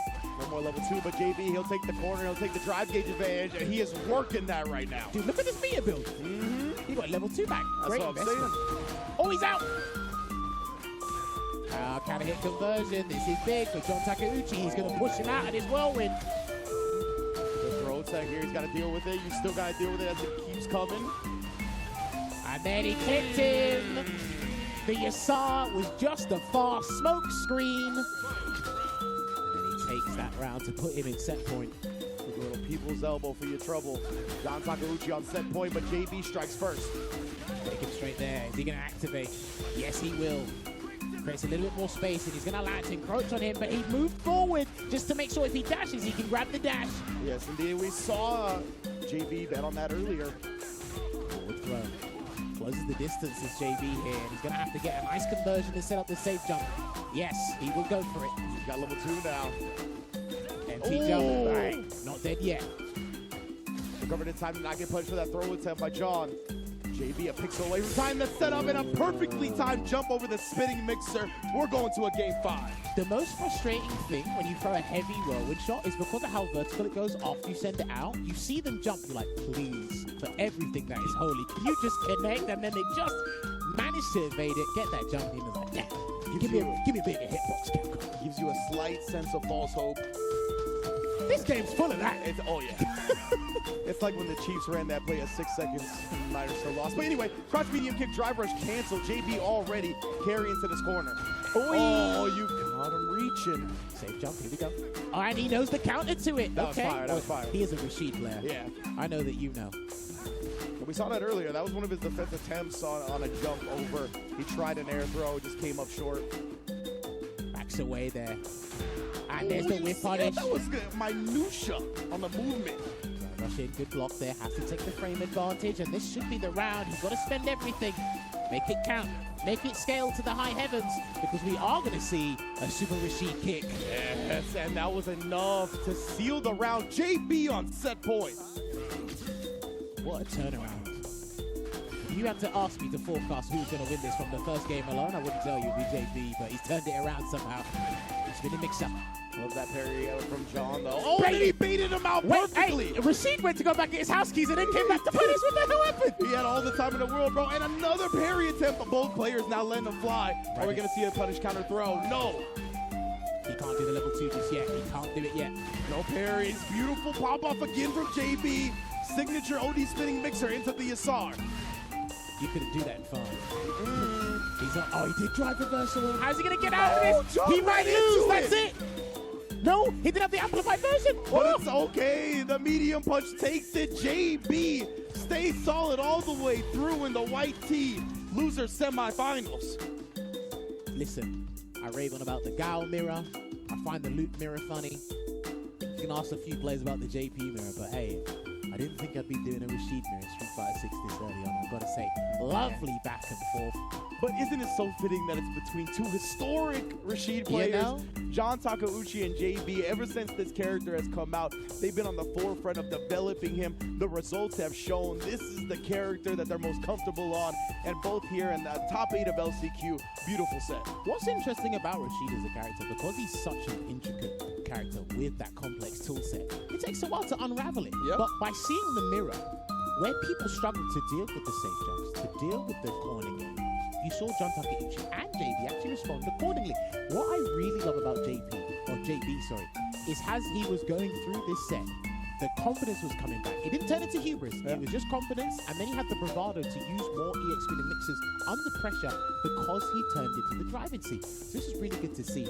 Love that stuff there from JB. Yeah, it was so interesting to see this mirror. We always talk about how in a mirror match you have the same ranges as everybody else, exactly. Right? And so it was so cool to see like the slight walk-ins and walk-backs to bait people into pressing those buttons, especially because they're both Rashid players. They know when they want to press those money buttons that they can convert off of. And we saw so much of that where they were able to walk in, walk out, get those stand heavy kick whiff punishes, get the crouch medium kick drive rush whiff punishes. It was just a solid play from every angle. You have to remember as well, every 3 Rashid Mirror, there's a gentleman's agreement. No level 3s, yeah? Yeah, yeah. Just quickly, the handshake under the no level 3s, yeah, just level 2s. We're good? Cool. You know what? Both of them, again, you're going to suffer the same fate as everybody else does. It was difficult at times. I love the way they were masking different setups in that as well. And the big damage happened there. You can see that right there. And JB down 2-1 as well, right? Had to get 2 games straight on John. Beautiful jump over right there. And then in game 5, he was just able to play so clean, so clutch. Look at that, that crouch medium kick snipe, double drive rush cancel to the level 1. Yeah, there you go, closing it out. And this one was interesting, right? I noticed with Rashid, you got to spend 1 drive rush cancel in the corner, then you pile on the pressure to set up those safe jumps. Because they're some of the most potent safe jumps in the game, like I said, but they're all very finicky to set up, right? And you have to kind of utilize that stuff. So well done there to JP. And so that cartwheel at the end, did he just think he was going to get through the tornado? Like it didn't have that many active frames left? I think so. Because the air current after level 2 lasts longer than the others. Oh. So I actually thought he still had a little bit of time, maybe moved out of it slightly and then done the spinning mixer, but I think it's only the amplified version that allows the Arabian Sky High to cancel there. But hey, we can talk about Rashid later, so. Most definitely, he's still alive. JB, top 4 of the bracket, but of course, only first place matters here because that is the Capcom Cup qualifying spot on the line, but I'm so glad that he's still in this tournament. The other half of loser semis, 2 titans from Japan, Kakeru versus Tokido. I can't wait for this one, fam. Oh, is he sleeping? I mean, he is in the zone. Oh, he's in the zone, sorry. He's going to open his eyes and lightning is going to come out. Well, I mean, you say that, but I guarantee if someone took a picture of him sleeping, that'd be the exact same thing. So, I'm dead serious. Does Tokido want to tap him? Oh, he's there we go. Wonderful. I'm glad your whoop worked. Wake you up, you know? This dude Tokido, man, he is in phenomenal shape. Me and Rob were talking about it. This guy's got like 0% body fat nowadays. Dude, doesn't he have his own gym? Yeah, he's got the bench in the back of his stream. That's his stream decor. We're talking about getting figures. We're talking about putting plushies back there. My man just got the weight rack. Like, that's crazy. Has he still got that beamer he was posing? Probably, I'm sure. He probably added a couple more. All right, listen, if I ever see Tokido in a Rolls Royce, I'm quitting. Because clearly I wasn't good enough with the Kuma. And I gotta say, is any Street Fighter bracket fitting without having this matchup? Ken versus JP, the lore battle, 2 of the most popular characters in the game, 2 of the best players on these characters. Let's get it. Yeah, this matchup has been probably represented the most outside of maybe Luke features, but we'll see how it goes. One of the biggest things you've got to be cognizant of as a JP player. You don't want Ken running at you in various different ways. Drive rush into Dragon Lash by itself, drive rush, stand fierce. You really got to be careful about those spots. Definitely a step kick as well as another option. We got to sprinkle in a little bit. Yeah, we talk about Tokido right with that stand heavy kick. Oh, yes. He actually recovered in time. So close. The Japanese players are very good at using DI as a neutral tool to counter certain things, but he was just 1 frame off there, Kakeru. Yeah, literally. Oh, and then stand fierce confirmed right there from Tokido. You saw the layout, sick. And then again, just bullying him with that stand fierce in the corner. He's so good at that. Dude, he makes you so uncomfortable that at some point you're going to actually spend your drive gauge to just deal with hot air. Yeah. And nothing happens. He's doing half the work for me. Oh, he tried to get the parry after the Jinrai. He knew he was minus frames. Whoa! Dude, what? All right, he recovered in time to not get punished somehow, but he missed that. I don't know what's happening. Yeah, let's get up to the other side here. Kakeru will take the punish he can get. Just trying to slow this down and regain our composure for a second. I usually give you word salad. I am speechless as to what I've just seen in the last 10 seconds. There's no explanation that we could come up with at the very least. Kakeru, though, he's going to tie this up. Oh, never mind. All right, now. Tokido actually spun me with the Brazilian Ken. Tokido actually spun me. The man sent you to Brazil 7-1, man. That's straight there. You know, we talk about it off camera, actually. Tokido's so good at recognizing when he's in a max range, the crouch jab. 100%. And he'll just go into light kick, and if it's a counter hit, that combos. Dude, you're looking at an expert with Ken's buttons, to be honest with you. Yeah, for sure. It only takes a player his level or probably better to kind of deal with it in that fashion. Perfect parry into the back medium punch, and he will activate Labushka with a side swap here. And he's going to set up something dirty, Kakeru. He's going to go for the drive gauge damage instead. Burn out, deal with this. You can't even do supers in this sequence. He went to the body. I think he's worried about level 1 there. Yeah, definitely. Tokido, that stand heavy kick, I swear, he is the best Ken I've seen at utilizing that button. This is good. It sends him full swing, actually. Super, super good. And look at that. I love the step kick, and then you tried to pop off with the DI, but you did not have the health to survive. So that spacing was pretty interesting because of how meticulous it was. It set up the run step kick, which you've mentioned numerous times today, pretty perfectly. And because if you're the opponent, if you cannot tell that by the naked eye, you think you have the chance to take a turn. Exactly. The step kick follow-up on a couple of different options catches people off guard so much. It's even just good after the raw fireball. It's definitely something that has kind of switched the meta a little bit because people like to drive rush usually after the fireball, but the step kick is a good option. It has a less visual indication, giving people less to react to. The Japanese players are phenomenal at perfect parrying Luke Sandblaster and Ken Sabukin. He almost got the punish there, but he's going to send Tokido full screen and get him to respect that departure for the positional advantage. It's wild how they take Luke Sandblast block strings off the table. Crazy, right? Ooh, juggle point with the cane, you already know. Deal with it, plus 25. Nice. And again, that crouch jab into that sand light kick. Tokido's so precise with it. I'm surprised Tokido hasn't really tried to use sweep against JP's crouch medium punch. I agree. Sometimes I wouldn't risk it myself, but... And I've seen Tokido, he usually risks the sweeps here and there. I've seen him do it against Luke a lot, but not so much JP. He's got to deal with this. And he does. Jumped over there with a jump light kick, okay. Yeah, the jump forward, and then he confirms off the stand fierce. That was probably just a buffer. Limited options, yeah. Oh, but that's the thing, right? Ken can keep harassing you without the drive rush available, because you can just walk up, crouch, medium kick, Jinrai, relatively safe. What's interesting as well is Amnesia doesn't punish the regular Jinrai, because it's not an invincible reverse that hit. So even if he does the empty Jinrai and with no follow-up, you kind of got to deal with that a different way. And even then, you're kind of susceptible to frame traps from the Jinrai follow-up. There, that's what I was talking about before. Yeah, indeed. And then there's the empty jump. He tried to crouch fierce, but he didn't put a hurt box out there to catch. And because he was crouching, he got the crouching specific combo into the level 2. Oh, he tried it again just to throw. He was hoping that Kakeru would parry because that was going to be a punish counter burnout throw. Ooh. There's the tap parry now. And he got it. After the whiff button, just immediately gonna parry. This dude, Kakeru's different. If you keep trying, you'll perfect parry some button in the neutral, I gotta say. He wasn't sure if that was gonna cross up. That's why there was hesitation on that crouch fierce. And he's still getting Tokido to bait that parry there.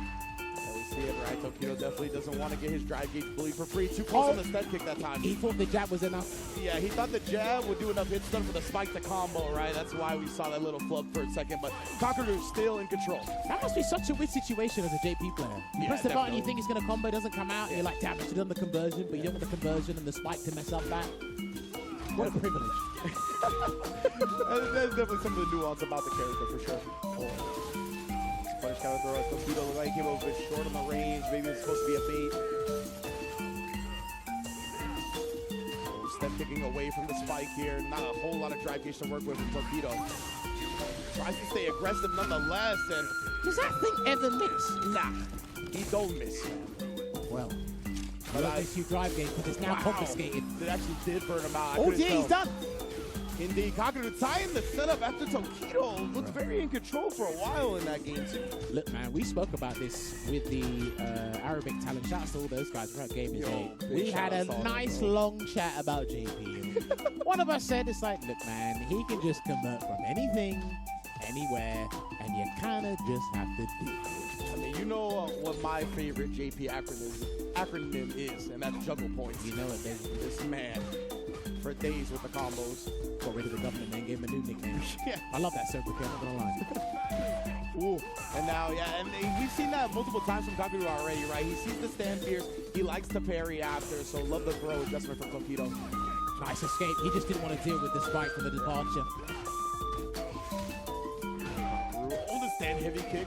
Counter hit, but not close enough. Good sure you can, and he walked away to make sure that will work. Didn't have to deal with the cross-cut scenario. This will be a counter hit conversion. Limited, though. Ooh, man, that was hella damage here.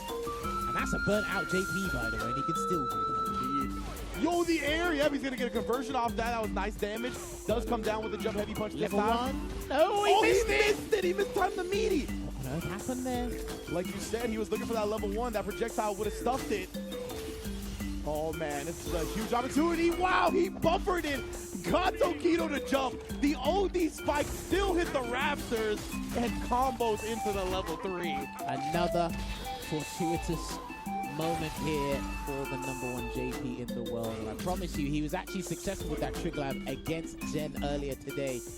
You see, I sorely underestimate that tool set, and it's going to be a counter impact here. And he's going to take as much drive as possible, I think. No, set up shot. Just, yeah, put him to the other side of the screen, let himself regen some of that drive gauge. That's why he walked forward for the combo as well. Yeah, oh, nice. Again, the crouch medium punch always cutting people's passes off. I see you there, and the teleport is out of the spike. Coming out, no drive rush cancelled though. So he's been whipping that crouching medium punch a lot today.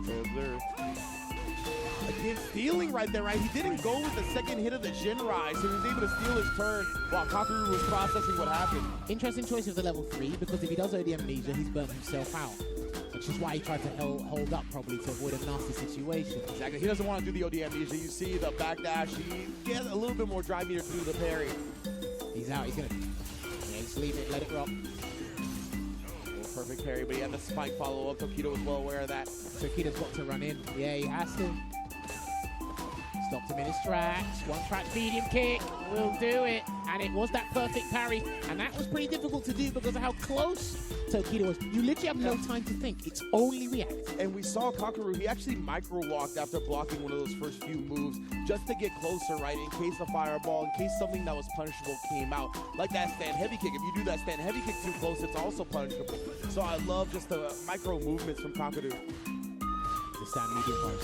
Oi, perfect parry. And he got a micro walk into the crouch fizz. That was sick. I'll see you there. I'm seeing all these micro walks from the top players, man. I know you guys been labbing. I swear, man, just a few pixels of spacing can make the world of difference. You know it. Spatial awareness is a big thing. Oh, Tokido and him being punched on it right there. Does find the perfect parry in the drive rush, though. We have an opportunity in the corner. Baits out the OD Amnesia. That's mad damage. My man prayed to no Psycho God. Look at that. Yeah, the attack on the drive gauge, assassination by Tokido. That's a well-spent amount of drive gauge there. Yeah. That's where you got to splurge the money, right? Splurge the cash, you'll get the rewards. And it's looking for Tokido to try and equalize in this set. And he tried to throw out a no-context drive impact. I'll throw out everyone out. Yeah, you know. Might as well keep him honest. Speaking of keeping him honest, big bait on the OD Amnesia once again. Spin the level 2 as well. And this is it. He prioritized the drive gauge damage and the screen positioning over regular damage there. And, oh, look at this. Skip to my loo. God damn it. I'm so glad that missed. I'm sorry. You let the bias show through right there. I messed with that. I'm sorry. Kakeru. Back to the mid-screen game. Tokido doesn't have a lot of drive gauge. Hits him with the malice. Crouch fierce again. He's got a level 3. Oh, he tried to parry. It was too early. If he gets close enough, he might do level 2. Grab. There's some multiple jumps on there. Tokido trying to really force his way in at this point. That was probably one of the most sensational fireball traps I've seen. Yeah, a lot of prerequisites put in order, but I'll take it. Yeah, and the chip was enough, right? Like, even if Tokido landed and blocked, which is what happened, he would still die. Extravagant indeed. And that's what happens when you tap parry too much. Yeah, and that's an Angry Bird special. It's really good against Kakeru. Oh, but wait a minute, wake up with the buttons instead. Level 2 side switch. Got it just in time.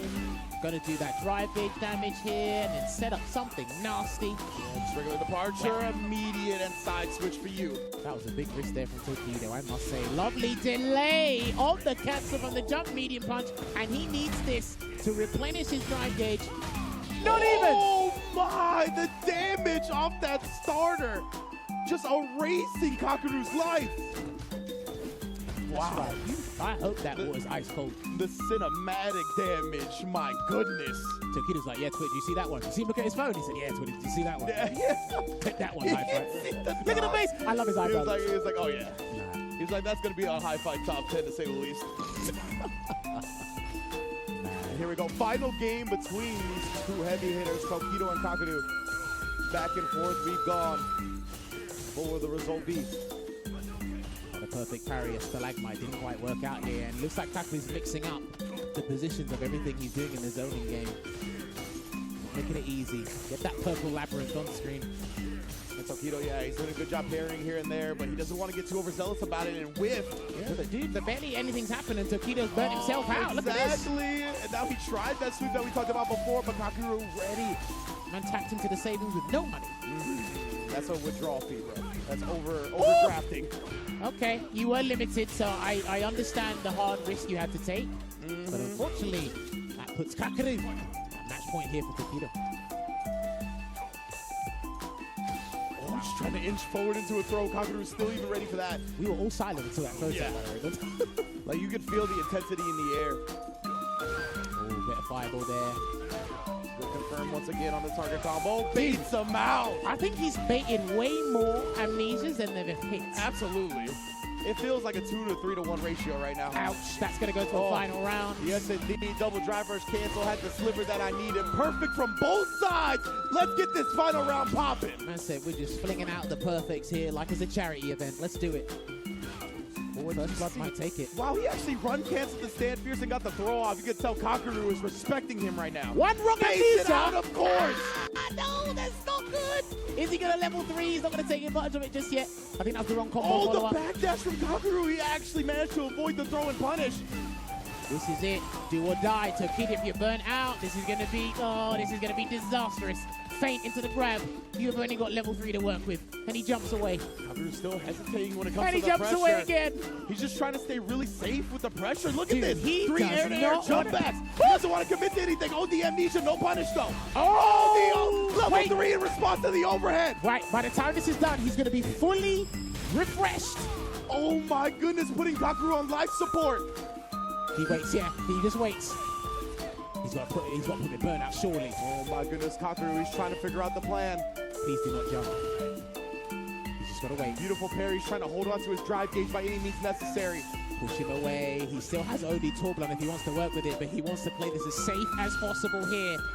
That's my drive gauge to work for both players. Nullify scary projectiles being thrown, but one jump leads to death. Well, even an OD projectile from someone's going to change it there. Oh man, he just jumps at that time. OD trying to catch him slipping. Tokido with a pixel. Oh, he catches the low. The health go. He's burnt out again. He's going to deal with this. I don't think he's going to defend this. The level 2 would actually punish the fireball attempt. Kakaru survives. Yeah, remember 1 frame startup on that level 2. It is a very real counter to fireballs. You see it, especially Ken's with a lot of recovery. You can react. It punishes Kakaru. Dude, that was absolute fuego. And I know I've heard Brian F talk about this before.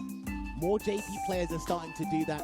But by utilizing level 2 as an anti-projectile tool, it changes a lot of things. And in that scenario, especially when Tokido went back into dehydration there, it was horrid. Couldn't believe it, but yo, we can't give you better Street Fighter than this. Definitely not, man. Kakaru's surviving by the skin of his teeth. What a set between these 2 titans, bruh. Tokido, obviously a legend, one of the greatest fighting game players of all time. Kakaru's career is starting as one of the hottest rookies we've seen. Dude, it was crazy because there was literally back-breaking levels of effort to try and just get that win, edge out the win from both players. I've got to give props to Tokido because he's baited so many amnesias in this set and he still didn't come out on top of that as well. Try to be very calm and patient with the approach at times. Other times he had to rush in frantically to get something sorted. But to no avail there. And even then, it's scary because level 2, look, I can't eulogize Levushka enough because it's one of those tools that is such a, what's the word I'm looking for? Like, it's an auxiliary for JP's toolset, right? Absolutely. And there are just multiple situations where you just do not want to do that. And last game, last round, 1 drive stock or half a drive stock left? Yeah, oh my goodness, right? And the fact that Tokido, he ended up replenishing and he ended up getting burnt out by the end again. Just incredible patience. And Kakaru, he was holding on to like less than 2 bars of drive gauge for what felt like 30 or more seconds. Dude, this was brilliant. Yeah, very brilliant. It's not necessarily your traditional fireball trap, but it was still a lose-lose situation for Tokido. And this cancelled into the level 3. That was insane. I didn't even know you could late cancel, jump, medium punch like that as well. Tokido came with the magic, right? And even then, in this last interaction, delivers a perfect from Kakaru. He said, hang on, let me return to sender real quick. Let me get the refund on that package there by returning that perfect. And then, there was a level 3 Tokido did here where it was do or die at that point. Yeah. Go for the gusto. I think he got an overhead or he found that like slither of a gap. Yes, it was the overhead. He level 3, the overhead attempt by Kakeru. Yeah, that's what it was. See, this was, look at this. The drive gauge damage that this combo does is insane. And how he handled himself in a lot of situations was insane. The amnesia Here it is right here. And then bang, yeah, he found it. That's probably stopped the other Christmas. And then look at this. Look at Kakeru. Less than a bar of drive gauge. He held on to this for so long, just with great parry timings. As always, right? That's been the tale of Kakeru since Gamer's 8. This man, when he plays JP, it stands for just parry. Well, this is the moment you live for Street Fighter 6. Hopefully you guys enjoyed the action just as much as we did. And yeah, there you go. To be fair, I think any JP player would have found, like, whether hook or by crook, I would have just snapped my fingers and said, look. Yeah, the level 2 right there was probably coming out regardless, but if you used it as a projectile reaction, that's even better, and that is very much a viable strat. Our top 4 is solidified, jammers. Dude, that one must have been mentally strenuous for both players. It's highly entertaining, but unfortunately, Tokido has bowed out of the tournament there. So I'm pretty sure he's going to be doing content up until SFL World Championship. So Tokido fans, he is still here. Don't worry. Just see him in the World Championships in about a week's time. And maybe you saw Tokido put the pizza in the oven, but how about putting the egg rolls in the oven? You feel me? Pagoda's been holding us down from LCQ start. Don't fight your cravings, and they're going to be holding us down all Capcom Cup X. They did a great job feeding our LCQ players throughout all 3 days and giving us a great analyst couch segment where we've gone to explore gameplay analysis, personalities of the characters in the fighting game community, the origins of a lot of your favorite players. Big ups, that analyst couch has been one of my favorite features of this event. Dude, it's so organic having Rob TV just ask these questions. It's brilliant. Because he always loves to know and understand how people work and just their origin stories. Brilliant to see. So, that match took the wind out my sails. I'm just going to be honest with you. I'm hungry. So, we're going to go get some egg rolls real quick. And when we come back, we'll continue with the top 4.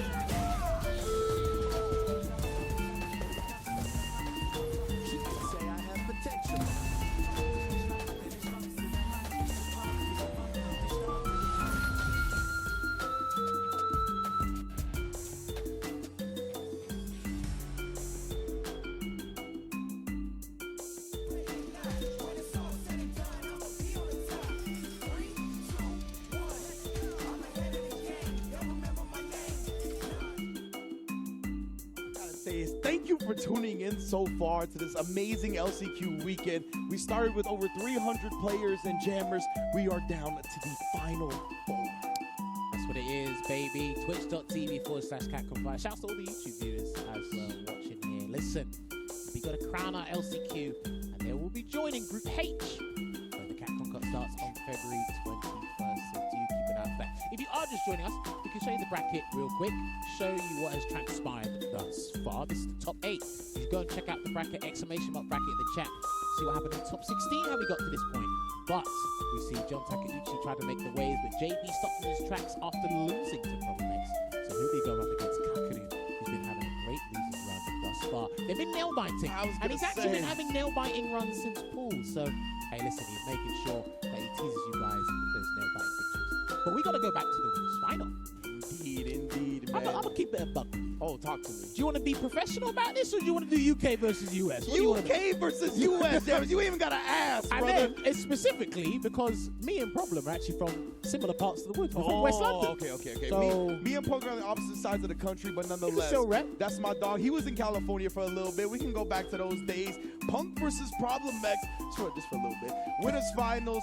I can't wait to see the way they're gonna play this out because they both look unstoppable, right? Punk has looked so good. Really, we saw some shaky moments against Daigo and pools, but besides that, he is looking in prime form. Problem X, this is the best we've seen him look in Street Fighter 6 so far. So he's bumped into Hurricane numerous times online. He's played various other carry players in Europe. He has the experience. Honestly, as well with Punk, I'm sure he's played with Mena. I'm sure he's studied Blanca. I'm sure he's played Blanca. Listen, he Mena RD? Yeah, I'm pretty sure he plays a lot of Blanca on his stream for you guys as subs. Now, Mena has gotten the best of Punk, and it was with a lot of Blanca early on, so he's got plenty of matchup experience, but he's had his blood shed by this character before. I love that delayed jab there from Punk to stop the light Blanca ball, by the way, in the first interaction. That was really good. And look at that trade combo that Problem X just converted from. He's just do back medium kick. Oh, I tell you, it's plus frames, right? Wouldn't you, right? It also catches jump out. Such a good move, and there it is. That's the round. That is the round. Then we go into the next game. Oh, Problem X already running him over. 24 seconds in the first round. Now, he has said that Blanca does well against Cammy. Oh, there you For go. several reasons. Perfect parry on the OD Blanca ball, and he charges up. Are we going to see a fast fall? Yes, we are. I like that. Still accounting for the fact that he was airborne, right? It wasn't a grounded hit. Punk doesn't let that mess him up at all. Look at that jab, bro. That was the Mayweather jab that I'm talking about. Just the walk forward, confirming in the counter hit. All right, trying to take another grab here. Hope he doesn't get shimmied here. He tried to hold up. There you go, he's out of the corner. And that was a big plus for Problem X in that previous set as well, right? That crouch medium, but tried to throw, but Punk read it perfectly, takes to the skies, and brings him to the grave. You have to understand, you are looking at two characters with some of the best anti-throw tools in their toolkit, as well as an OD reversal. I say it time and time again. So the mind game round throws is going to be so pivotal, Rinch. And Problem X, we've seen him really willing to utilize a lot of these OD moves. But this time he just puts one out, driver cancel, catches the shimmy, lightning beast time. Here we go, you make me angry. And he's gonna drop it. Are we gonna see a mix up? No, he's just gonna firm it, and then he does OD cannon spike. Side swap, he's caught him. Oh, we saw the Blanca Chan come out and reaction. Never test Punk when it comes to that. Well, he knows that's in the memory banks now. Cannot do that again. Still got some drive gauge to work with. Oh, and then the driver cancels into the DP. What did I just say about his reaction? You forgot this was the God? I'll hold my tongue, I can't. I'm just get back to the game, bro. I don't even know how to follow that up. I'll hold my tongue. Let's get it. I'm really holding my tongue right now. All right. My man jammers, bro. All right, here we go, game 2. Nice mid punish there. Crouch and medium punch for the crouch medium punch. I'll see it there.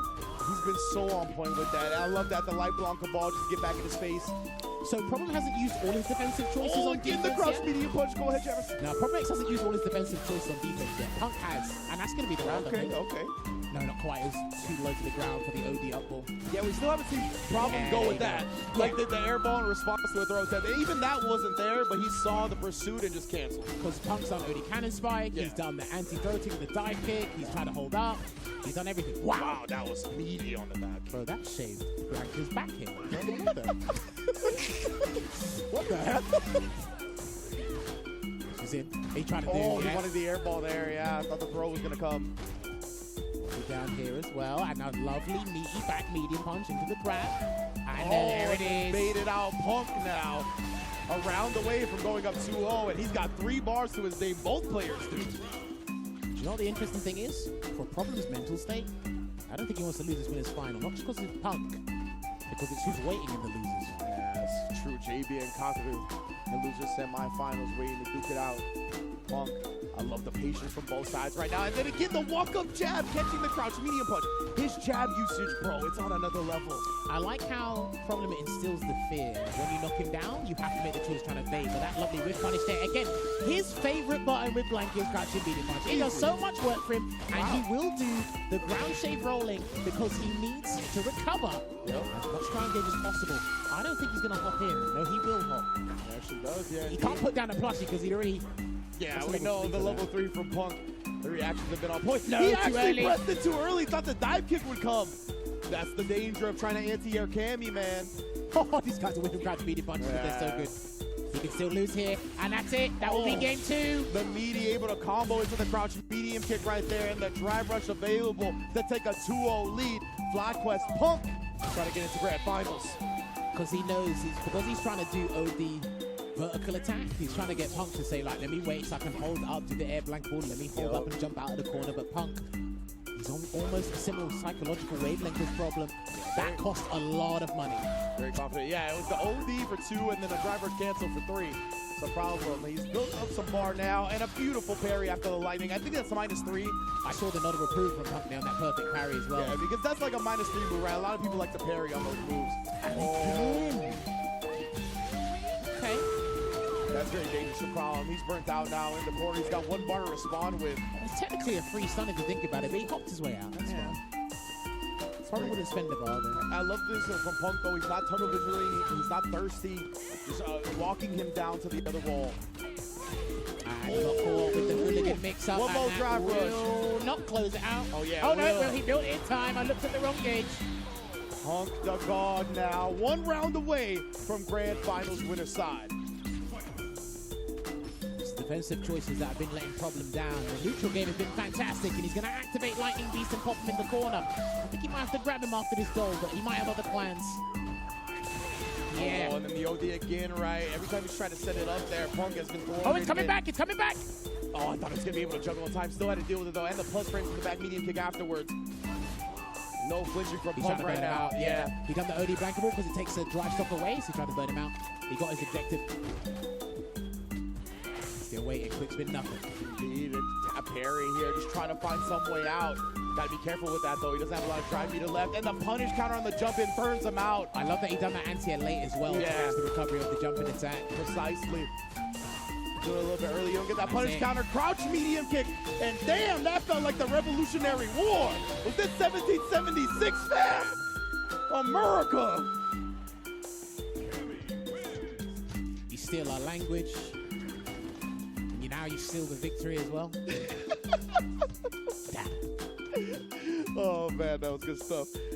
Punk the God, able to take a 3-0, but in all seriousness, I did not expect it to be this one-sided. Like, Problem X had been playing like a complete monster up until this point, and even here, we saw some of the hallmarks of the things that he was doing so well. The crouch medium punches, the lightning beast shenanigans, but you can tell, as you mentioned, Punk has been playing against Minardi. That has been his main demon at the beginning of the game. Blanca has been labbed against, he's been practiced against, and boy, was he ready for that character. You have to understand, these two characters share a very similar philosophy when it comes to defensive choices, and I think it's hard to kind of, especially against a player of Punk's caliber, deter him from being confident, especially as he earns game by game, right?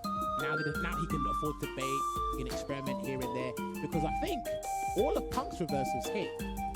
Problems was like 50-50. Yeah, so, that's definitely something. But yeah, I think that the biggest flaw there, if I had to be finicky about it, is just Problem X's defensive choices. He kind of just went to the same well too often. Up ball. We didn't really see blankable there because Punk was just probably doing delayed tech, delayed jab, so on and so forth. So he got hit with that hooligan overhead. So yeah, we didn't see too much air ball. There was one attempt where it was an execution error. It didn't even come out. That might have discouraged them a little bit from going for it again. Definitely interesting. We'll see if Problem X is going to get a chance to bounce back, but of course he's going to drop down to the losers to face the winner of JB and Kakadu. It's going to be a grade 1 Punk, though. What domination. I mean, going into this, right, when people saw the top 16, you started asking top players around who you think is going to win. Punk was the one that a lot of people were praising as looking really, really strong right now. Well, he has the opportunity to get the run back against Punk Promex in the grand final, but he's going to be awaiting the winner of JB and Kakadu. And this is where they are on stream right now. So we did see Aqua versus All King earlier in the tournament. That didn't look too good because Aqua had a great understanding. Kakadu plays against Gachikin. Obviously plays against Jump Rocket Ichi as well. Several other Rishi players in the Asian regime, and All King too. Yeah, absolutely. And isn't this a run from the winners top 16? Am I mistaken on that? Didn't JB defeat Kakadu? Yes. That was yes, that's right. Yes, 2-1. okay.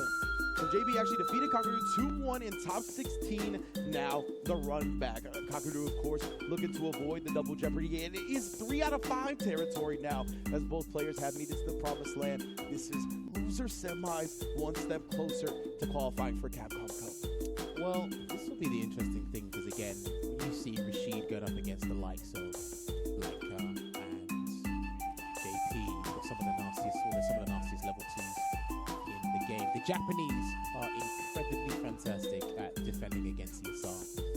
Labushka with the Westerners, I can't say the same thing. A few of them have gotten really good at it, but it's hard either way because of how the Phantoms work. Absolutely, and you know, Big Bird had talked about this on Twitter too. He's like, you could practice the high-low block timing, but the thing is, it still drains 3 of your drive gauges, even if you block the whole thing, right? So either way, it's a huge dub for JP. JB's approach has been so good, especially in the mid-range where stand heavy kick can be a button. He just drive rushes, does the crouching light kick and gets the conversions from there. And in this mid-range, it can be hard for Rashid to approach without costing too much drive gauge. I love that, man. JB's OD spinning mixer has been so on point since 5. There we go, gonna get a nice BG 30% there for JP. JB good up against JP. Say that 5 times fast. No, that's gonna be a tough one. JB, though, I like the patience here. He's not being overzealous or overcommitting to like a drive rush hop normal. Well, he allowed Kakadu to walk out and gain some ground. Talk about disrespect. Very interesting, just having the parry. He's so low on drive gauge, it's tough to really make a full offensive gambit. Trying to burn him out here, but JB's making sure he stays mobile, and there's the stun, nice and early. He will do it for jumping. Okay, reset. No, he doesn't have a combo. Dropped in. He dropped the target combo. Yeah, it working out for him though as he parried after the stand heavy kick. Yeah. Yo. The Japanese players know how to deal with it. I don't think you know how to deal with this.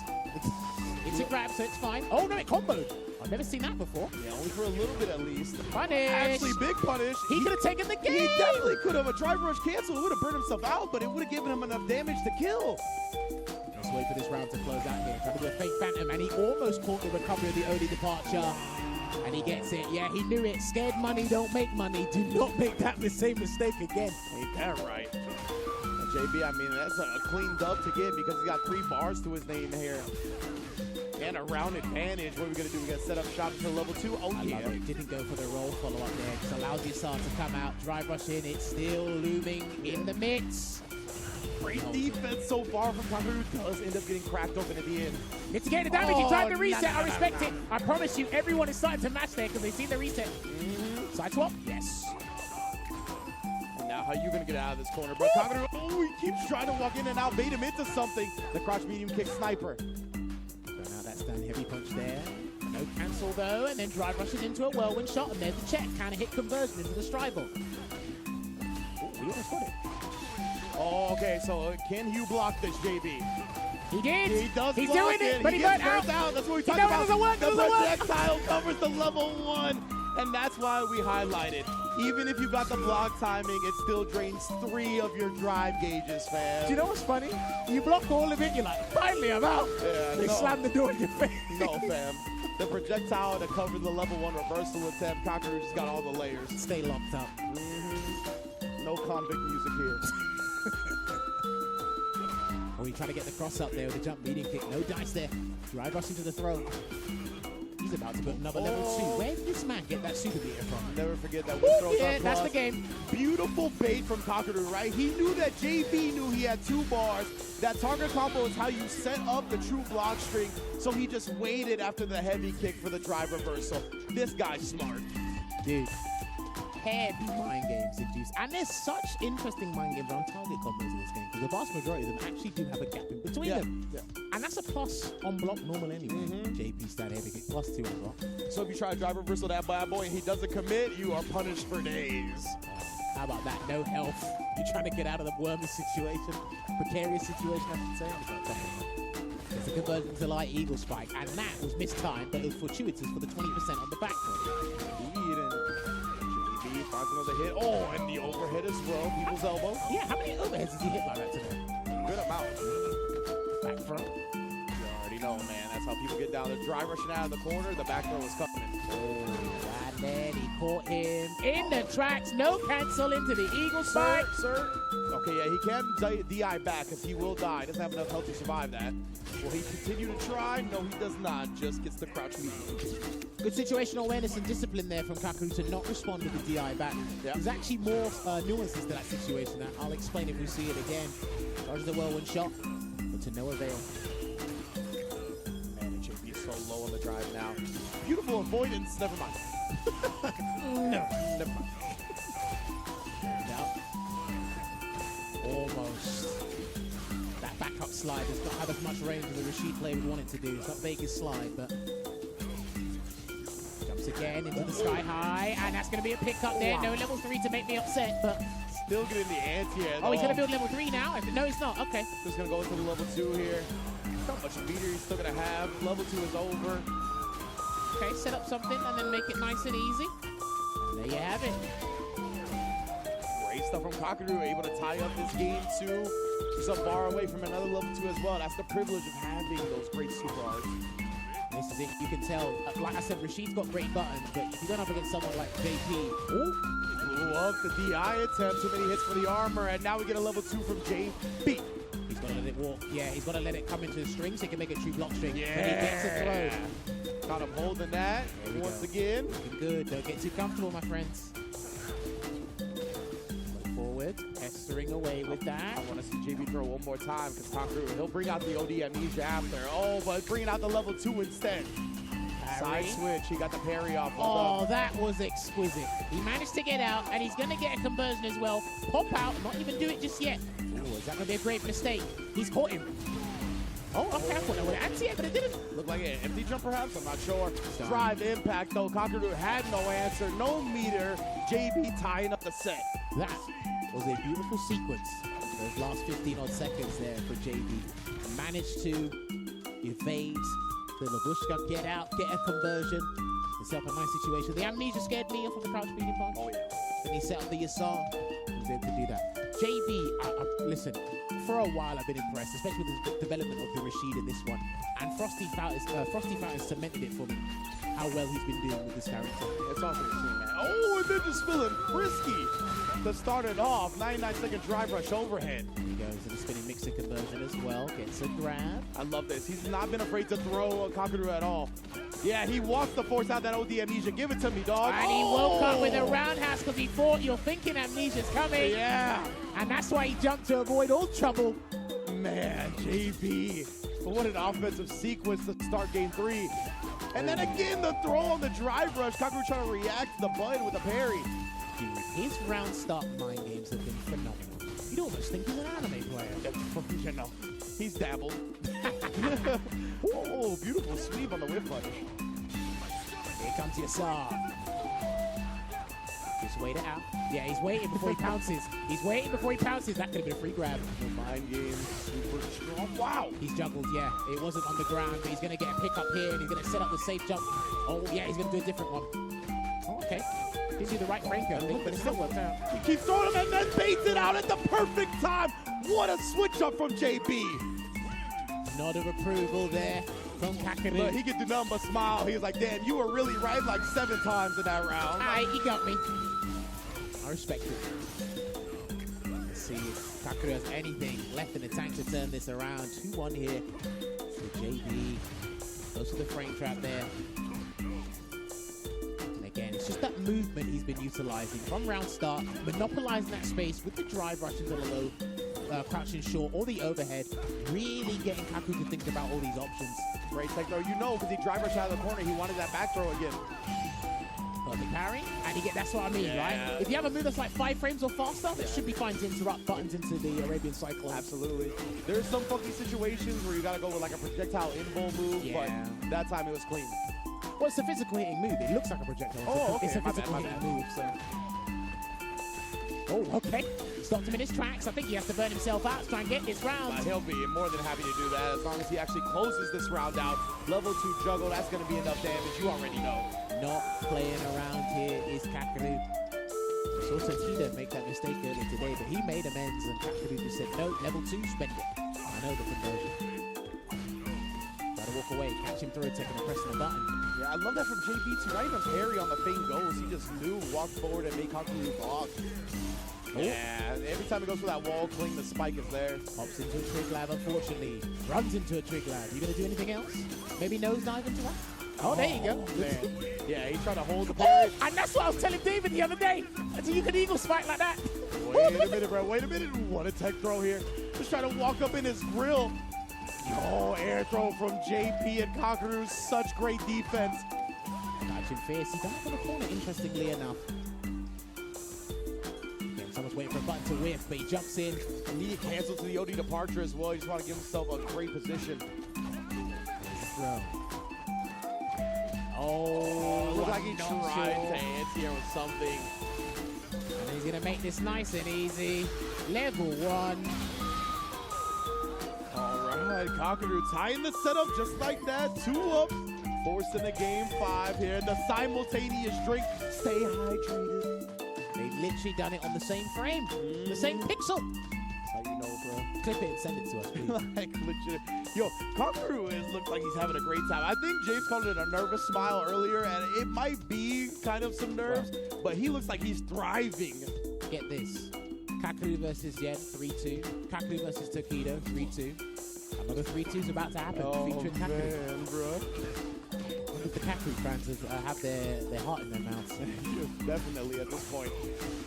Along with all the JB fans, this is a nail-biting set. We are in the final game. Beautiful air-to-air. Fakes the ghost to get the throw. Meaty spike, that's plus on block, and he knew that. That's why he didn't challenge. With this split from JB. No, these spinning mixers. We haven't seen a lot of that now. Okay. Throwing out the double stand roundhouse there with the disrespect. I like it. Back away. And he's going to get hit again if you're not careful. But Kakaru, even when he's managed to avoid the spike, he still anti-airs him afterwards. Trying to mix things up with the whirlwind shot. Let's see if he takes the dash. Yes, he does. Hold the parry. I'm not sure what he was looking for. I'm really not sure what he was looking for. When you hold it for that long, you are hoping for something to come. Yeah. So you can like recover a little bit of dry gauge. Did it work out? Another round start there with the dry rush. Just putting the foot frames on him. Catches him trying to walk away. Dude, that was an extortionate amount of meter just to put him in the corner, but it's well worth it, I'll tell you that. Indeed, especially if he can keep riding this offense. He actually used the OD whirlwind on top of that. I thought he was going to start letting the drive meter come back. Backing away here because he needs some dry gauge to work with. Just a sliver and gets that check. Nice conversion into the eagle spike. Keeping him locked in his corner here, trying to bait something out, but Kakaru disciplined. Yeah, he thought Amnesia was coming, but Kakaru went for the crouching hard punch anti instead. Level 2's there, but he can't do it arbitrarily. But man, he's got a full drive gauge as well. Here he comes. He's going to start it up. Make a choice. Oh, he just got hit indeed. Yeah, couldn't block it in time. He's going to have to hold this. I don't know how JB's going to get out of this situation. And he answered my question. And he's going to have to get him to block and send him straight to the corner. He's burning him out. That's perfect. That is beautiful. Smart. Kakaru does have level 1 to fight back with, but he tries to jump out thinking JB would be thirsty for a DI. But nice and safe. Final round. Walked away, gave him that false sense of illusion with the space. Kakaru sets up OD departure. He doesn't have to deal with it now. Rolls away. Lift him. JB's going to have the corner here. Both players very close to a level 2, the anti-air assault, but he baited him out. That was such a sick fake jab. And then he charges up, oh, and he got baited it out. Hang on a minute. He has to do the full conversion here into the safe jump, and he still has Yasar in the backup tank. He does indeed. Oh, and the throw is not going to do it just yet. Oh, last minute. He tried to get perfect parry. JB takes it over Kakaru. Smart parry instead of a response DI. He didn't have the health to absorb it, but he still had to deal with the pressure coming off of it. JB, an explosive start to that round, gave him so much leeway and leverage to work with. Unfortunate for Kakaru, but absolute delight for JB, the run he's been having this LCQ. to say. Again, similar to when he was facing John Takeuchi, there were a lot of interactions where I just think, is JP going to come out on top of this? It don't look like it. When you're watching this live and in real time, it's scary, I'll tell you that as a commentator. But somehow, turns around the mind games, was confident in his ability as well. And because, like I said, you have to unravel Rashid's toolset over time. It takes months to do that. But when you see it in flow, full motion, it is a flipping symphony when you see it all work together and come together, right? Brilliant to see. That's awesome. Yeah, I love the toolkit of this character, right? The different ways he can kind of build his options and strategies off of each other is really cool to see. Just the air dash, the safe jump mix-ups, the plethora of safe jump options he has. Yeah. The utilization of level 2, how that can mess with your opponent's mind, the different ways it can. I love the enhanced air current as well off of the whirlwinds. So many different strategies and ways to approach with this character. And like you said, that makes it overwhelming. That makes it so you have to put a lot of time and investment in to figure out the optimal routes and situations, but JB has. Well, depending on what they do with these characters later down the line in terms of balance patches, again, you're looking at some of the most intricate toolsets there. So when you see this matchup in full effect by the best players, the optimization these guys can provide on Oki in damage via their level 2s, I think it's a treat to see. So hopefully we actually get to see this matchup later down the line, especially when there's more, maybe some more utility supers to come. It's wild. I saw, I think, Cammy, I can't remember the actual account's name. I think it's along those lines. Put out a stat. James brought it up on day 1 or day 2 about how many characters we saw on the LCQ stream, right? Luke was by far the most. JP was a close second. Neither of those characters are in top 3 for the LCQ. We have a Cammy, a Blanca / Marisa, and of course the Rashid from JP. Listen, man, there are a few characters in this game that are ubiquitous, but after a while, if you learn enough about them, you might be able to prevent where they should be. And you know, we've been talking for a long time that Talk to me. That top tier has a lot of characters that are viable and capable of winning tournaments, especially when you have amazing players piloting them like JB, Problem X, and Punk the God. Gotta say, and then you see this bouncing back and forth. I love the way that Kakuri was checking all the sky highs and when he tried to avoid that. And that was pivotal. That activation into the Asar, because usually people want to set it up and get the mix up to allow it to encroach on the space and make it very nerve-wracking to deal with. But a lot of the top Rashid players, that's what separates the men from the boys. They say, right, you've got 2 stocks, you've got a stock and a half. I can actually get you to block this, which means parry won't come out, and then I'll put you in a detrimental scenario. You really got to consider your drive gauge choices there, and you can see that throw was amazing. And then this right there, if that was a perfect parry, everything would have changed. Yeah, absolutely. The drive gauge assassination, and then the air hit came out, so the follow-up allowed JB to punish. Great stuff from both sides, man. Kakuru, another nail-biting set, as you mentioned. Defeated Gen 3-2, defeated Tokido 3-2. Barely fell to JB in top 4, but our top 3 is solidified. Of course, Punk the God in that pole position, grand finals winner side. And man, we're gonna take a quick break, but when we get back, it's gonna be Problem X and JB in that losers finals. Thank you once again to Steel Series, who have been holding down the players all LCQ long. Arctis Nova Pro headsets on every single station we got. Players across all kinds of esports have won many, many dollars, and there's gonna be another milli added to that using the Arctis Nova Pro official headset of Capcom Cup X. You thought the matches we were delivering to you guys was absolutely majestic. Well, guess what? There's still more to come. Buckle up, get a quick drink, and come back. So when we do return, we'll be at Losers Final with our penultimate match. See you soon.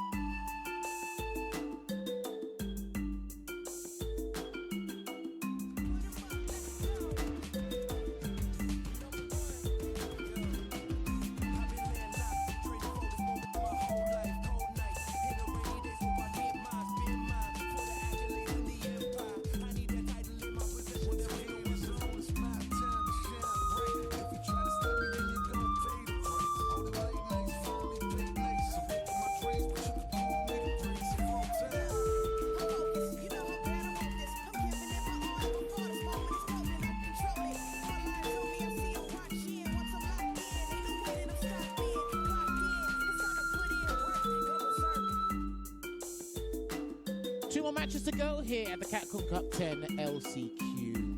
It's been a wild ride. Hopefully you guys have been sticking with us from start to finish. Shout out to all the people back in Europe, 8 or 9 hours ahead. Sticking out. We got one lone warrior left. Problem X, he's here. He's still in the tournament here, but he has to have his run back against JB. I'm not going to do Tokido and tell him his government name live on camera. I don't want to do him dirty. You just stick to the government names for the moves, not the actual players. I mean, I have some colloquial names, so okay. Unofficial. Sure, whatever you say, James. All right, listen. That's what it is. That's what we do. But hey, let's run the bracket on real quick to show people what has been going on today. You better wear that kimono next week because you know all the move names. That's all I'm saying. I mean, that's all I'm saying. Top 8, though, as you mentioned, let us see how the people, or let's show the people how we've gotten here, right? Punk defeating Tokido in a nail-biter set 3-2. And then we already talked about that winners finals 3-0 to get into the grand finals winner side position. Problem X did defeat JB in that winner semis. JB had to double jeopardy Kakadu to get here, and he did. Now Problem X has a threat of double jeopardy to JP himself. Well, one of the biggest things as these guys, thank you so much for joining us here, sticking with us here. One of the things Problem X will have had to ruminate over is, okay, he's sticking with the plan. If it ain't broke, don't fix it. But one of the things he did exquisitely was been able to harass JB in a lot of situations, which didn't give him any breathing room to allow a level 2 activation. And he was already making it difficult for Rashid to win a neutral anyway, to get the knockdown to generate that space anyway.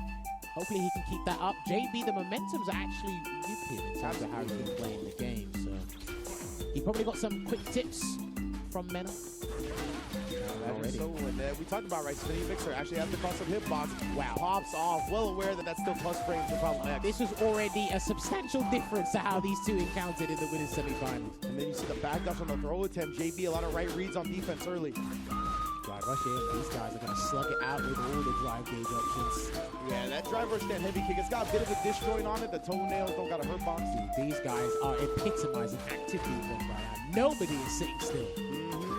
Getting each other's faces, that crotch medium punch. Great for Problem, but wow, ready for the airball cancel. I think he just reacted to anything that went airborne. Yeah, I respect it, to be honest. Off the coward crouch, that's one way from to really force that airball pressure. Slow down for 5 seconds there. That will be the round. He just misspaced it. I promise you, once you understand the spacing on Blanca's crouch, sweeps are highly effective against that. Interesting. And there it is again right there. And he always has the drive rush buffer behind it. This is a tremendous start for Problem. What's the defensive play from JB though? He's going to take the grab this time around. You got to deal with this next sequence. Oh, that couldn't have been what he wanted. I think he wanted いつの間にルーザースファイナル Anyway, one level 2's done. The next one's in play. And he's trying to get a counter hit. Look at that. It's definitely worth it. He literally built it. Yeah, he built the drive base. Exactly. Absorbed so much from that, but JB still got control of the corner. Pop off. There's a lot of meaties in the corner that if you use Arabian Cyclone, then Blanca's not going to have any of it. That was such a sick call out from JB on the Blanca ball. Burns him out now, and then sending him bird watching. That's one round for JB. Alright, again, let's see what the chaotic round start will be this time for both players. And he drive rush in, Problem X. Again with that stand heavy kick drive rush. They're trying to beat each other to the punch, I'm not going to lie to you. It's a tough move to check, because like I said, it's got to destroy the hitbox on it. Alright, gotta get him to jump into the wall. And here comes the Hurricane. Oh, he's trying to slide on in. No, he might have tried to do it to mitigate the damage he takes. Some players will walk into it just to get the combo. Oh, sorry, to get the level 2 out of the way. They don't respect. And this is the other reason. Yeah, exactly. Get it over and done with real quick. So you gotta deal with this. Level 2 off. Hard kick. Yeah, there it is. Came out. That's okay. That was impact right there. Besides, Problem was born in Brooklyn, so I don't know what you bias for. I'll be quiet. でも結構いいとこで見てんの俺。もう始まったばっかでしょ。Nice jump. Oh no. Okay. He survived. JB thought something was gonna happen to stand heavy kick. Ran footage of it losing. 9 active frames, 7 startup. Oh! It whiffed. No. Super Rashid whiffed. I blame that on JB to the UK. That's he's got a legion in his homeland now. Damn, Problem X saying thank the UK gods. Yeah, for real. That's Super Rashid with blood. That's not no Super Rashid. That just kicked hot air. Oh, and JB's got to be careful to not let that get to him, right? He doesn't look too shooken up by it. That is a very frustrating thing to happen to you as a player. Just gotta have that short-term competitive memory. See, it's working against JB what didn't work against.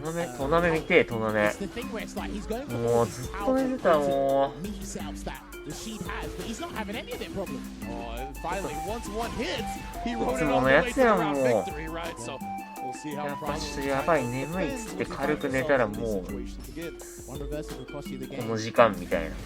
And he almost got it. If he'd done that 最悪だって。 anticipation, that would have worked. Yeah. Low forward on the wake up there. There's the mind game weird still in. We saw a problem going to the stare at him He's for not a second. having any of it. The moment he sees the overhead startup, he's already committed. But that's the thing, if JB can keep the offense up, then forcing those OD moves out time and time again, nice counter hit confirmed right there. Aye. As well, the problem gets the hop in the face. Trying to get Got it framed there. up, didn't quite work. Yeah, out. they got- And that's what I was talking about. The sweep on the crouching medium punch.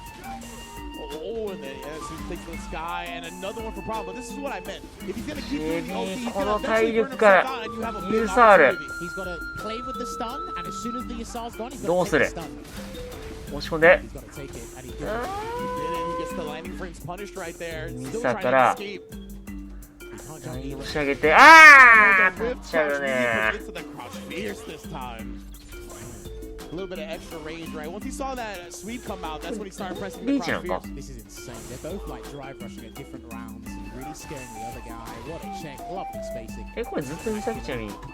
Oh, yeah, good stuff. The problem remembers he busted out with the OD spinning mixer last time.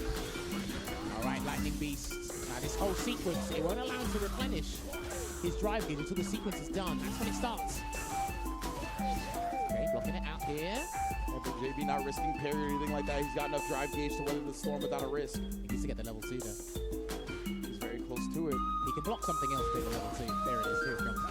Oh, but instead he whip punishes this first. Now he goes into the level 2. Let me get that drive Boy. gauge, dog. Straight to the corner. And he keeps it minimal. Okay. Screen there. positioning was the advantage for the う stun. わ So this stun combo, you gotta come up with a インパクトから reset. の You gotta have a strong gambit afterwards. Safe jump. He blocks it. ー JB すげえな。ここまで来たんだね。 If one defensive choice didn't work, I'll attack the other.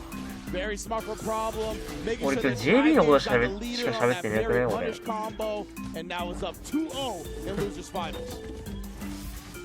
でも一回ルーザーズに落とされてるね。 Now JB, I know he has it in him. ルーザーズファイナルと Turn this around. He took two 負けてるんだ。 against John, but that's not a good way to start your 誰に comeback. 任されたんだよ。 Seen Blanco stand like in about 6誰に months. 落とされたんだよ。 As long as you've seen the Rashid level 3. ウィナーズには誰がいいんだ Stand like that. Okay. やっばい今のタイプ。 Alright, there we go. Gotta hold up again. Gonna get the conversion into the medium spinning mixer here. Still defending. And he gets. He's been doing that so well in the corner. Just medium punch into something. は Oh, い。 yeah, this crouch medium punch, that has been his money button. There you go. Look at that screen carry. Beautiful. And there's the wall splat. 飛 This ん should be. で、はい。 Oh no, he did the different thing. Nice, yeah, the Eagle Spike and Problem X, of course, is gonna bust out. If he did the other combo, I think he would have taken the round there. But 最後ある。 it's in the past. Yeah, he saw an animation, looks yeah, like well, he's trying to it's react to the something crouch medium punch, but unfortunately only came over with ちょっとこれはプロブレムは、 8 hours, just the dash forward walk back, try to get JB flinching. そうだね、プロブレムがリーチか、これ。 It's just that mid-range where they're trying to Yeah, really thank get you. each other to consider the options against the raw drive rushing. Forward heavy punch. Yeah, that was really good. Respects the stand heavy pick off the drive rush. Ooh, lighting beast. Okay. I was gonna say he's gonna. あー、このパン危ない。 Yeah, it was during the recovery of Oh the my- parry, so he got punished. さあ、なんだ、あー、切り返した、切り返した。 Really strong. 怖え。 now. Yeah, he went for the burnout. He went for the dry gauge damage instead, and he has to probably take the stun soon. Okay, guess not. おー、 Letting him out, and because of that, プロブレムめっちゃ頑張ってる。 breathing room, the lightning beast is over. But still. Again, and he's literally about to open up his drive gauge store again. Open for business. Back in the green. Shout out to から、もうまだ投げる。 Bro, let's see how he closes the gap, and he Oh, gets hit shit. with the X mixer. Not a problem in the position he's in. 走る。 Trying to burn him out. あれがあってない。 Gotta be so careful there. I love あー、そっちだ。 the dash forward. うわ、そっちかよ。 What a message to send. And then マジか、投げと見せかけて暴れあった。 command grab at round start. And then the cross これはとんでもねえ問題を突きつけてきてる。来るぞ。投げて、はい。はい。マークチェーン。割れて、JB。ゲシカフ？もうやっちゃうの？もうやっちゃうの？おお。回復した。Well, Problem's not in territory for a blanker ball on defense to win the game. If he gets one poke, one drive rush conversion, that's it. Take that. That's what I'm so scared of right now. His pop-offs with the OD blanker ball have been so on point. And looking for that all set. The drive rush. やべえ、これがプロブレム。Get this run back with Punk off of like 3-0 losers finals. 耐えた。I promise you, you can go and talk to Problem X right now. So did you expect スポーツの柱。Because again, it's taken him a little while to catch up. おやべえなマジで。 There's been a lot of people in the back. これどういう状況今。 Crowd, other players, they said, look, just by the performance alone today, which has been absolutely 追いながらでしょね。いろいろ追いながら見ても。a very good position to be the last person. いや、死ぬな。ていうかもう出るのか。あ I れ think が。 Problem just has JB's number. A lack of understanding on Rashid, he'll openly admit that, but just the way that JB was playing. And then again, even if you have a lack of understanding of a character, guess what? I can understand you through the drive system. That's it. Where you like to drive rush cancel. Where you like to do OD moves. Do you like to drive reversal? Where do you parry? All these questions simultaneously you're asking yourself while actively playing the neutral and trying to enforce your dominance. You can understand that through the drive system. 100%. Because of the system mechanics and the expansiveness of the system mechanics, a lot of the player identity in this game comes with how you use those things, right?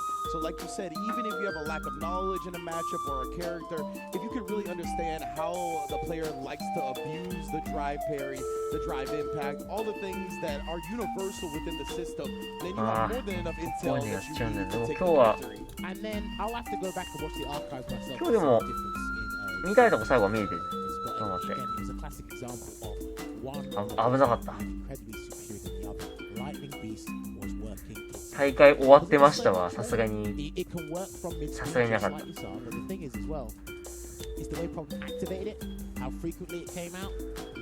これやばいですね。これやばいです。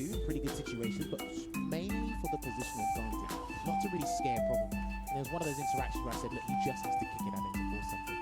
But again, Problem X's OD move usage today, you couldn't keep up with it. The average player cannot. これは俺カプコンカップ。俺これカプコンカップマジでこういう配信はもうさせしないから、もうこの LCQ だけで終わりかもと思って。あれだ。ポンクやべえ、もっとプロブレムのやつ残ってた。やべえ。うわ、トキパンはパンク勝っちゃったのね。で、ルーザーズ落ちちゃった時さん。あ、かけマジか。なるほど。で、JB 勝ったんだ。すごいね。うわ、そういう状況だったんだ。やべえ。やべえ。すごいな。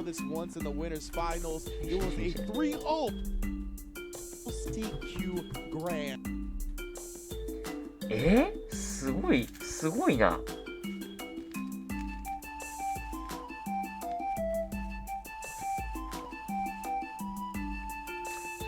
GB がで GB 勝ったの。うわー、ラッシードミラー勝ったか、ルーザーズで。前様にかけちゃう。買ってからのなんだね。すごいね。いろいろすごいこと起きてんだ、これ。なるほど。というのを経ての決勝。日本人は結局全滅したのか。なるほど。面白くなってまいりました。海外勢残っても俺はもう、海外勢しか残ってなくても俺はもう心が熱いよ。いやー、マジでパンクは残しちゃいかんよ。この人めちゃくちゃ強いんだから、マジで。やべえ。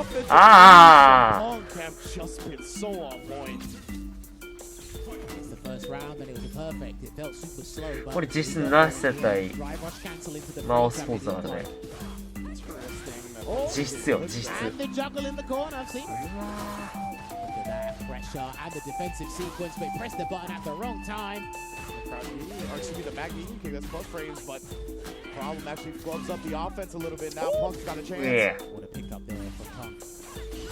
はい、パリッシュ投げて、これでLightning Beast, how are you going to survive? You only have a little bit of Ah, drive. You're going to surrender because of the reversal. Gets the air hit, but no! Is the drive rush cancel? Yeah, some damage left on the table because of that rare execution error. That should be the game. はい、はい。Lightning Beast, a little bit of time left to すごいです extend ね。 the ball. Still got 3 bars here. We saw Punk did last time with that Super Art 3, so... What a throw tech from Punk right there after the drive rush. Didn't try to check it, didn't try to parry. How did he know? Well, this is interesting because problem is one of the players that will try to play. Oi. Problem is one of the players that he won't have to do the no context drive rush all the time. And remember, Punk's ODDPs in that winner final set. うわ、マジ？ Hey, right back at you. He is adamant. ダイヤしぶち込んでくれてる。だから入れ替えて、あー大変だ。うおー、押し込むね。これはガードパリしてる。はい、ナイス、強い。That's a good indication though, because he has 3 games to kind of download and understand what Punk's going to do. But it's tense because remember, Punk has to reset the bracket first. And remember, we talked about testing Punk's reactions. That OD command grab is another thing that you're going to really have to condition him to. さすがにここプログラム勝ってリセットしてほしいな。見たいぜ、これは。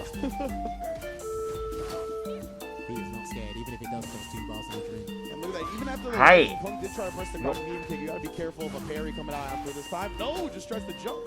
Looked like he was going for air ball to actually punish the crouch medium kick attempt. Oh! So perfect parry there into the slide knockdown. But the delay caught him. He's very grab, and that's why Punk rebutted. Ah, まずい。キャンスパイク。ああ。Is he going to build the level 2? He will, but he doesn't ぶっ need 刺 it. さってそのまま押し込んで、うわー、これは超有利だけどバウンスした。え？めちゃくちゃ押し込んで、あ、でもそうか。もうひたすら削りたかったんだよね。いやー、すごい。強気な判断。ははは、SS が一気に飛び込んでくるぞ。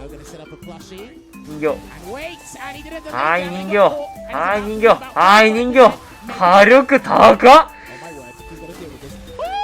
うわー、インパクトとは勝ちました。早すぎる。もう2連勝。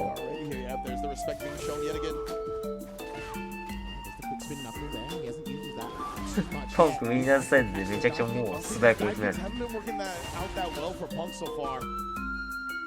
え？ネットが。ネットがちょっと危なかった。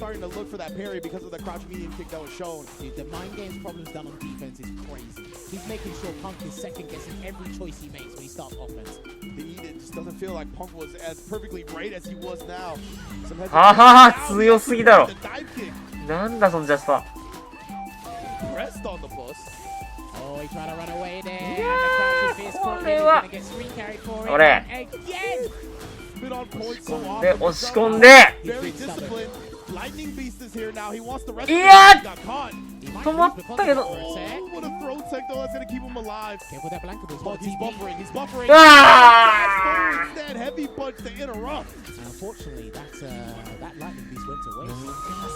ー。ジャスパー。いやー、ちょっとでも。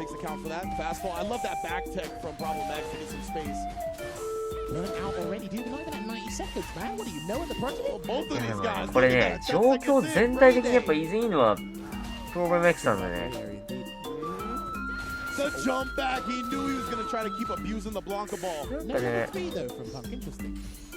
結構ゲーム支配率高いなんかプログラムな気がする。主導権握りやすくなってる。パンクがね、なかなかに自分のペースつかめてない感じあるんです。うわー、オキャミのコンボから、はい。あ、この SA で、流れ切り替わったかな。一旦一本取ったけど。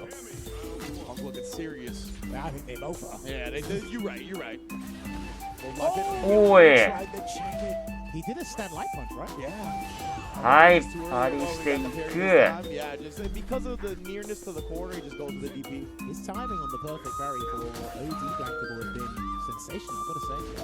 I like that defense from Punk after blocking the back medium kick. He's just trying to jump, trying to get his way out of there. He'll take an airborne hit. この容赦ない技振り。ブランカ。だんだん、でもパンクも目が慣れてきたかも。ああ、こうやって投げて。ああ、これはシミになった。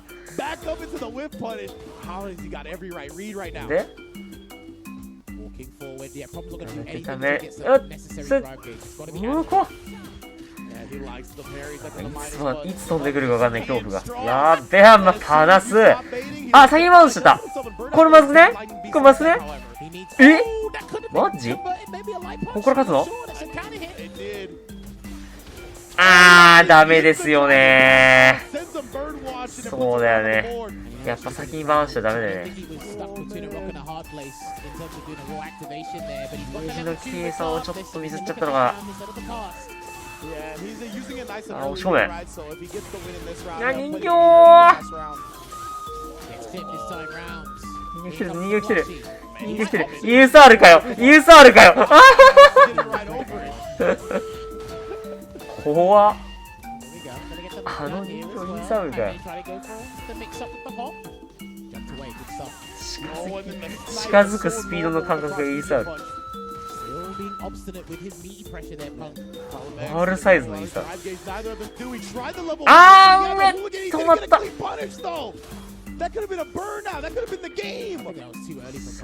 これどうする？でもバーンしてる。あ、ガード間に合うか。間に合った。うわ、投げパニカン。はい、リーチ。リセットリーチ。よかったら熱い。あい、熱い。はい、投げ。宇宙弾からつけて一気にこれ火力高いぞ。はい、人形ガードしてる。パナシ警戒。パーフェク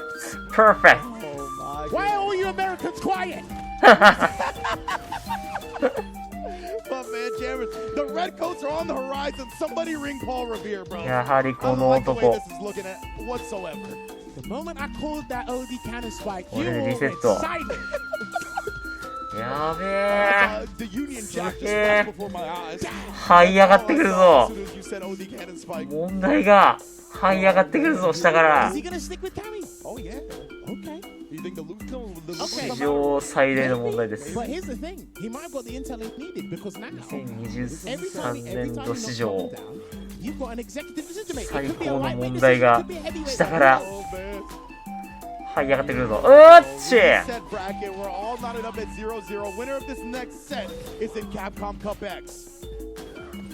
投げて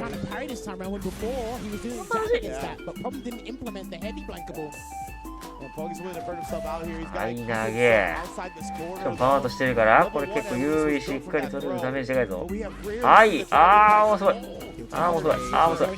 あ、これ警戒した。ちゃんと警戒して、そろそろかな。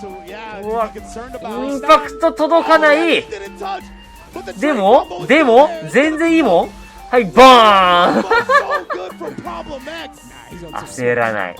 うわ、すみません。さすがすぎる。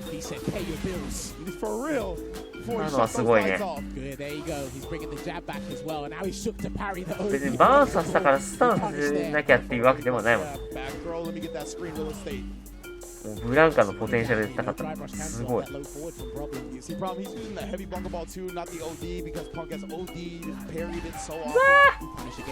はい。うわ、そっから入れてく。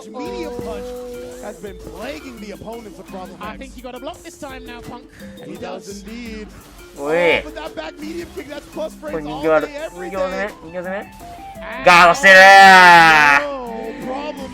同じことやっちゃったー。パンクこれで次パナシケーキ同じ状況だった時多分もうパナシしずれんじゃね。さすがに気づくんじゃね。あ、ルークに帰ってきた。なるほど。でもルークに帰ってもどうなの。さっきみたいな状況だったらまたパナしちゃうのかな。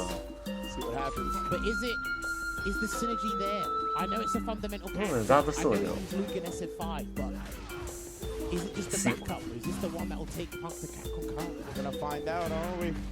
これ玉キャラに変わったからブランカ立ち回り変わらなきゃいけないから。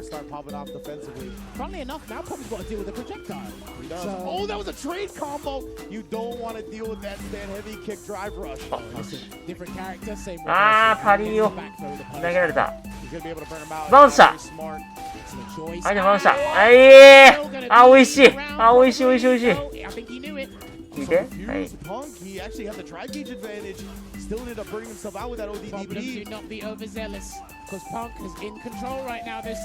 うだね。遠距離から削りすぎるパナシー。溜まってるゲージ。戻ってます。戻っております。I've never seen Poppy so adamant on a level. Would you believe he was a Bison player? For real, right? He didn't even have access to one. Perfect. We're gonna flash knock our way across the screen into some Oki here. Backs away with respect. This again, drive rush cancel. Lucky is not on the ground. Good jump. Away from the block ball this time. His turn with the drive rush.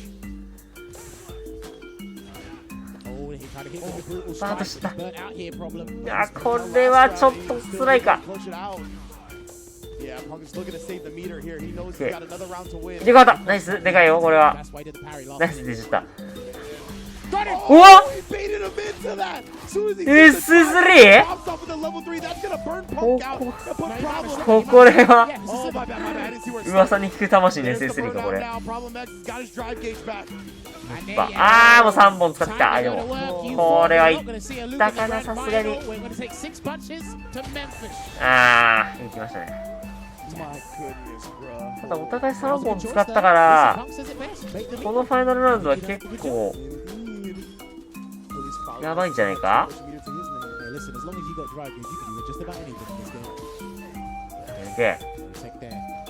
Expecting great spacing on the forward heavy punch for the most part. He's been punished a couple of times, but well worth the threat. Notice how Punk hasn't even tried to jump, by the way.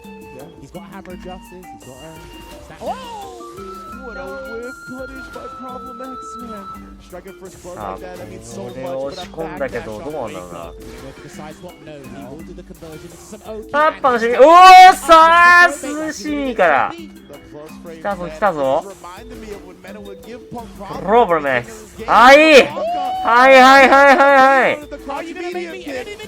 バーン。見せは。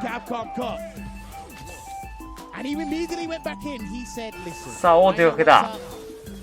Let's stick with it. This is the choice Punk has to make. He has to win 3 on the bounce with Luke. Gonna try it. He gets the whip punish on the throw attempt. Problem was too far. No perfect flash knuckle. Immediately presses on the plus frames.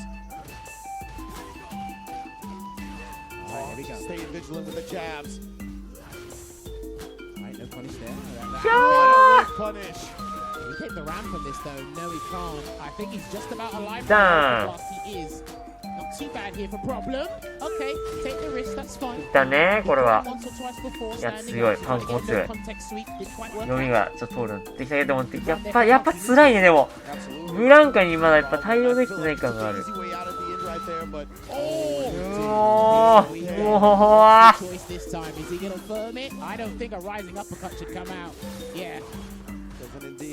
もうなんすめちゃめちゃ入れ替えたけど。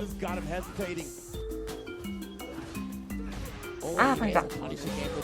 あー、バレてる。うわ、パニカ狙ってきてる。お互いめっちゃ。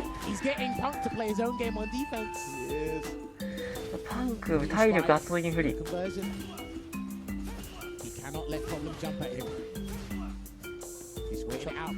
BGMない。プロブム BGMない。おっ、そして。あー、バッシュった。いやー、これはやばいか。一本溜まった。うわ、一本使っていったー。リーチした。コーナーポイント。このラウンド取ったらもうプロブム優勝 LCQ。さあ、どうするパンク。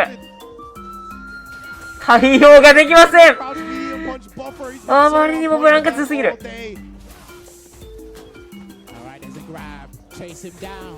パンクが溶けちゃう。やばい。うわー、いったー。あー、すげえ。うわー、プロブム勝ち上がった。お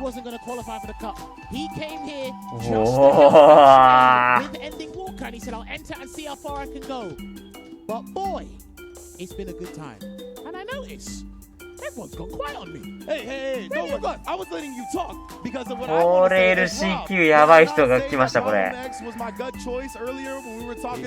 たね、プロブム。I said that. I did say that earlier today. So as much as it breaks my heart to see the Redcoats once again take our land and take our land, めちゃめちゃきつそうだったもんね。いや、これはね、キャラ変えたら無理よ。この動きされたら。てか、めちゃめちゃパナシ警戒されてた、やっぱり。それもある。普通にね、パンクね、パナシを体でさ。このね、プロブムね、結構ね、防御力高いんだよな。5の時からそうだけど、防御力高くてさ、ちゃんとパナシ警戒とかもしててさ。高すぎる。パンクも技打てなかったからね。これもまた防御力ですよ。マジで硬い。ベガを思い起こさせる。この SS3 もガードしてたな。偉すぎるな、マジで。いや、つえ間に合ったね。あ、ほら、もうここなんだよね。大事なところで最後、パンクがもう焦ってパナしちゃってる。相当ね、精神的にもね、疲弊してたよ、これ。パンク。ウィナーズでありながら。ルーザーズから来たんだよ、プロブム。やばいね。てか、こういう長期戦得意なんかもね、プロブムって。あ、いやー、このザード。完璧すぎる。ループに変えてもあんまり変わらない。状況はあまり変わらず。パニカン投げとかそう、なんか流れ変わるかなって瞬間はいくつかあったんだけどね、パンクも。ずっとプロブムだったな。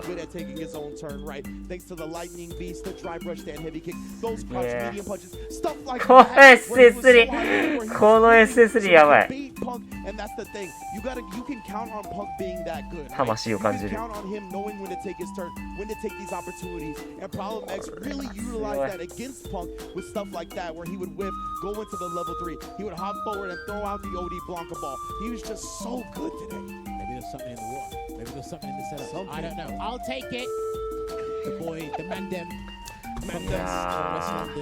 Did the work there. I was quiet. I said on camera. I'll hold my tongue. I'm not gonna hold it anymore. Yeah. I'm not gonna hold it. As you shouldn't. As you shouldn't. I don't care if they sack me after this. I'm not gonna hold my tongue anymore. I was trying to be professional as could be. I let you all have the jobs. You're gonna dial Miles. You're like, get me on the coach shot. I don't need this anymore. I will be coach for probably next time. And the thing is as well, we've seen it time and time again. His favorite button, his go-to button, is crouching leading button. But what he did really well was how he integrated dry brush into stand heavy kick. You cancelled it earlier than normal with buttons because, as we say all the time and time again, the active version. So you're actually allowed to cancel it earlier than normal, but dude, the confidence must be through. Exactly.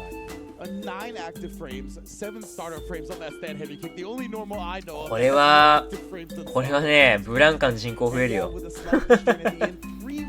こうなっちゃうともうさすがにブランカの人口さらに増える。だってベナが使って勝って、プログラムが使って勝って、こんだけ。これはね、もうブランカ使わないっていう、ブランカ使う理由しかないよ、これは。使わない手はないよ。ブランカ。Problem X will be the 48th and final player to join Capcom Cup 10. うわー、プロブレムが来ちゃった。これやばいよ。Oh man, so that was, I mean, I'm emotionally drained. I'm sure the viewers at home are emotionally drained. Before we get to that winner's interview, we're going to take a quick break. And before that quick break, I want to thank Pagoda, bro. They have been holding us down from the start of the LCQ. They've had this endless couch that has been fueled by them, that has gotten at winners' interviews. We've gotten to learn about the personalities of so many great fighting game community members. I am so thankful for their support at Capcom Cup X. Well, we're going to take a break. And don't forget the Still Series Spotlight is also... It's coming up as well. Now, she has passed away. Let's take the break. We'll see you in a couple of minutes. あ、CM 入っちゃった。いやー、プロブレムか、いや、強ー。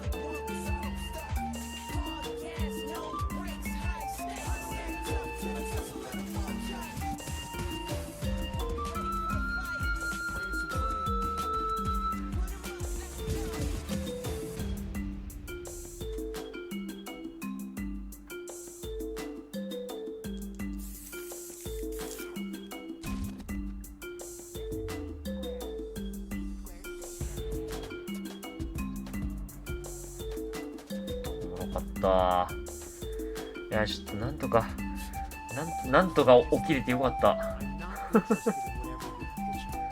もうね、こういう配信をしないかも、俺。マジで。ちょっとね、いや、もう配信しないかも、俺。いや、これダメだよ。別にこれ配信向いてないとかじゃないからね。たまたまね、仕事は遅い時間だったんですよ。早かったらもっと早く寝てた。遅い時間はダメだって。4時間しか寝れない。4時間5時間ぐらいしか寝れないじゃん。もっと寝たかった。勘弁してほしい。だったな。いや、このところでちょっと配信はおしまいとさせていただきます。アーカイブ軽くポーンと出して終わります。はい。おやす。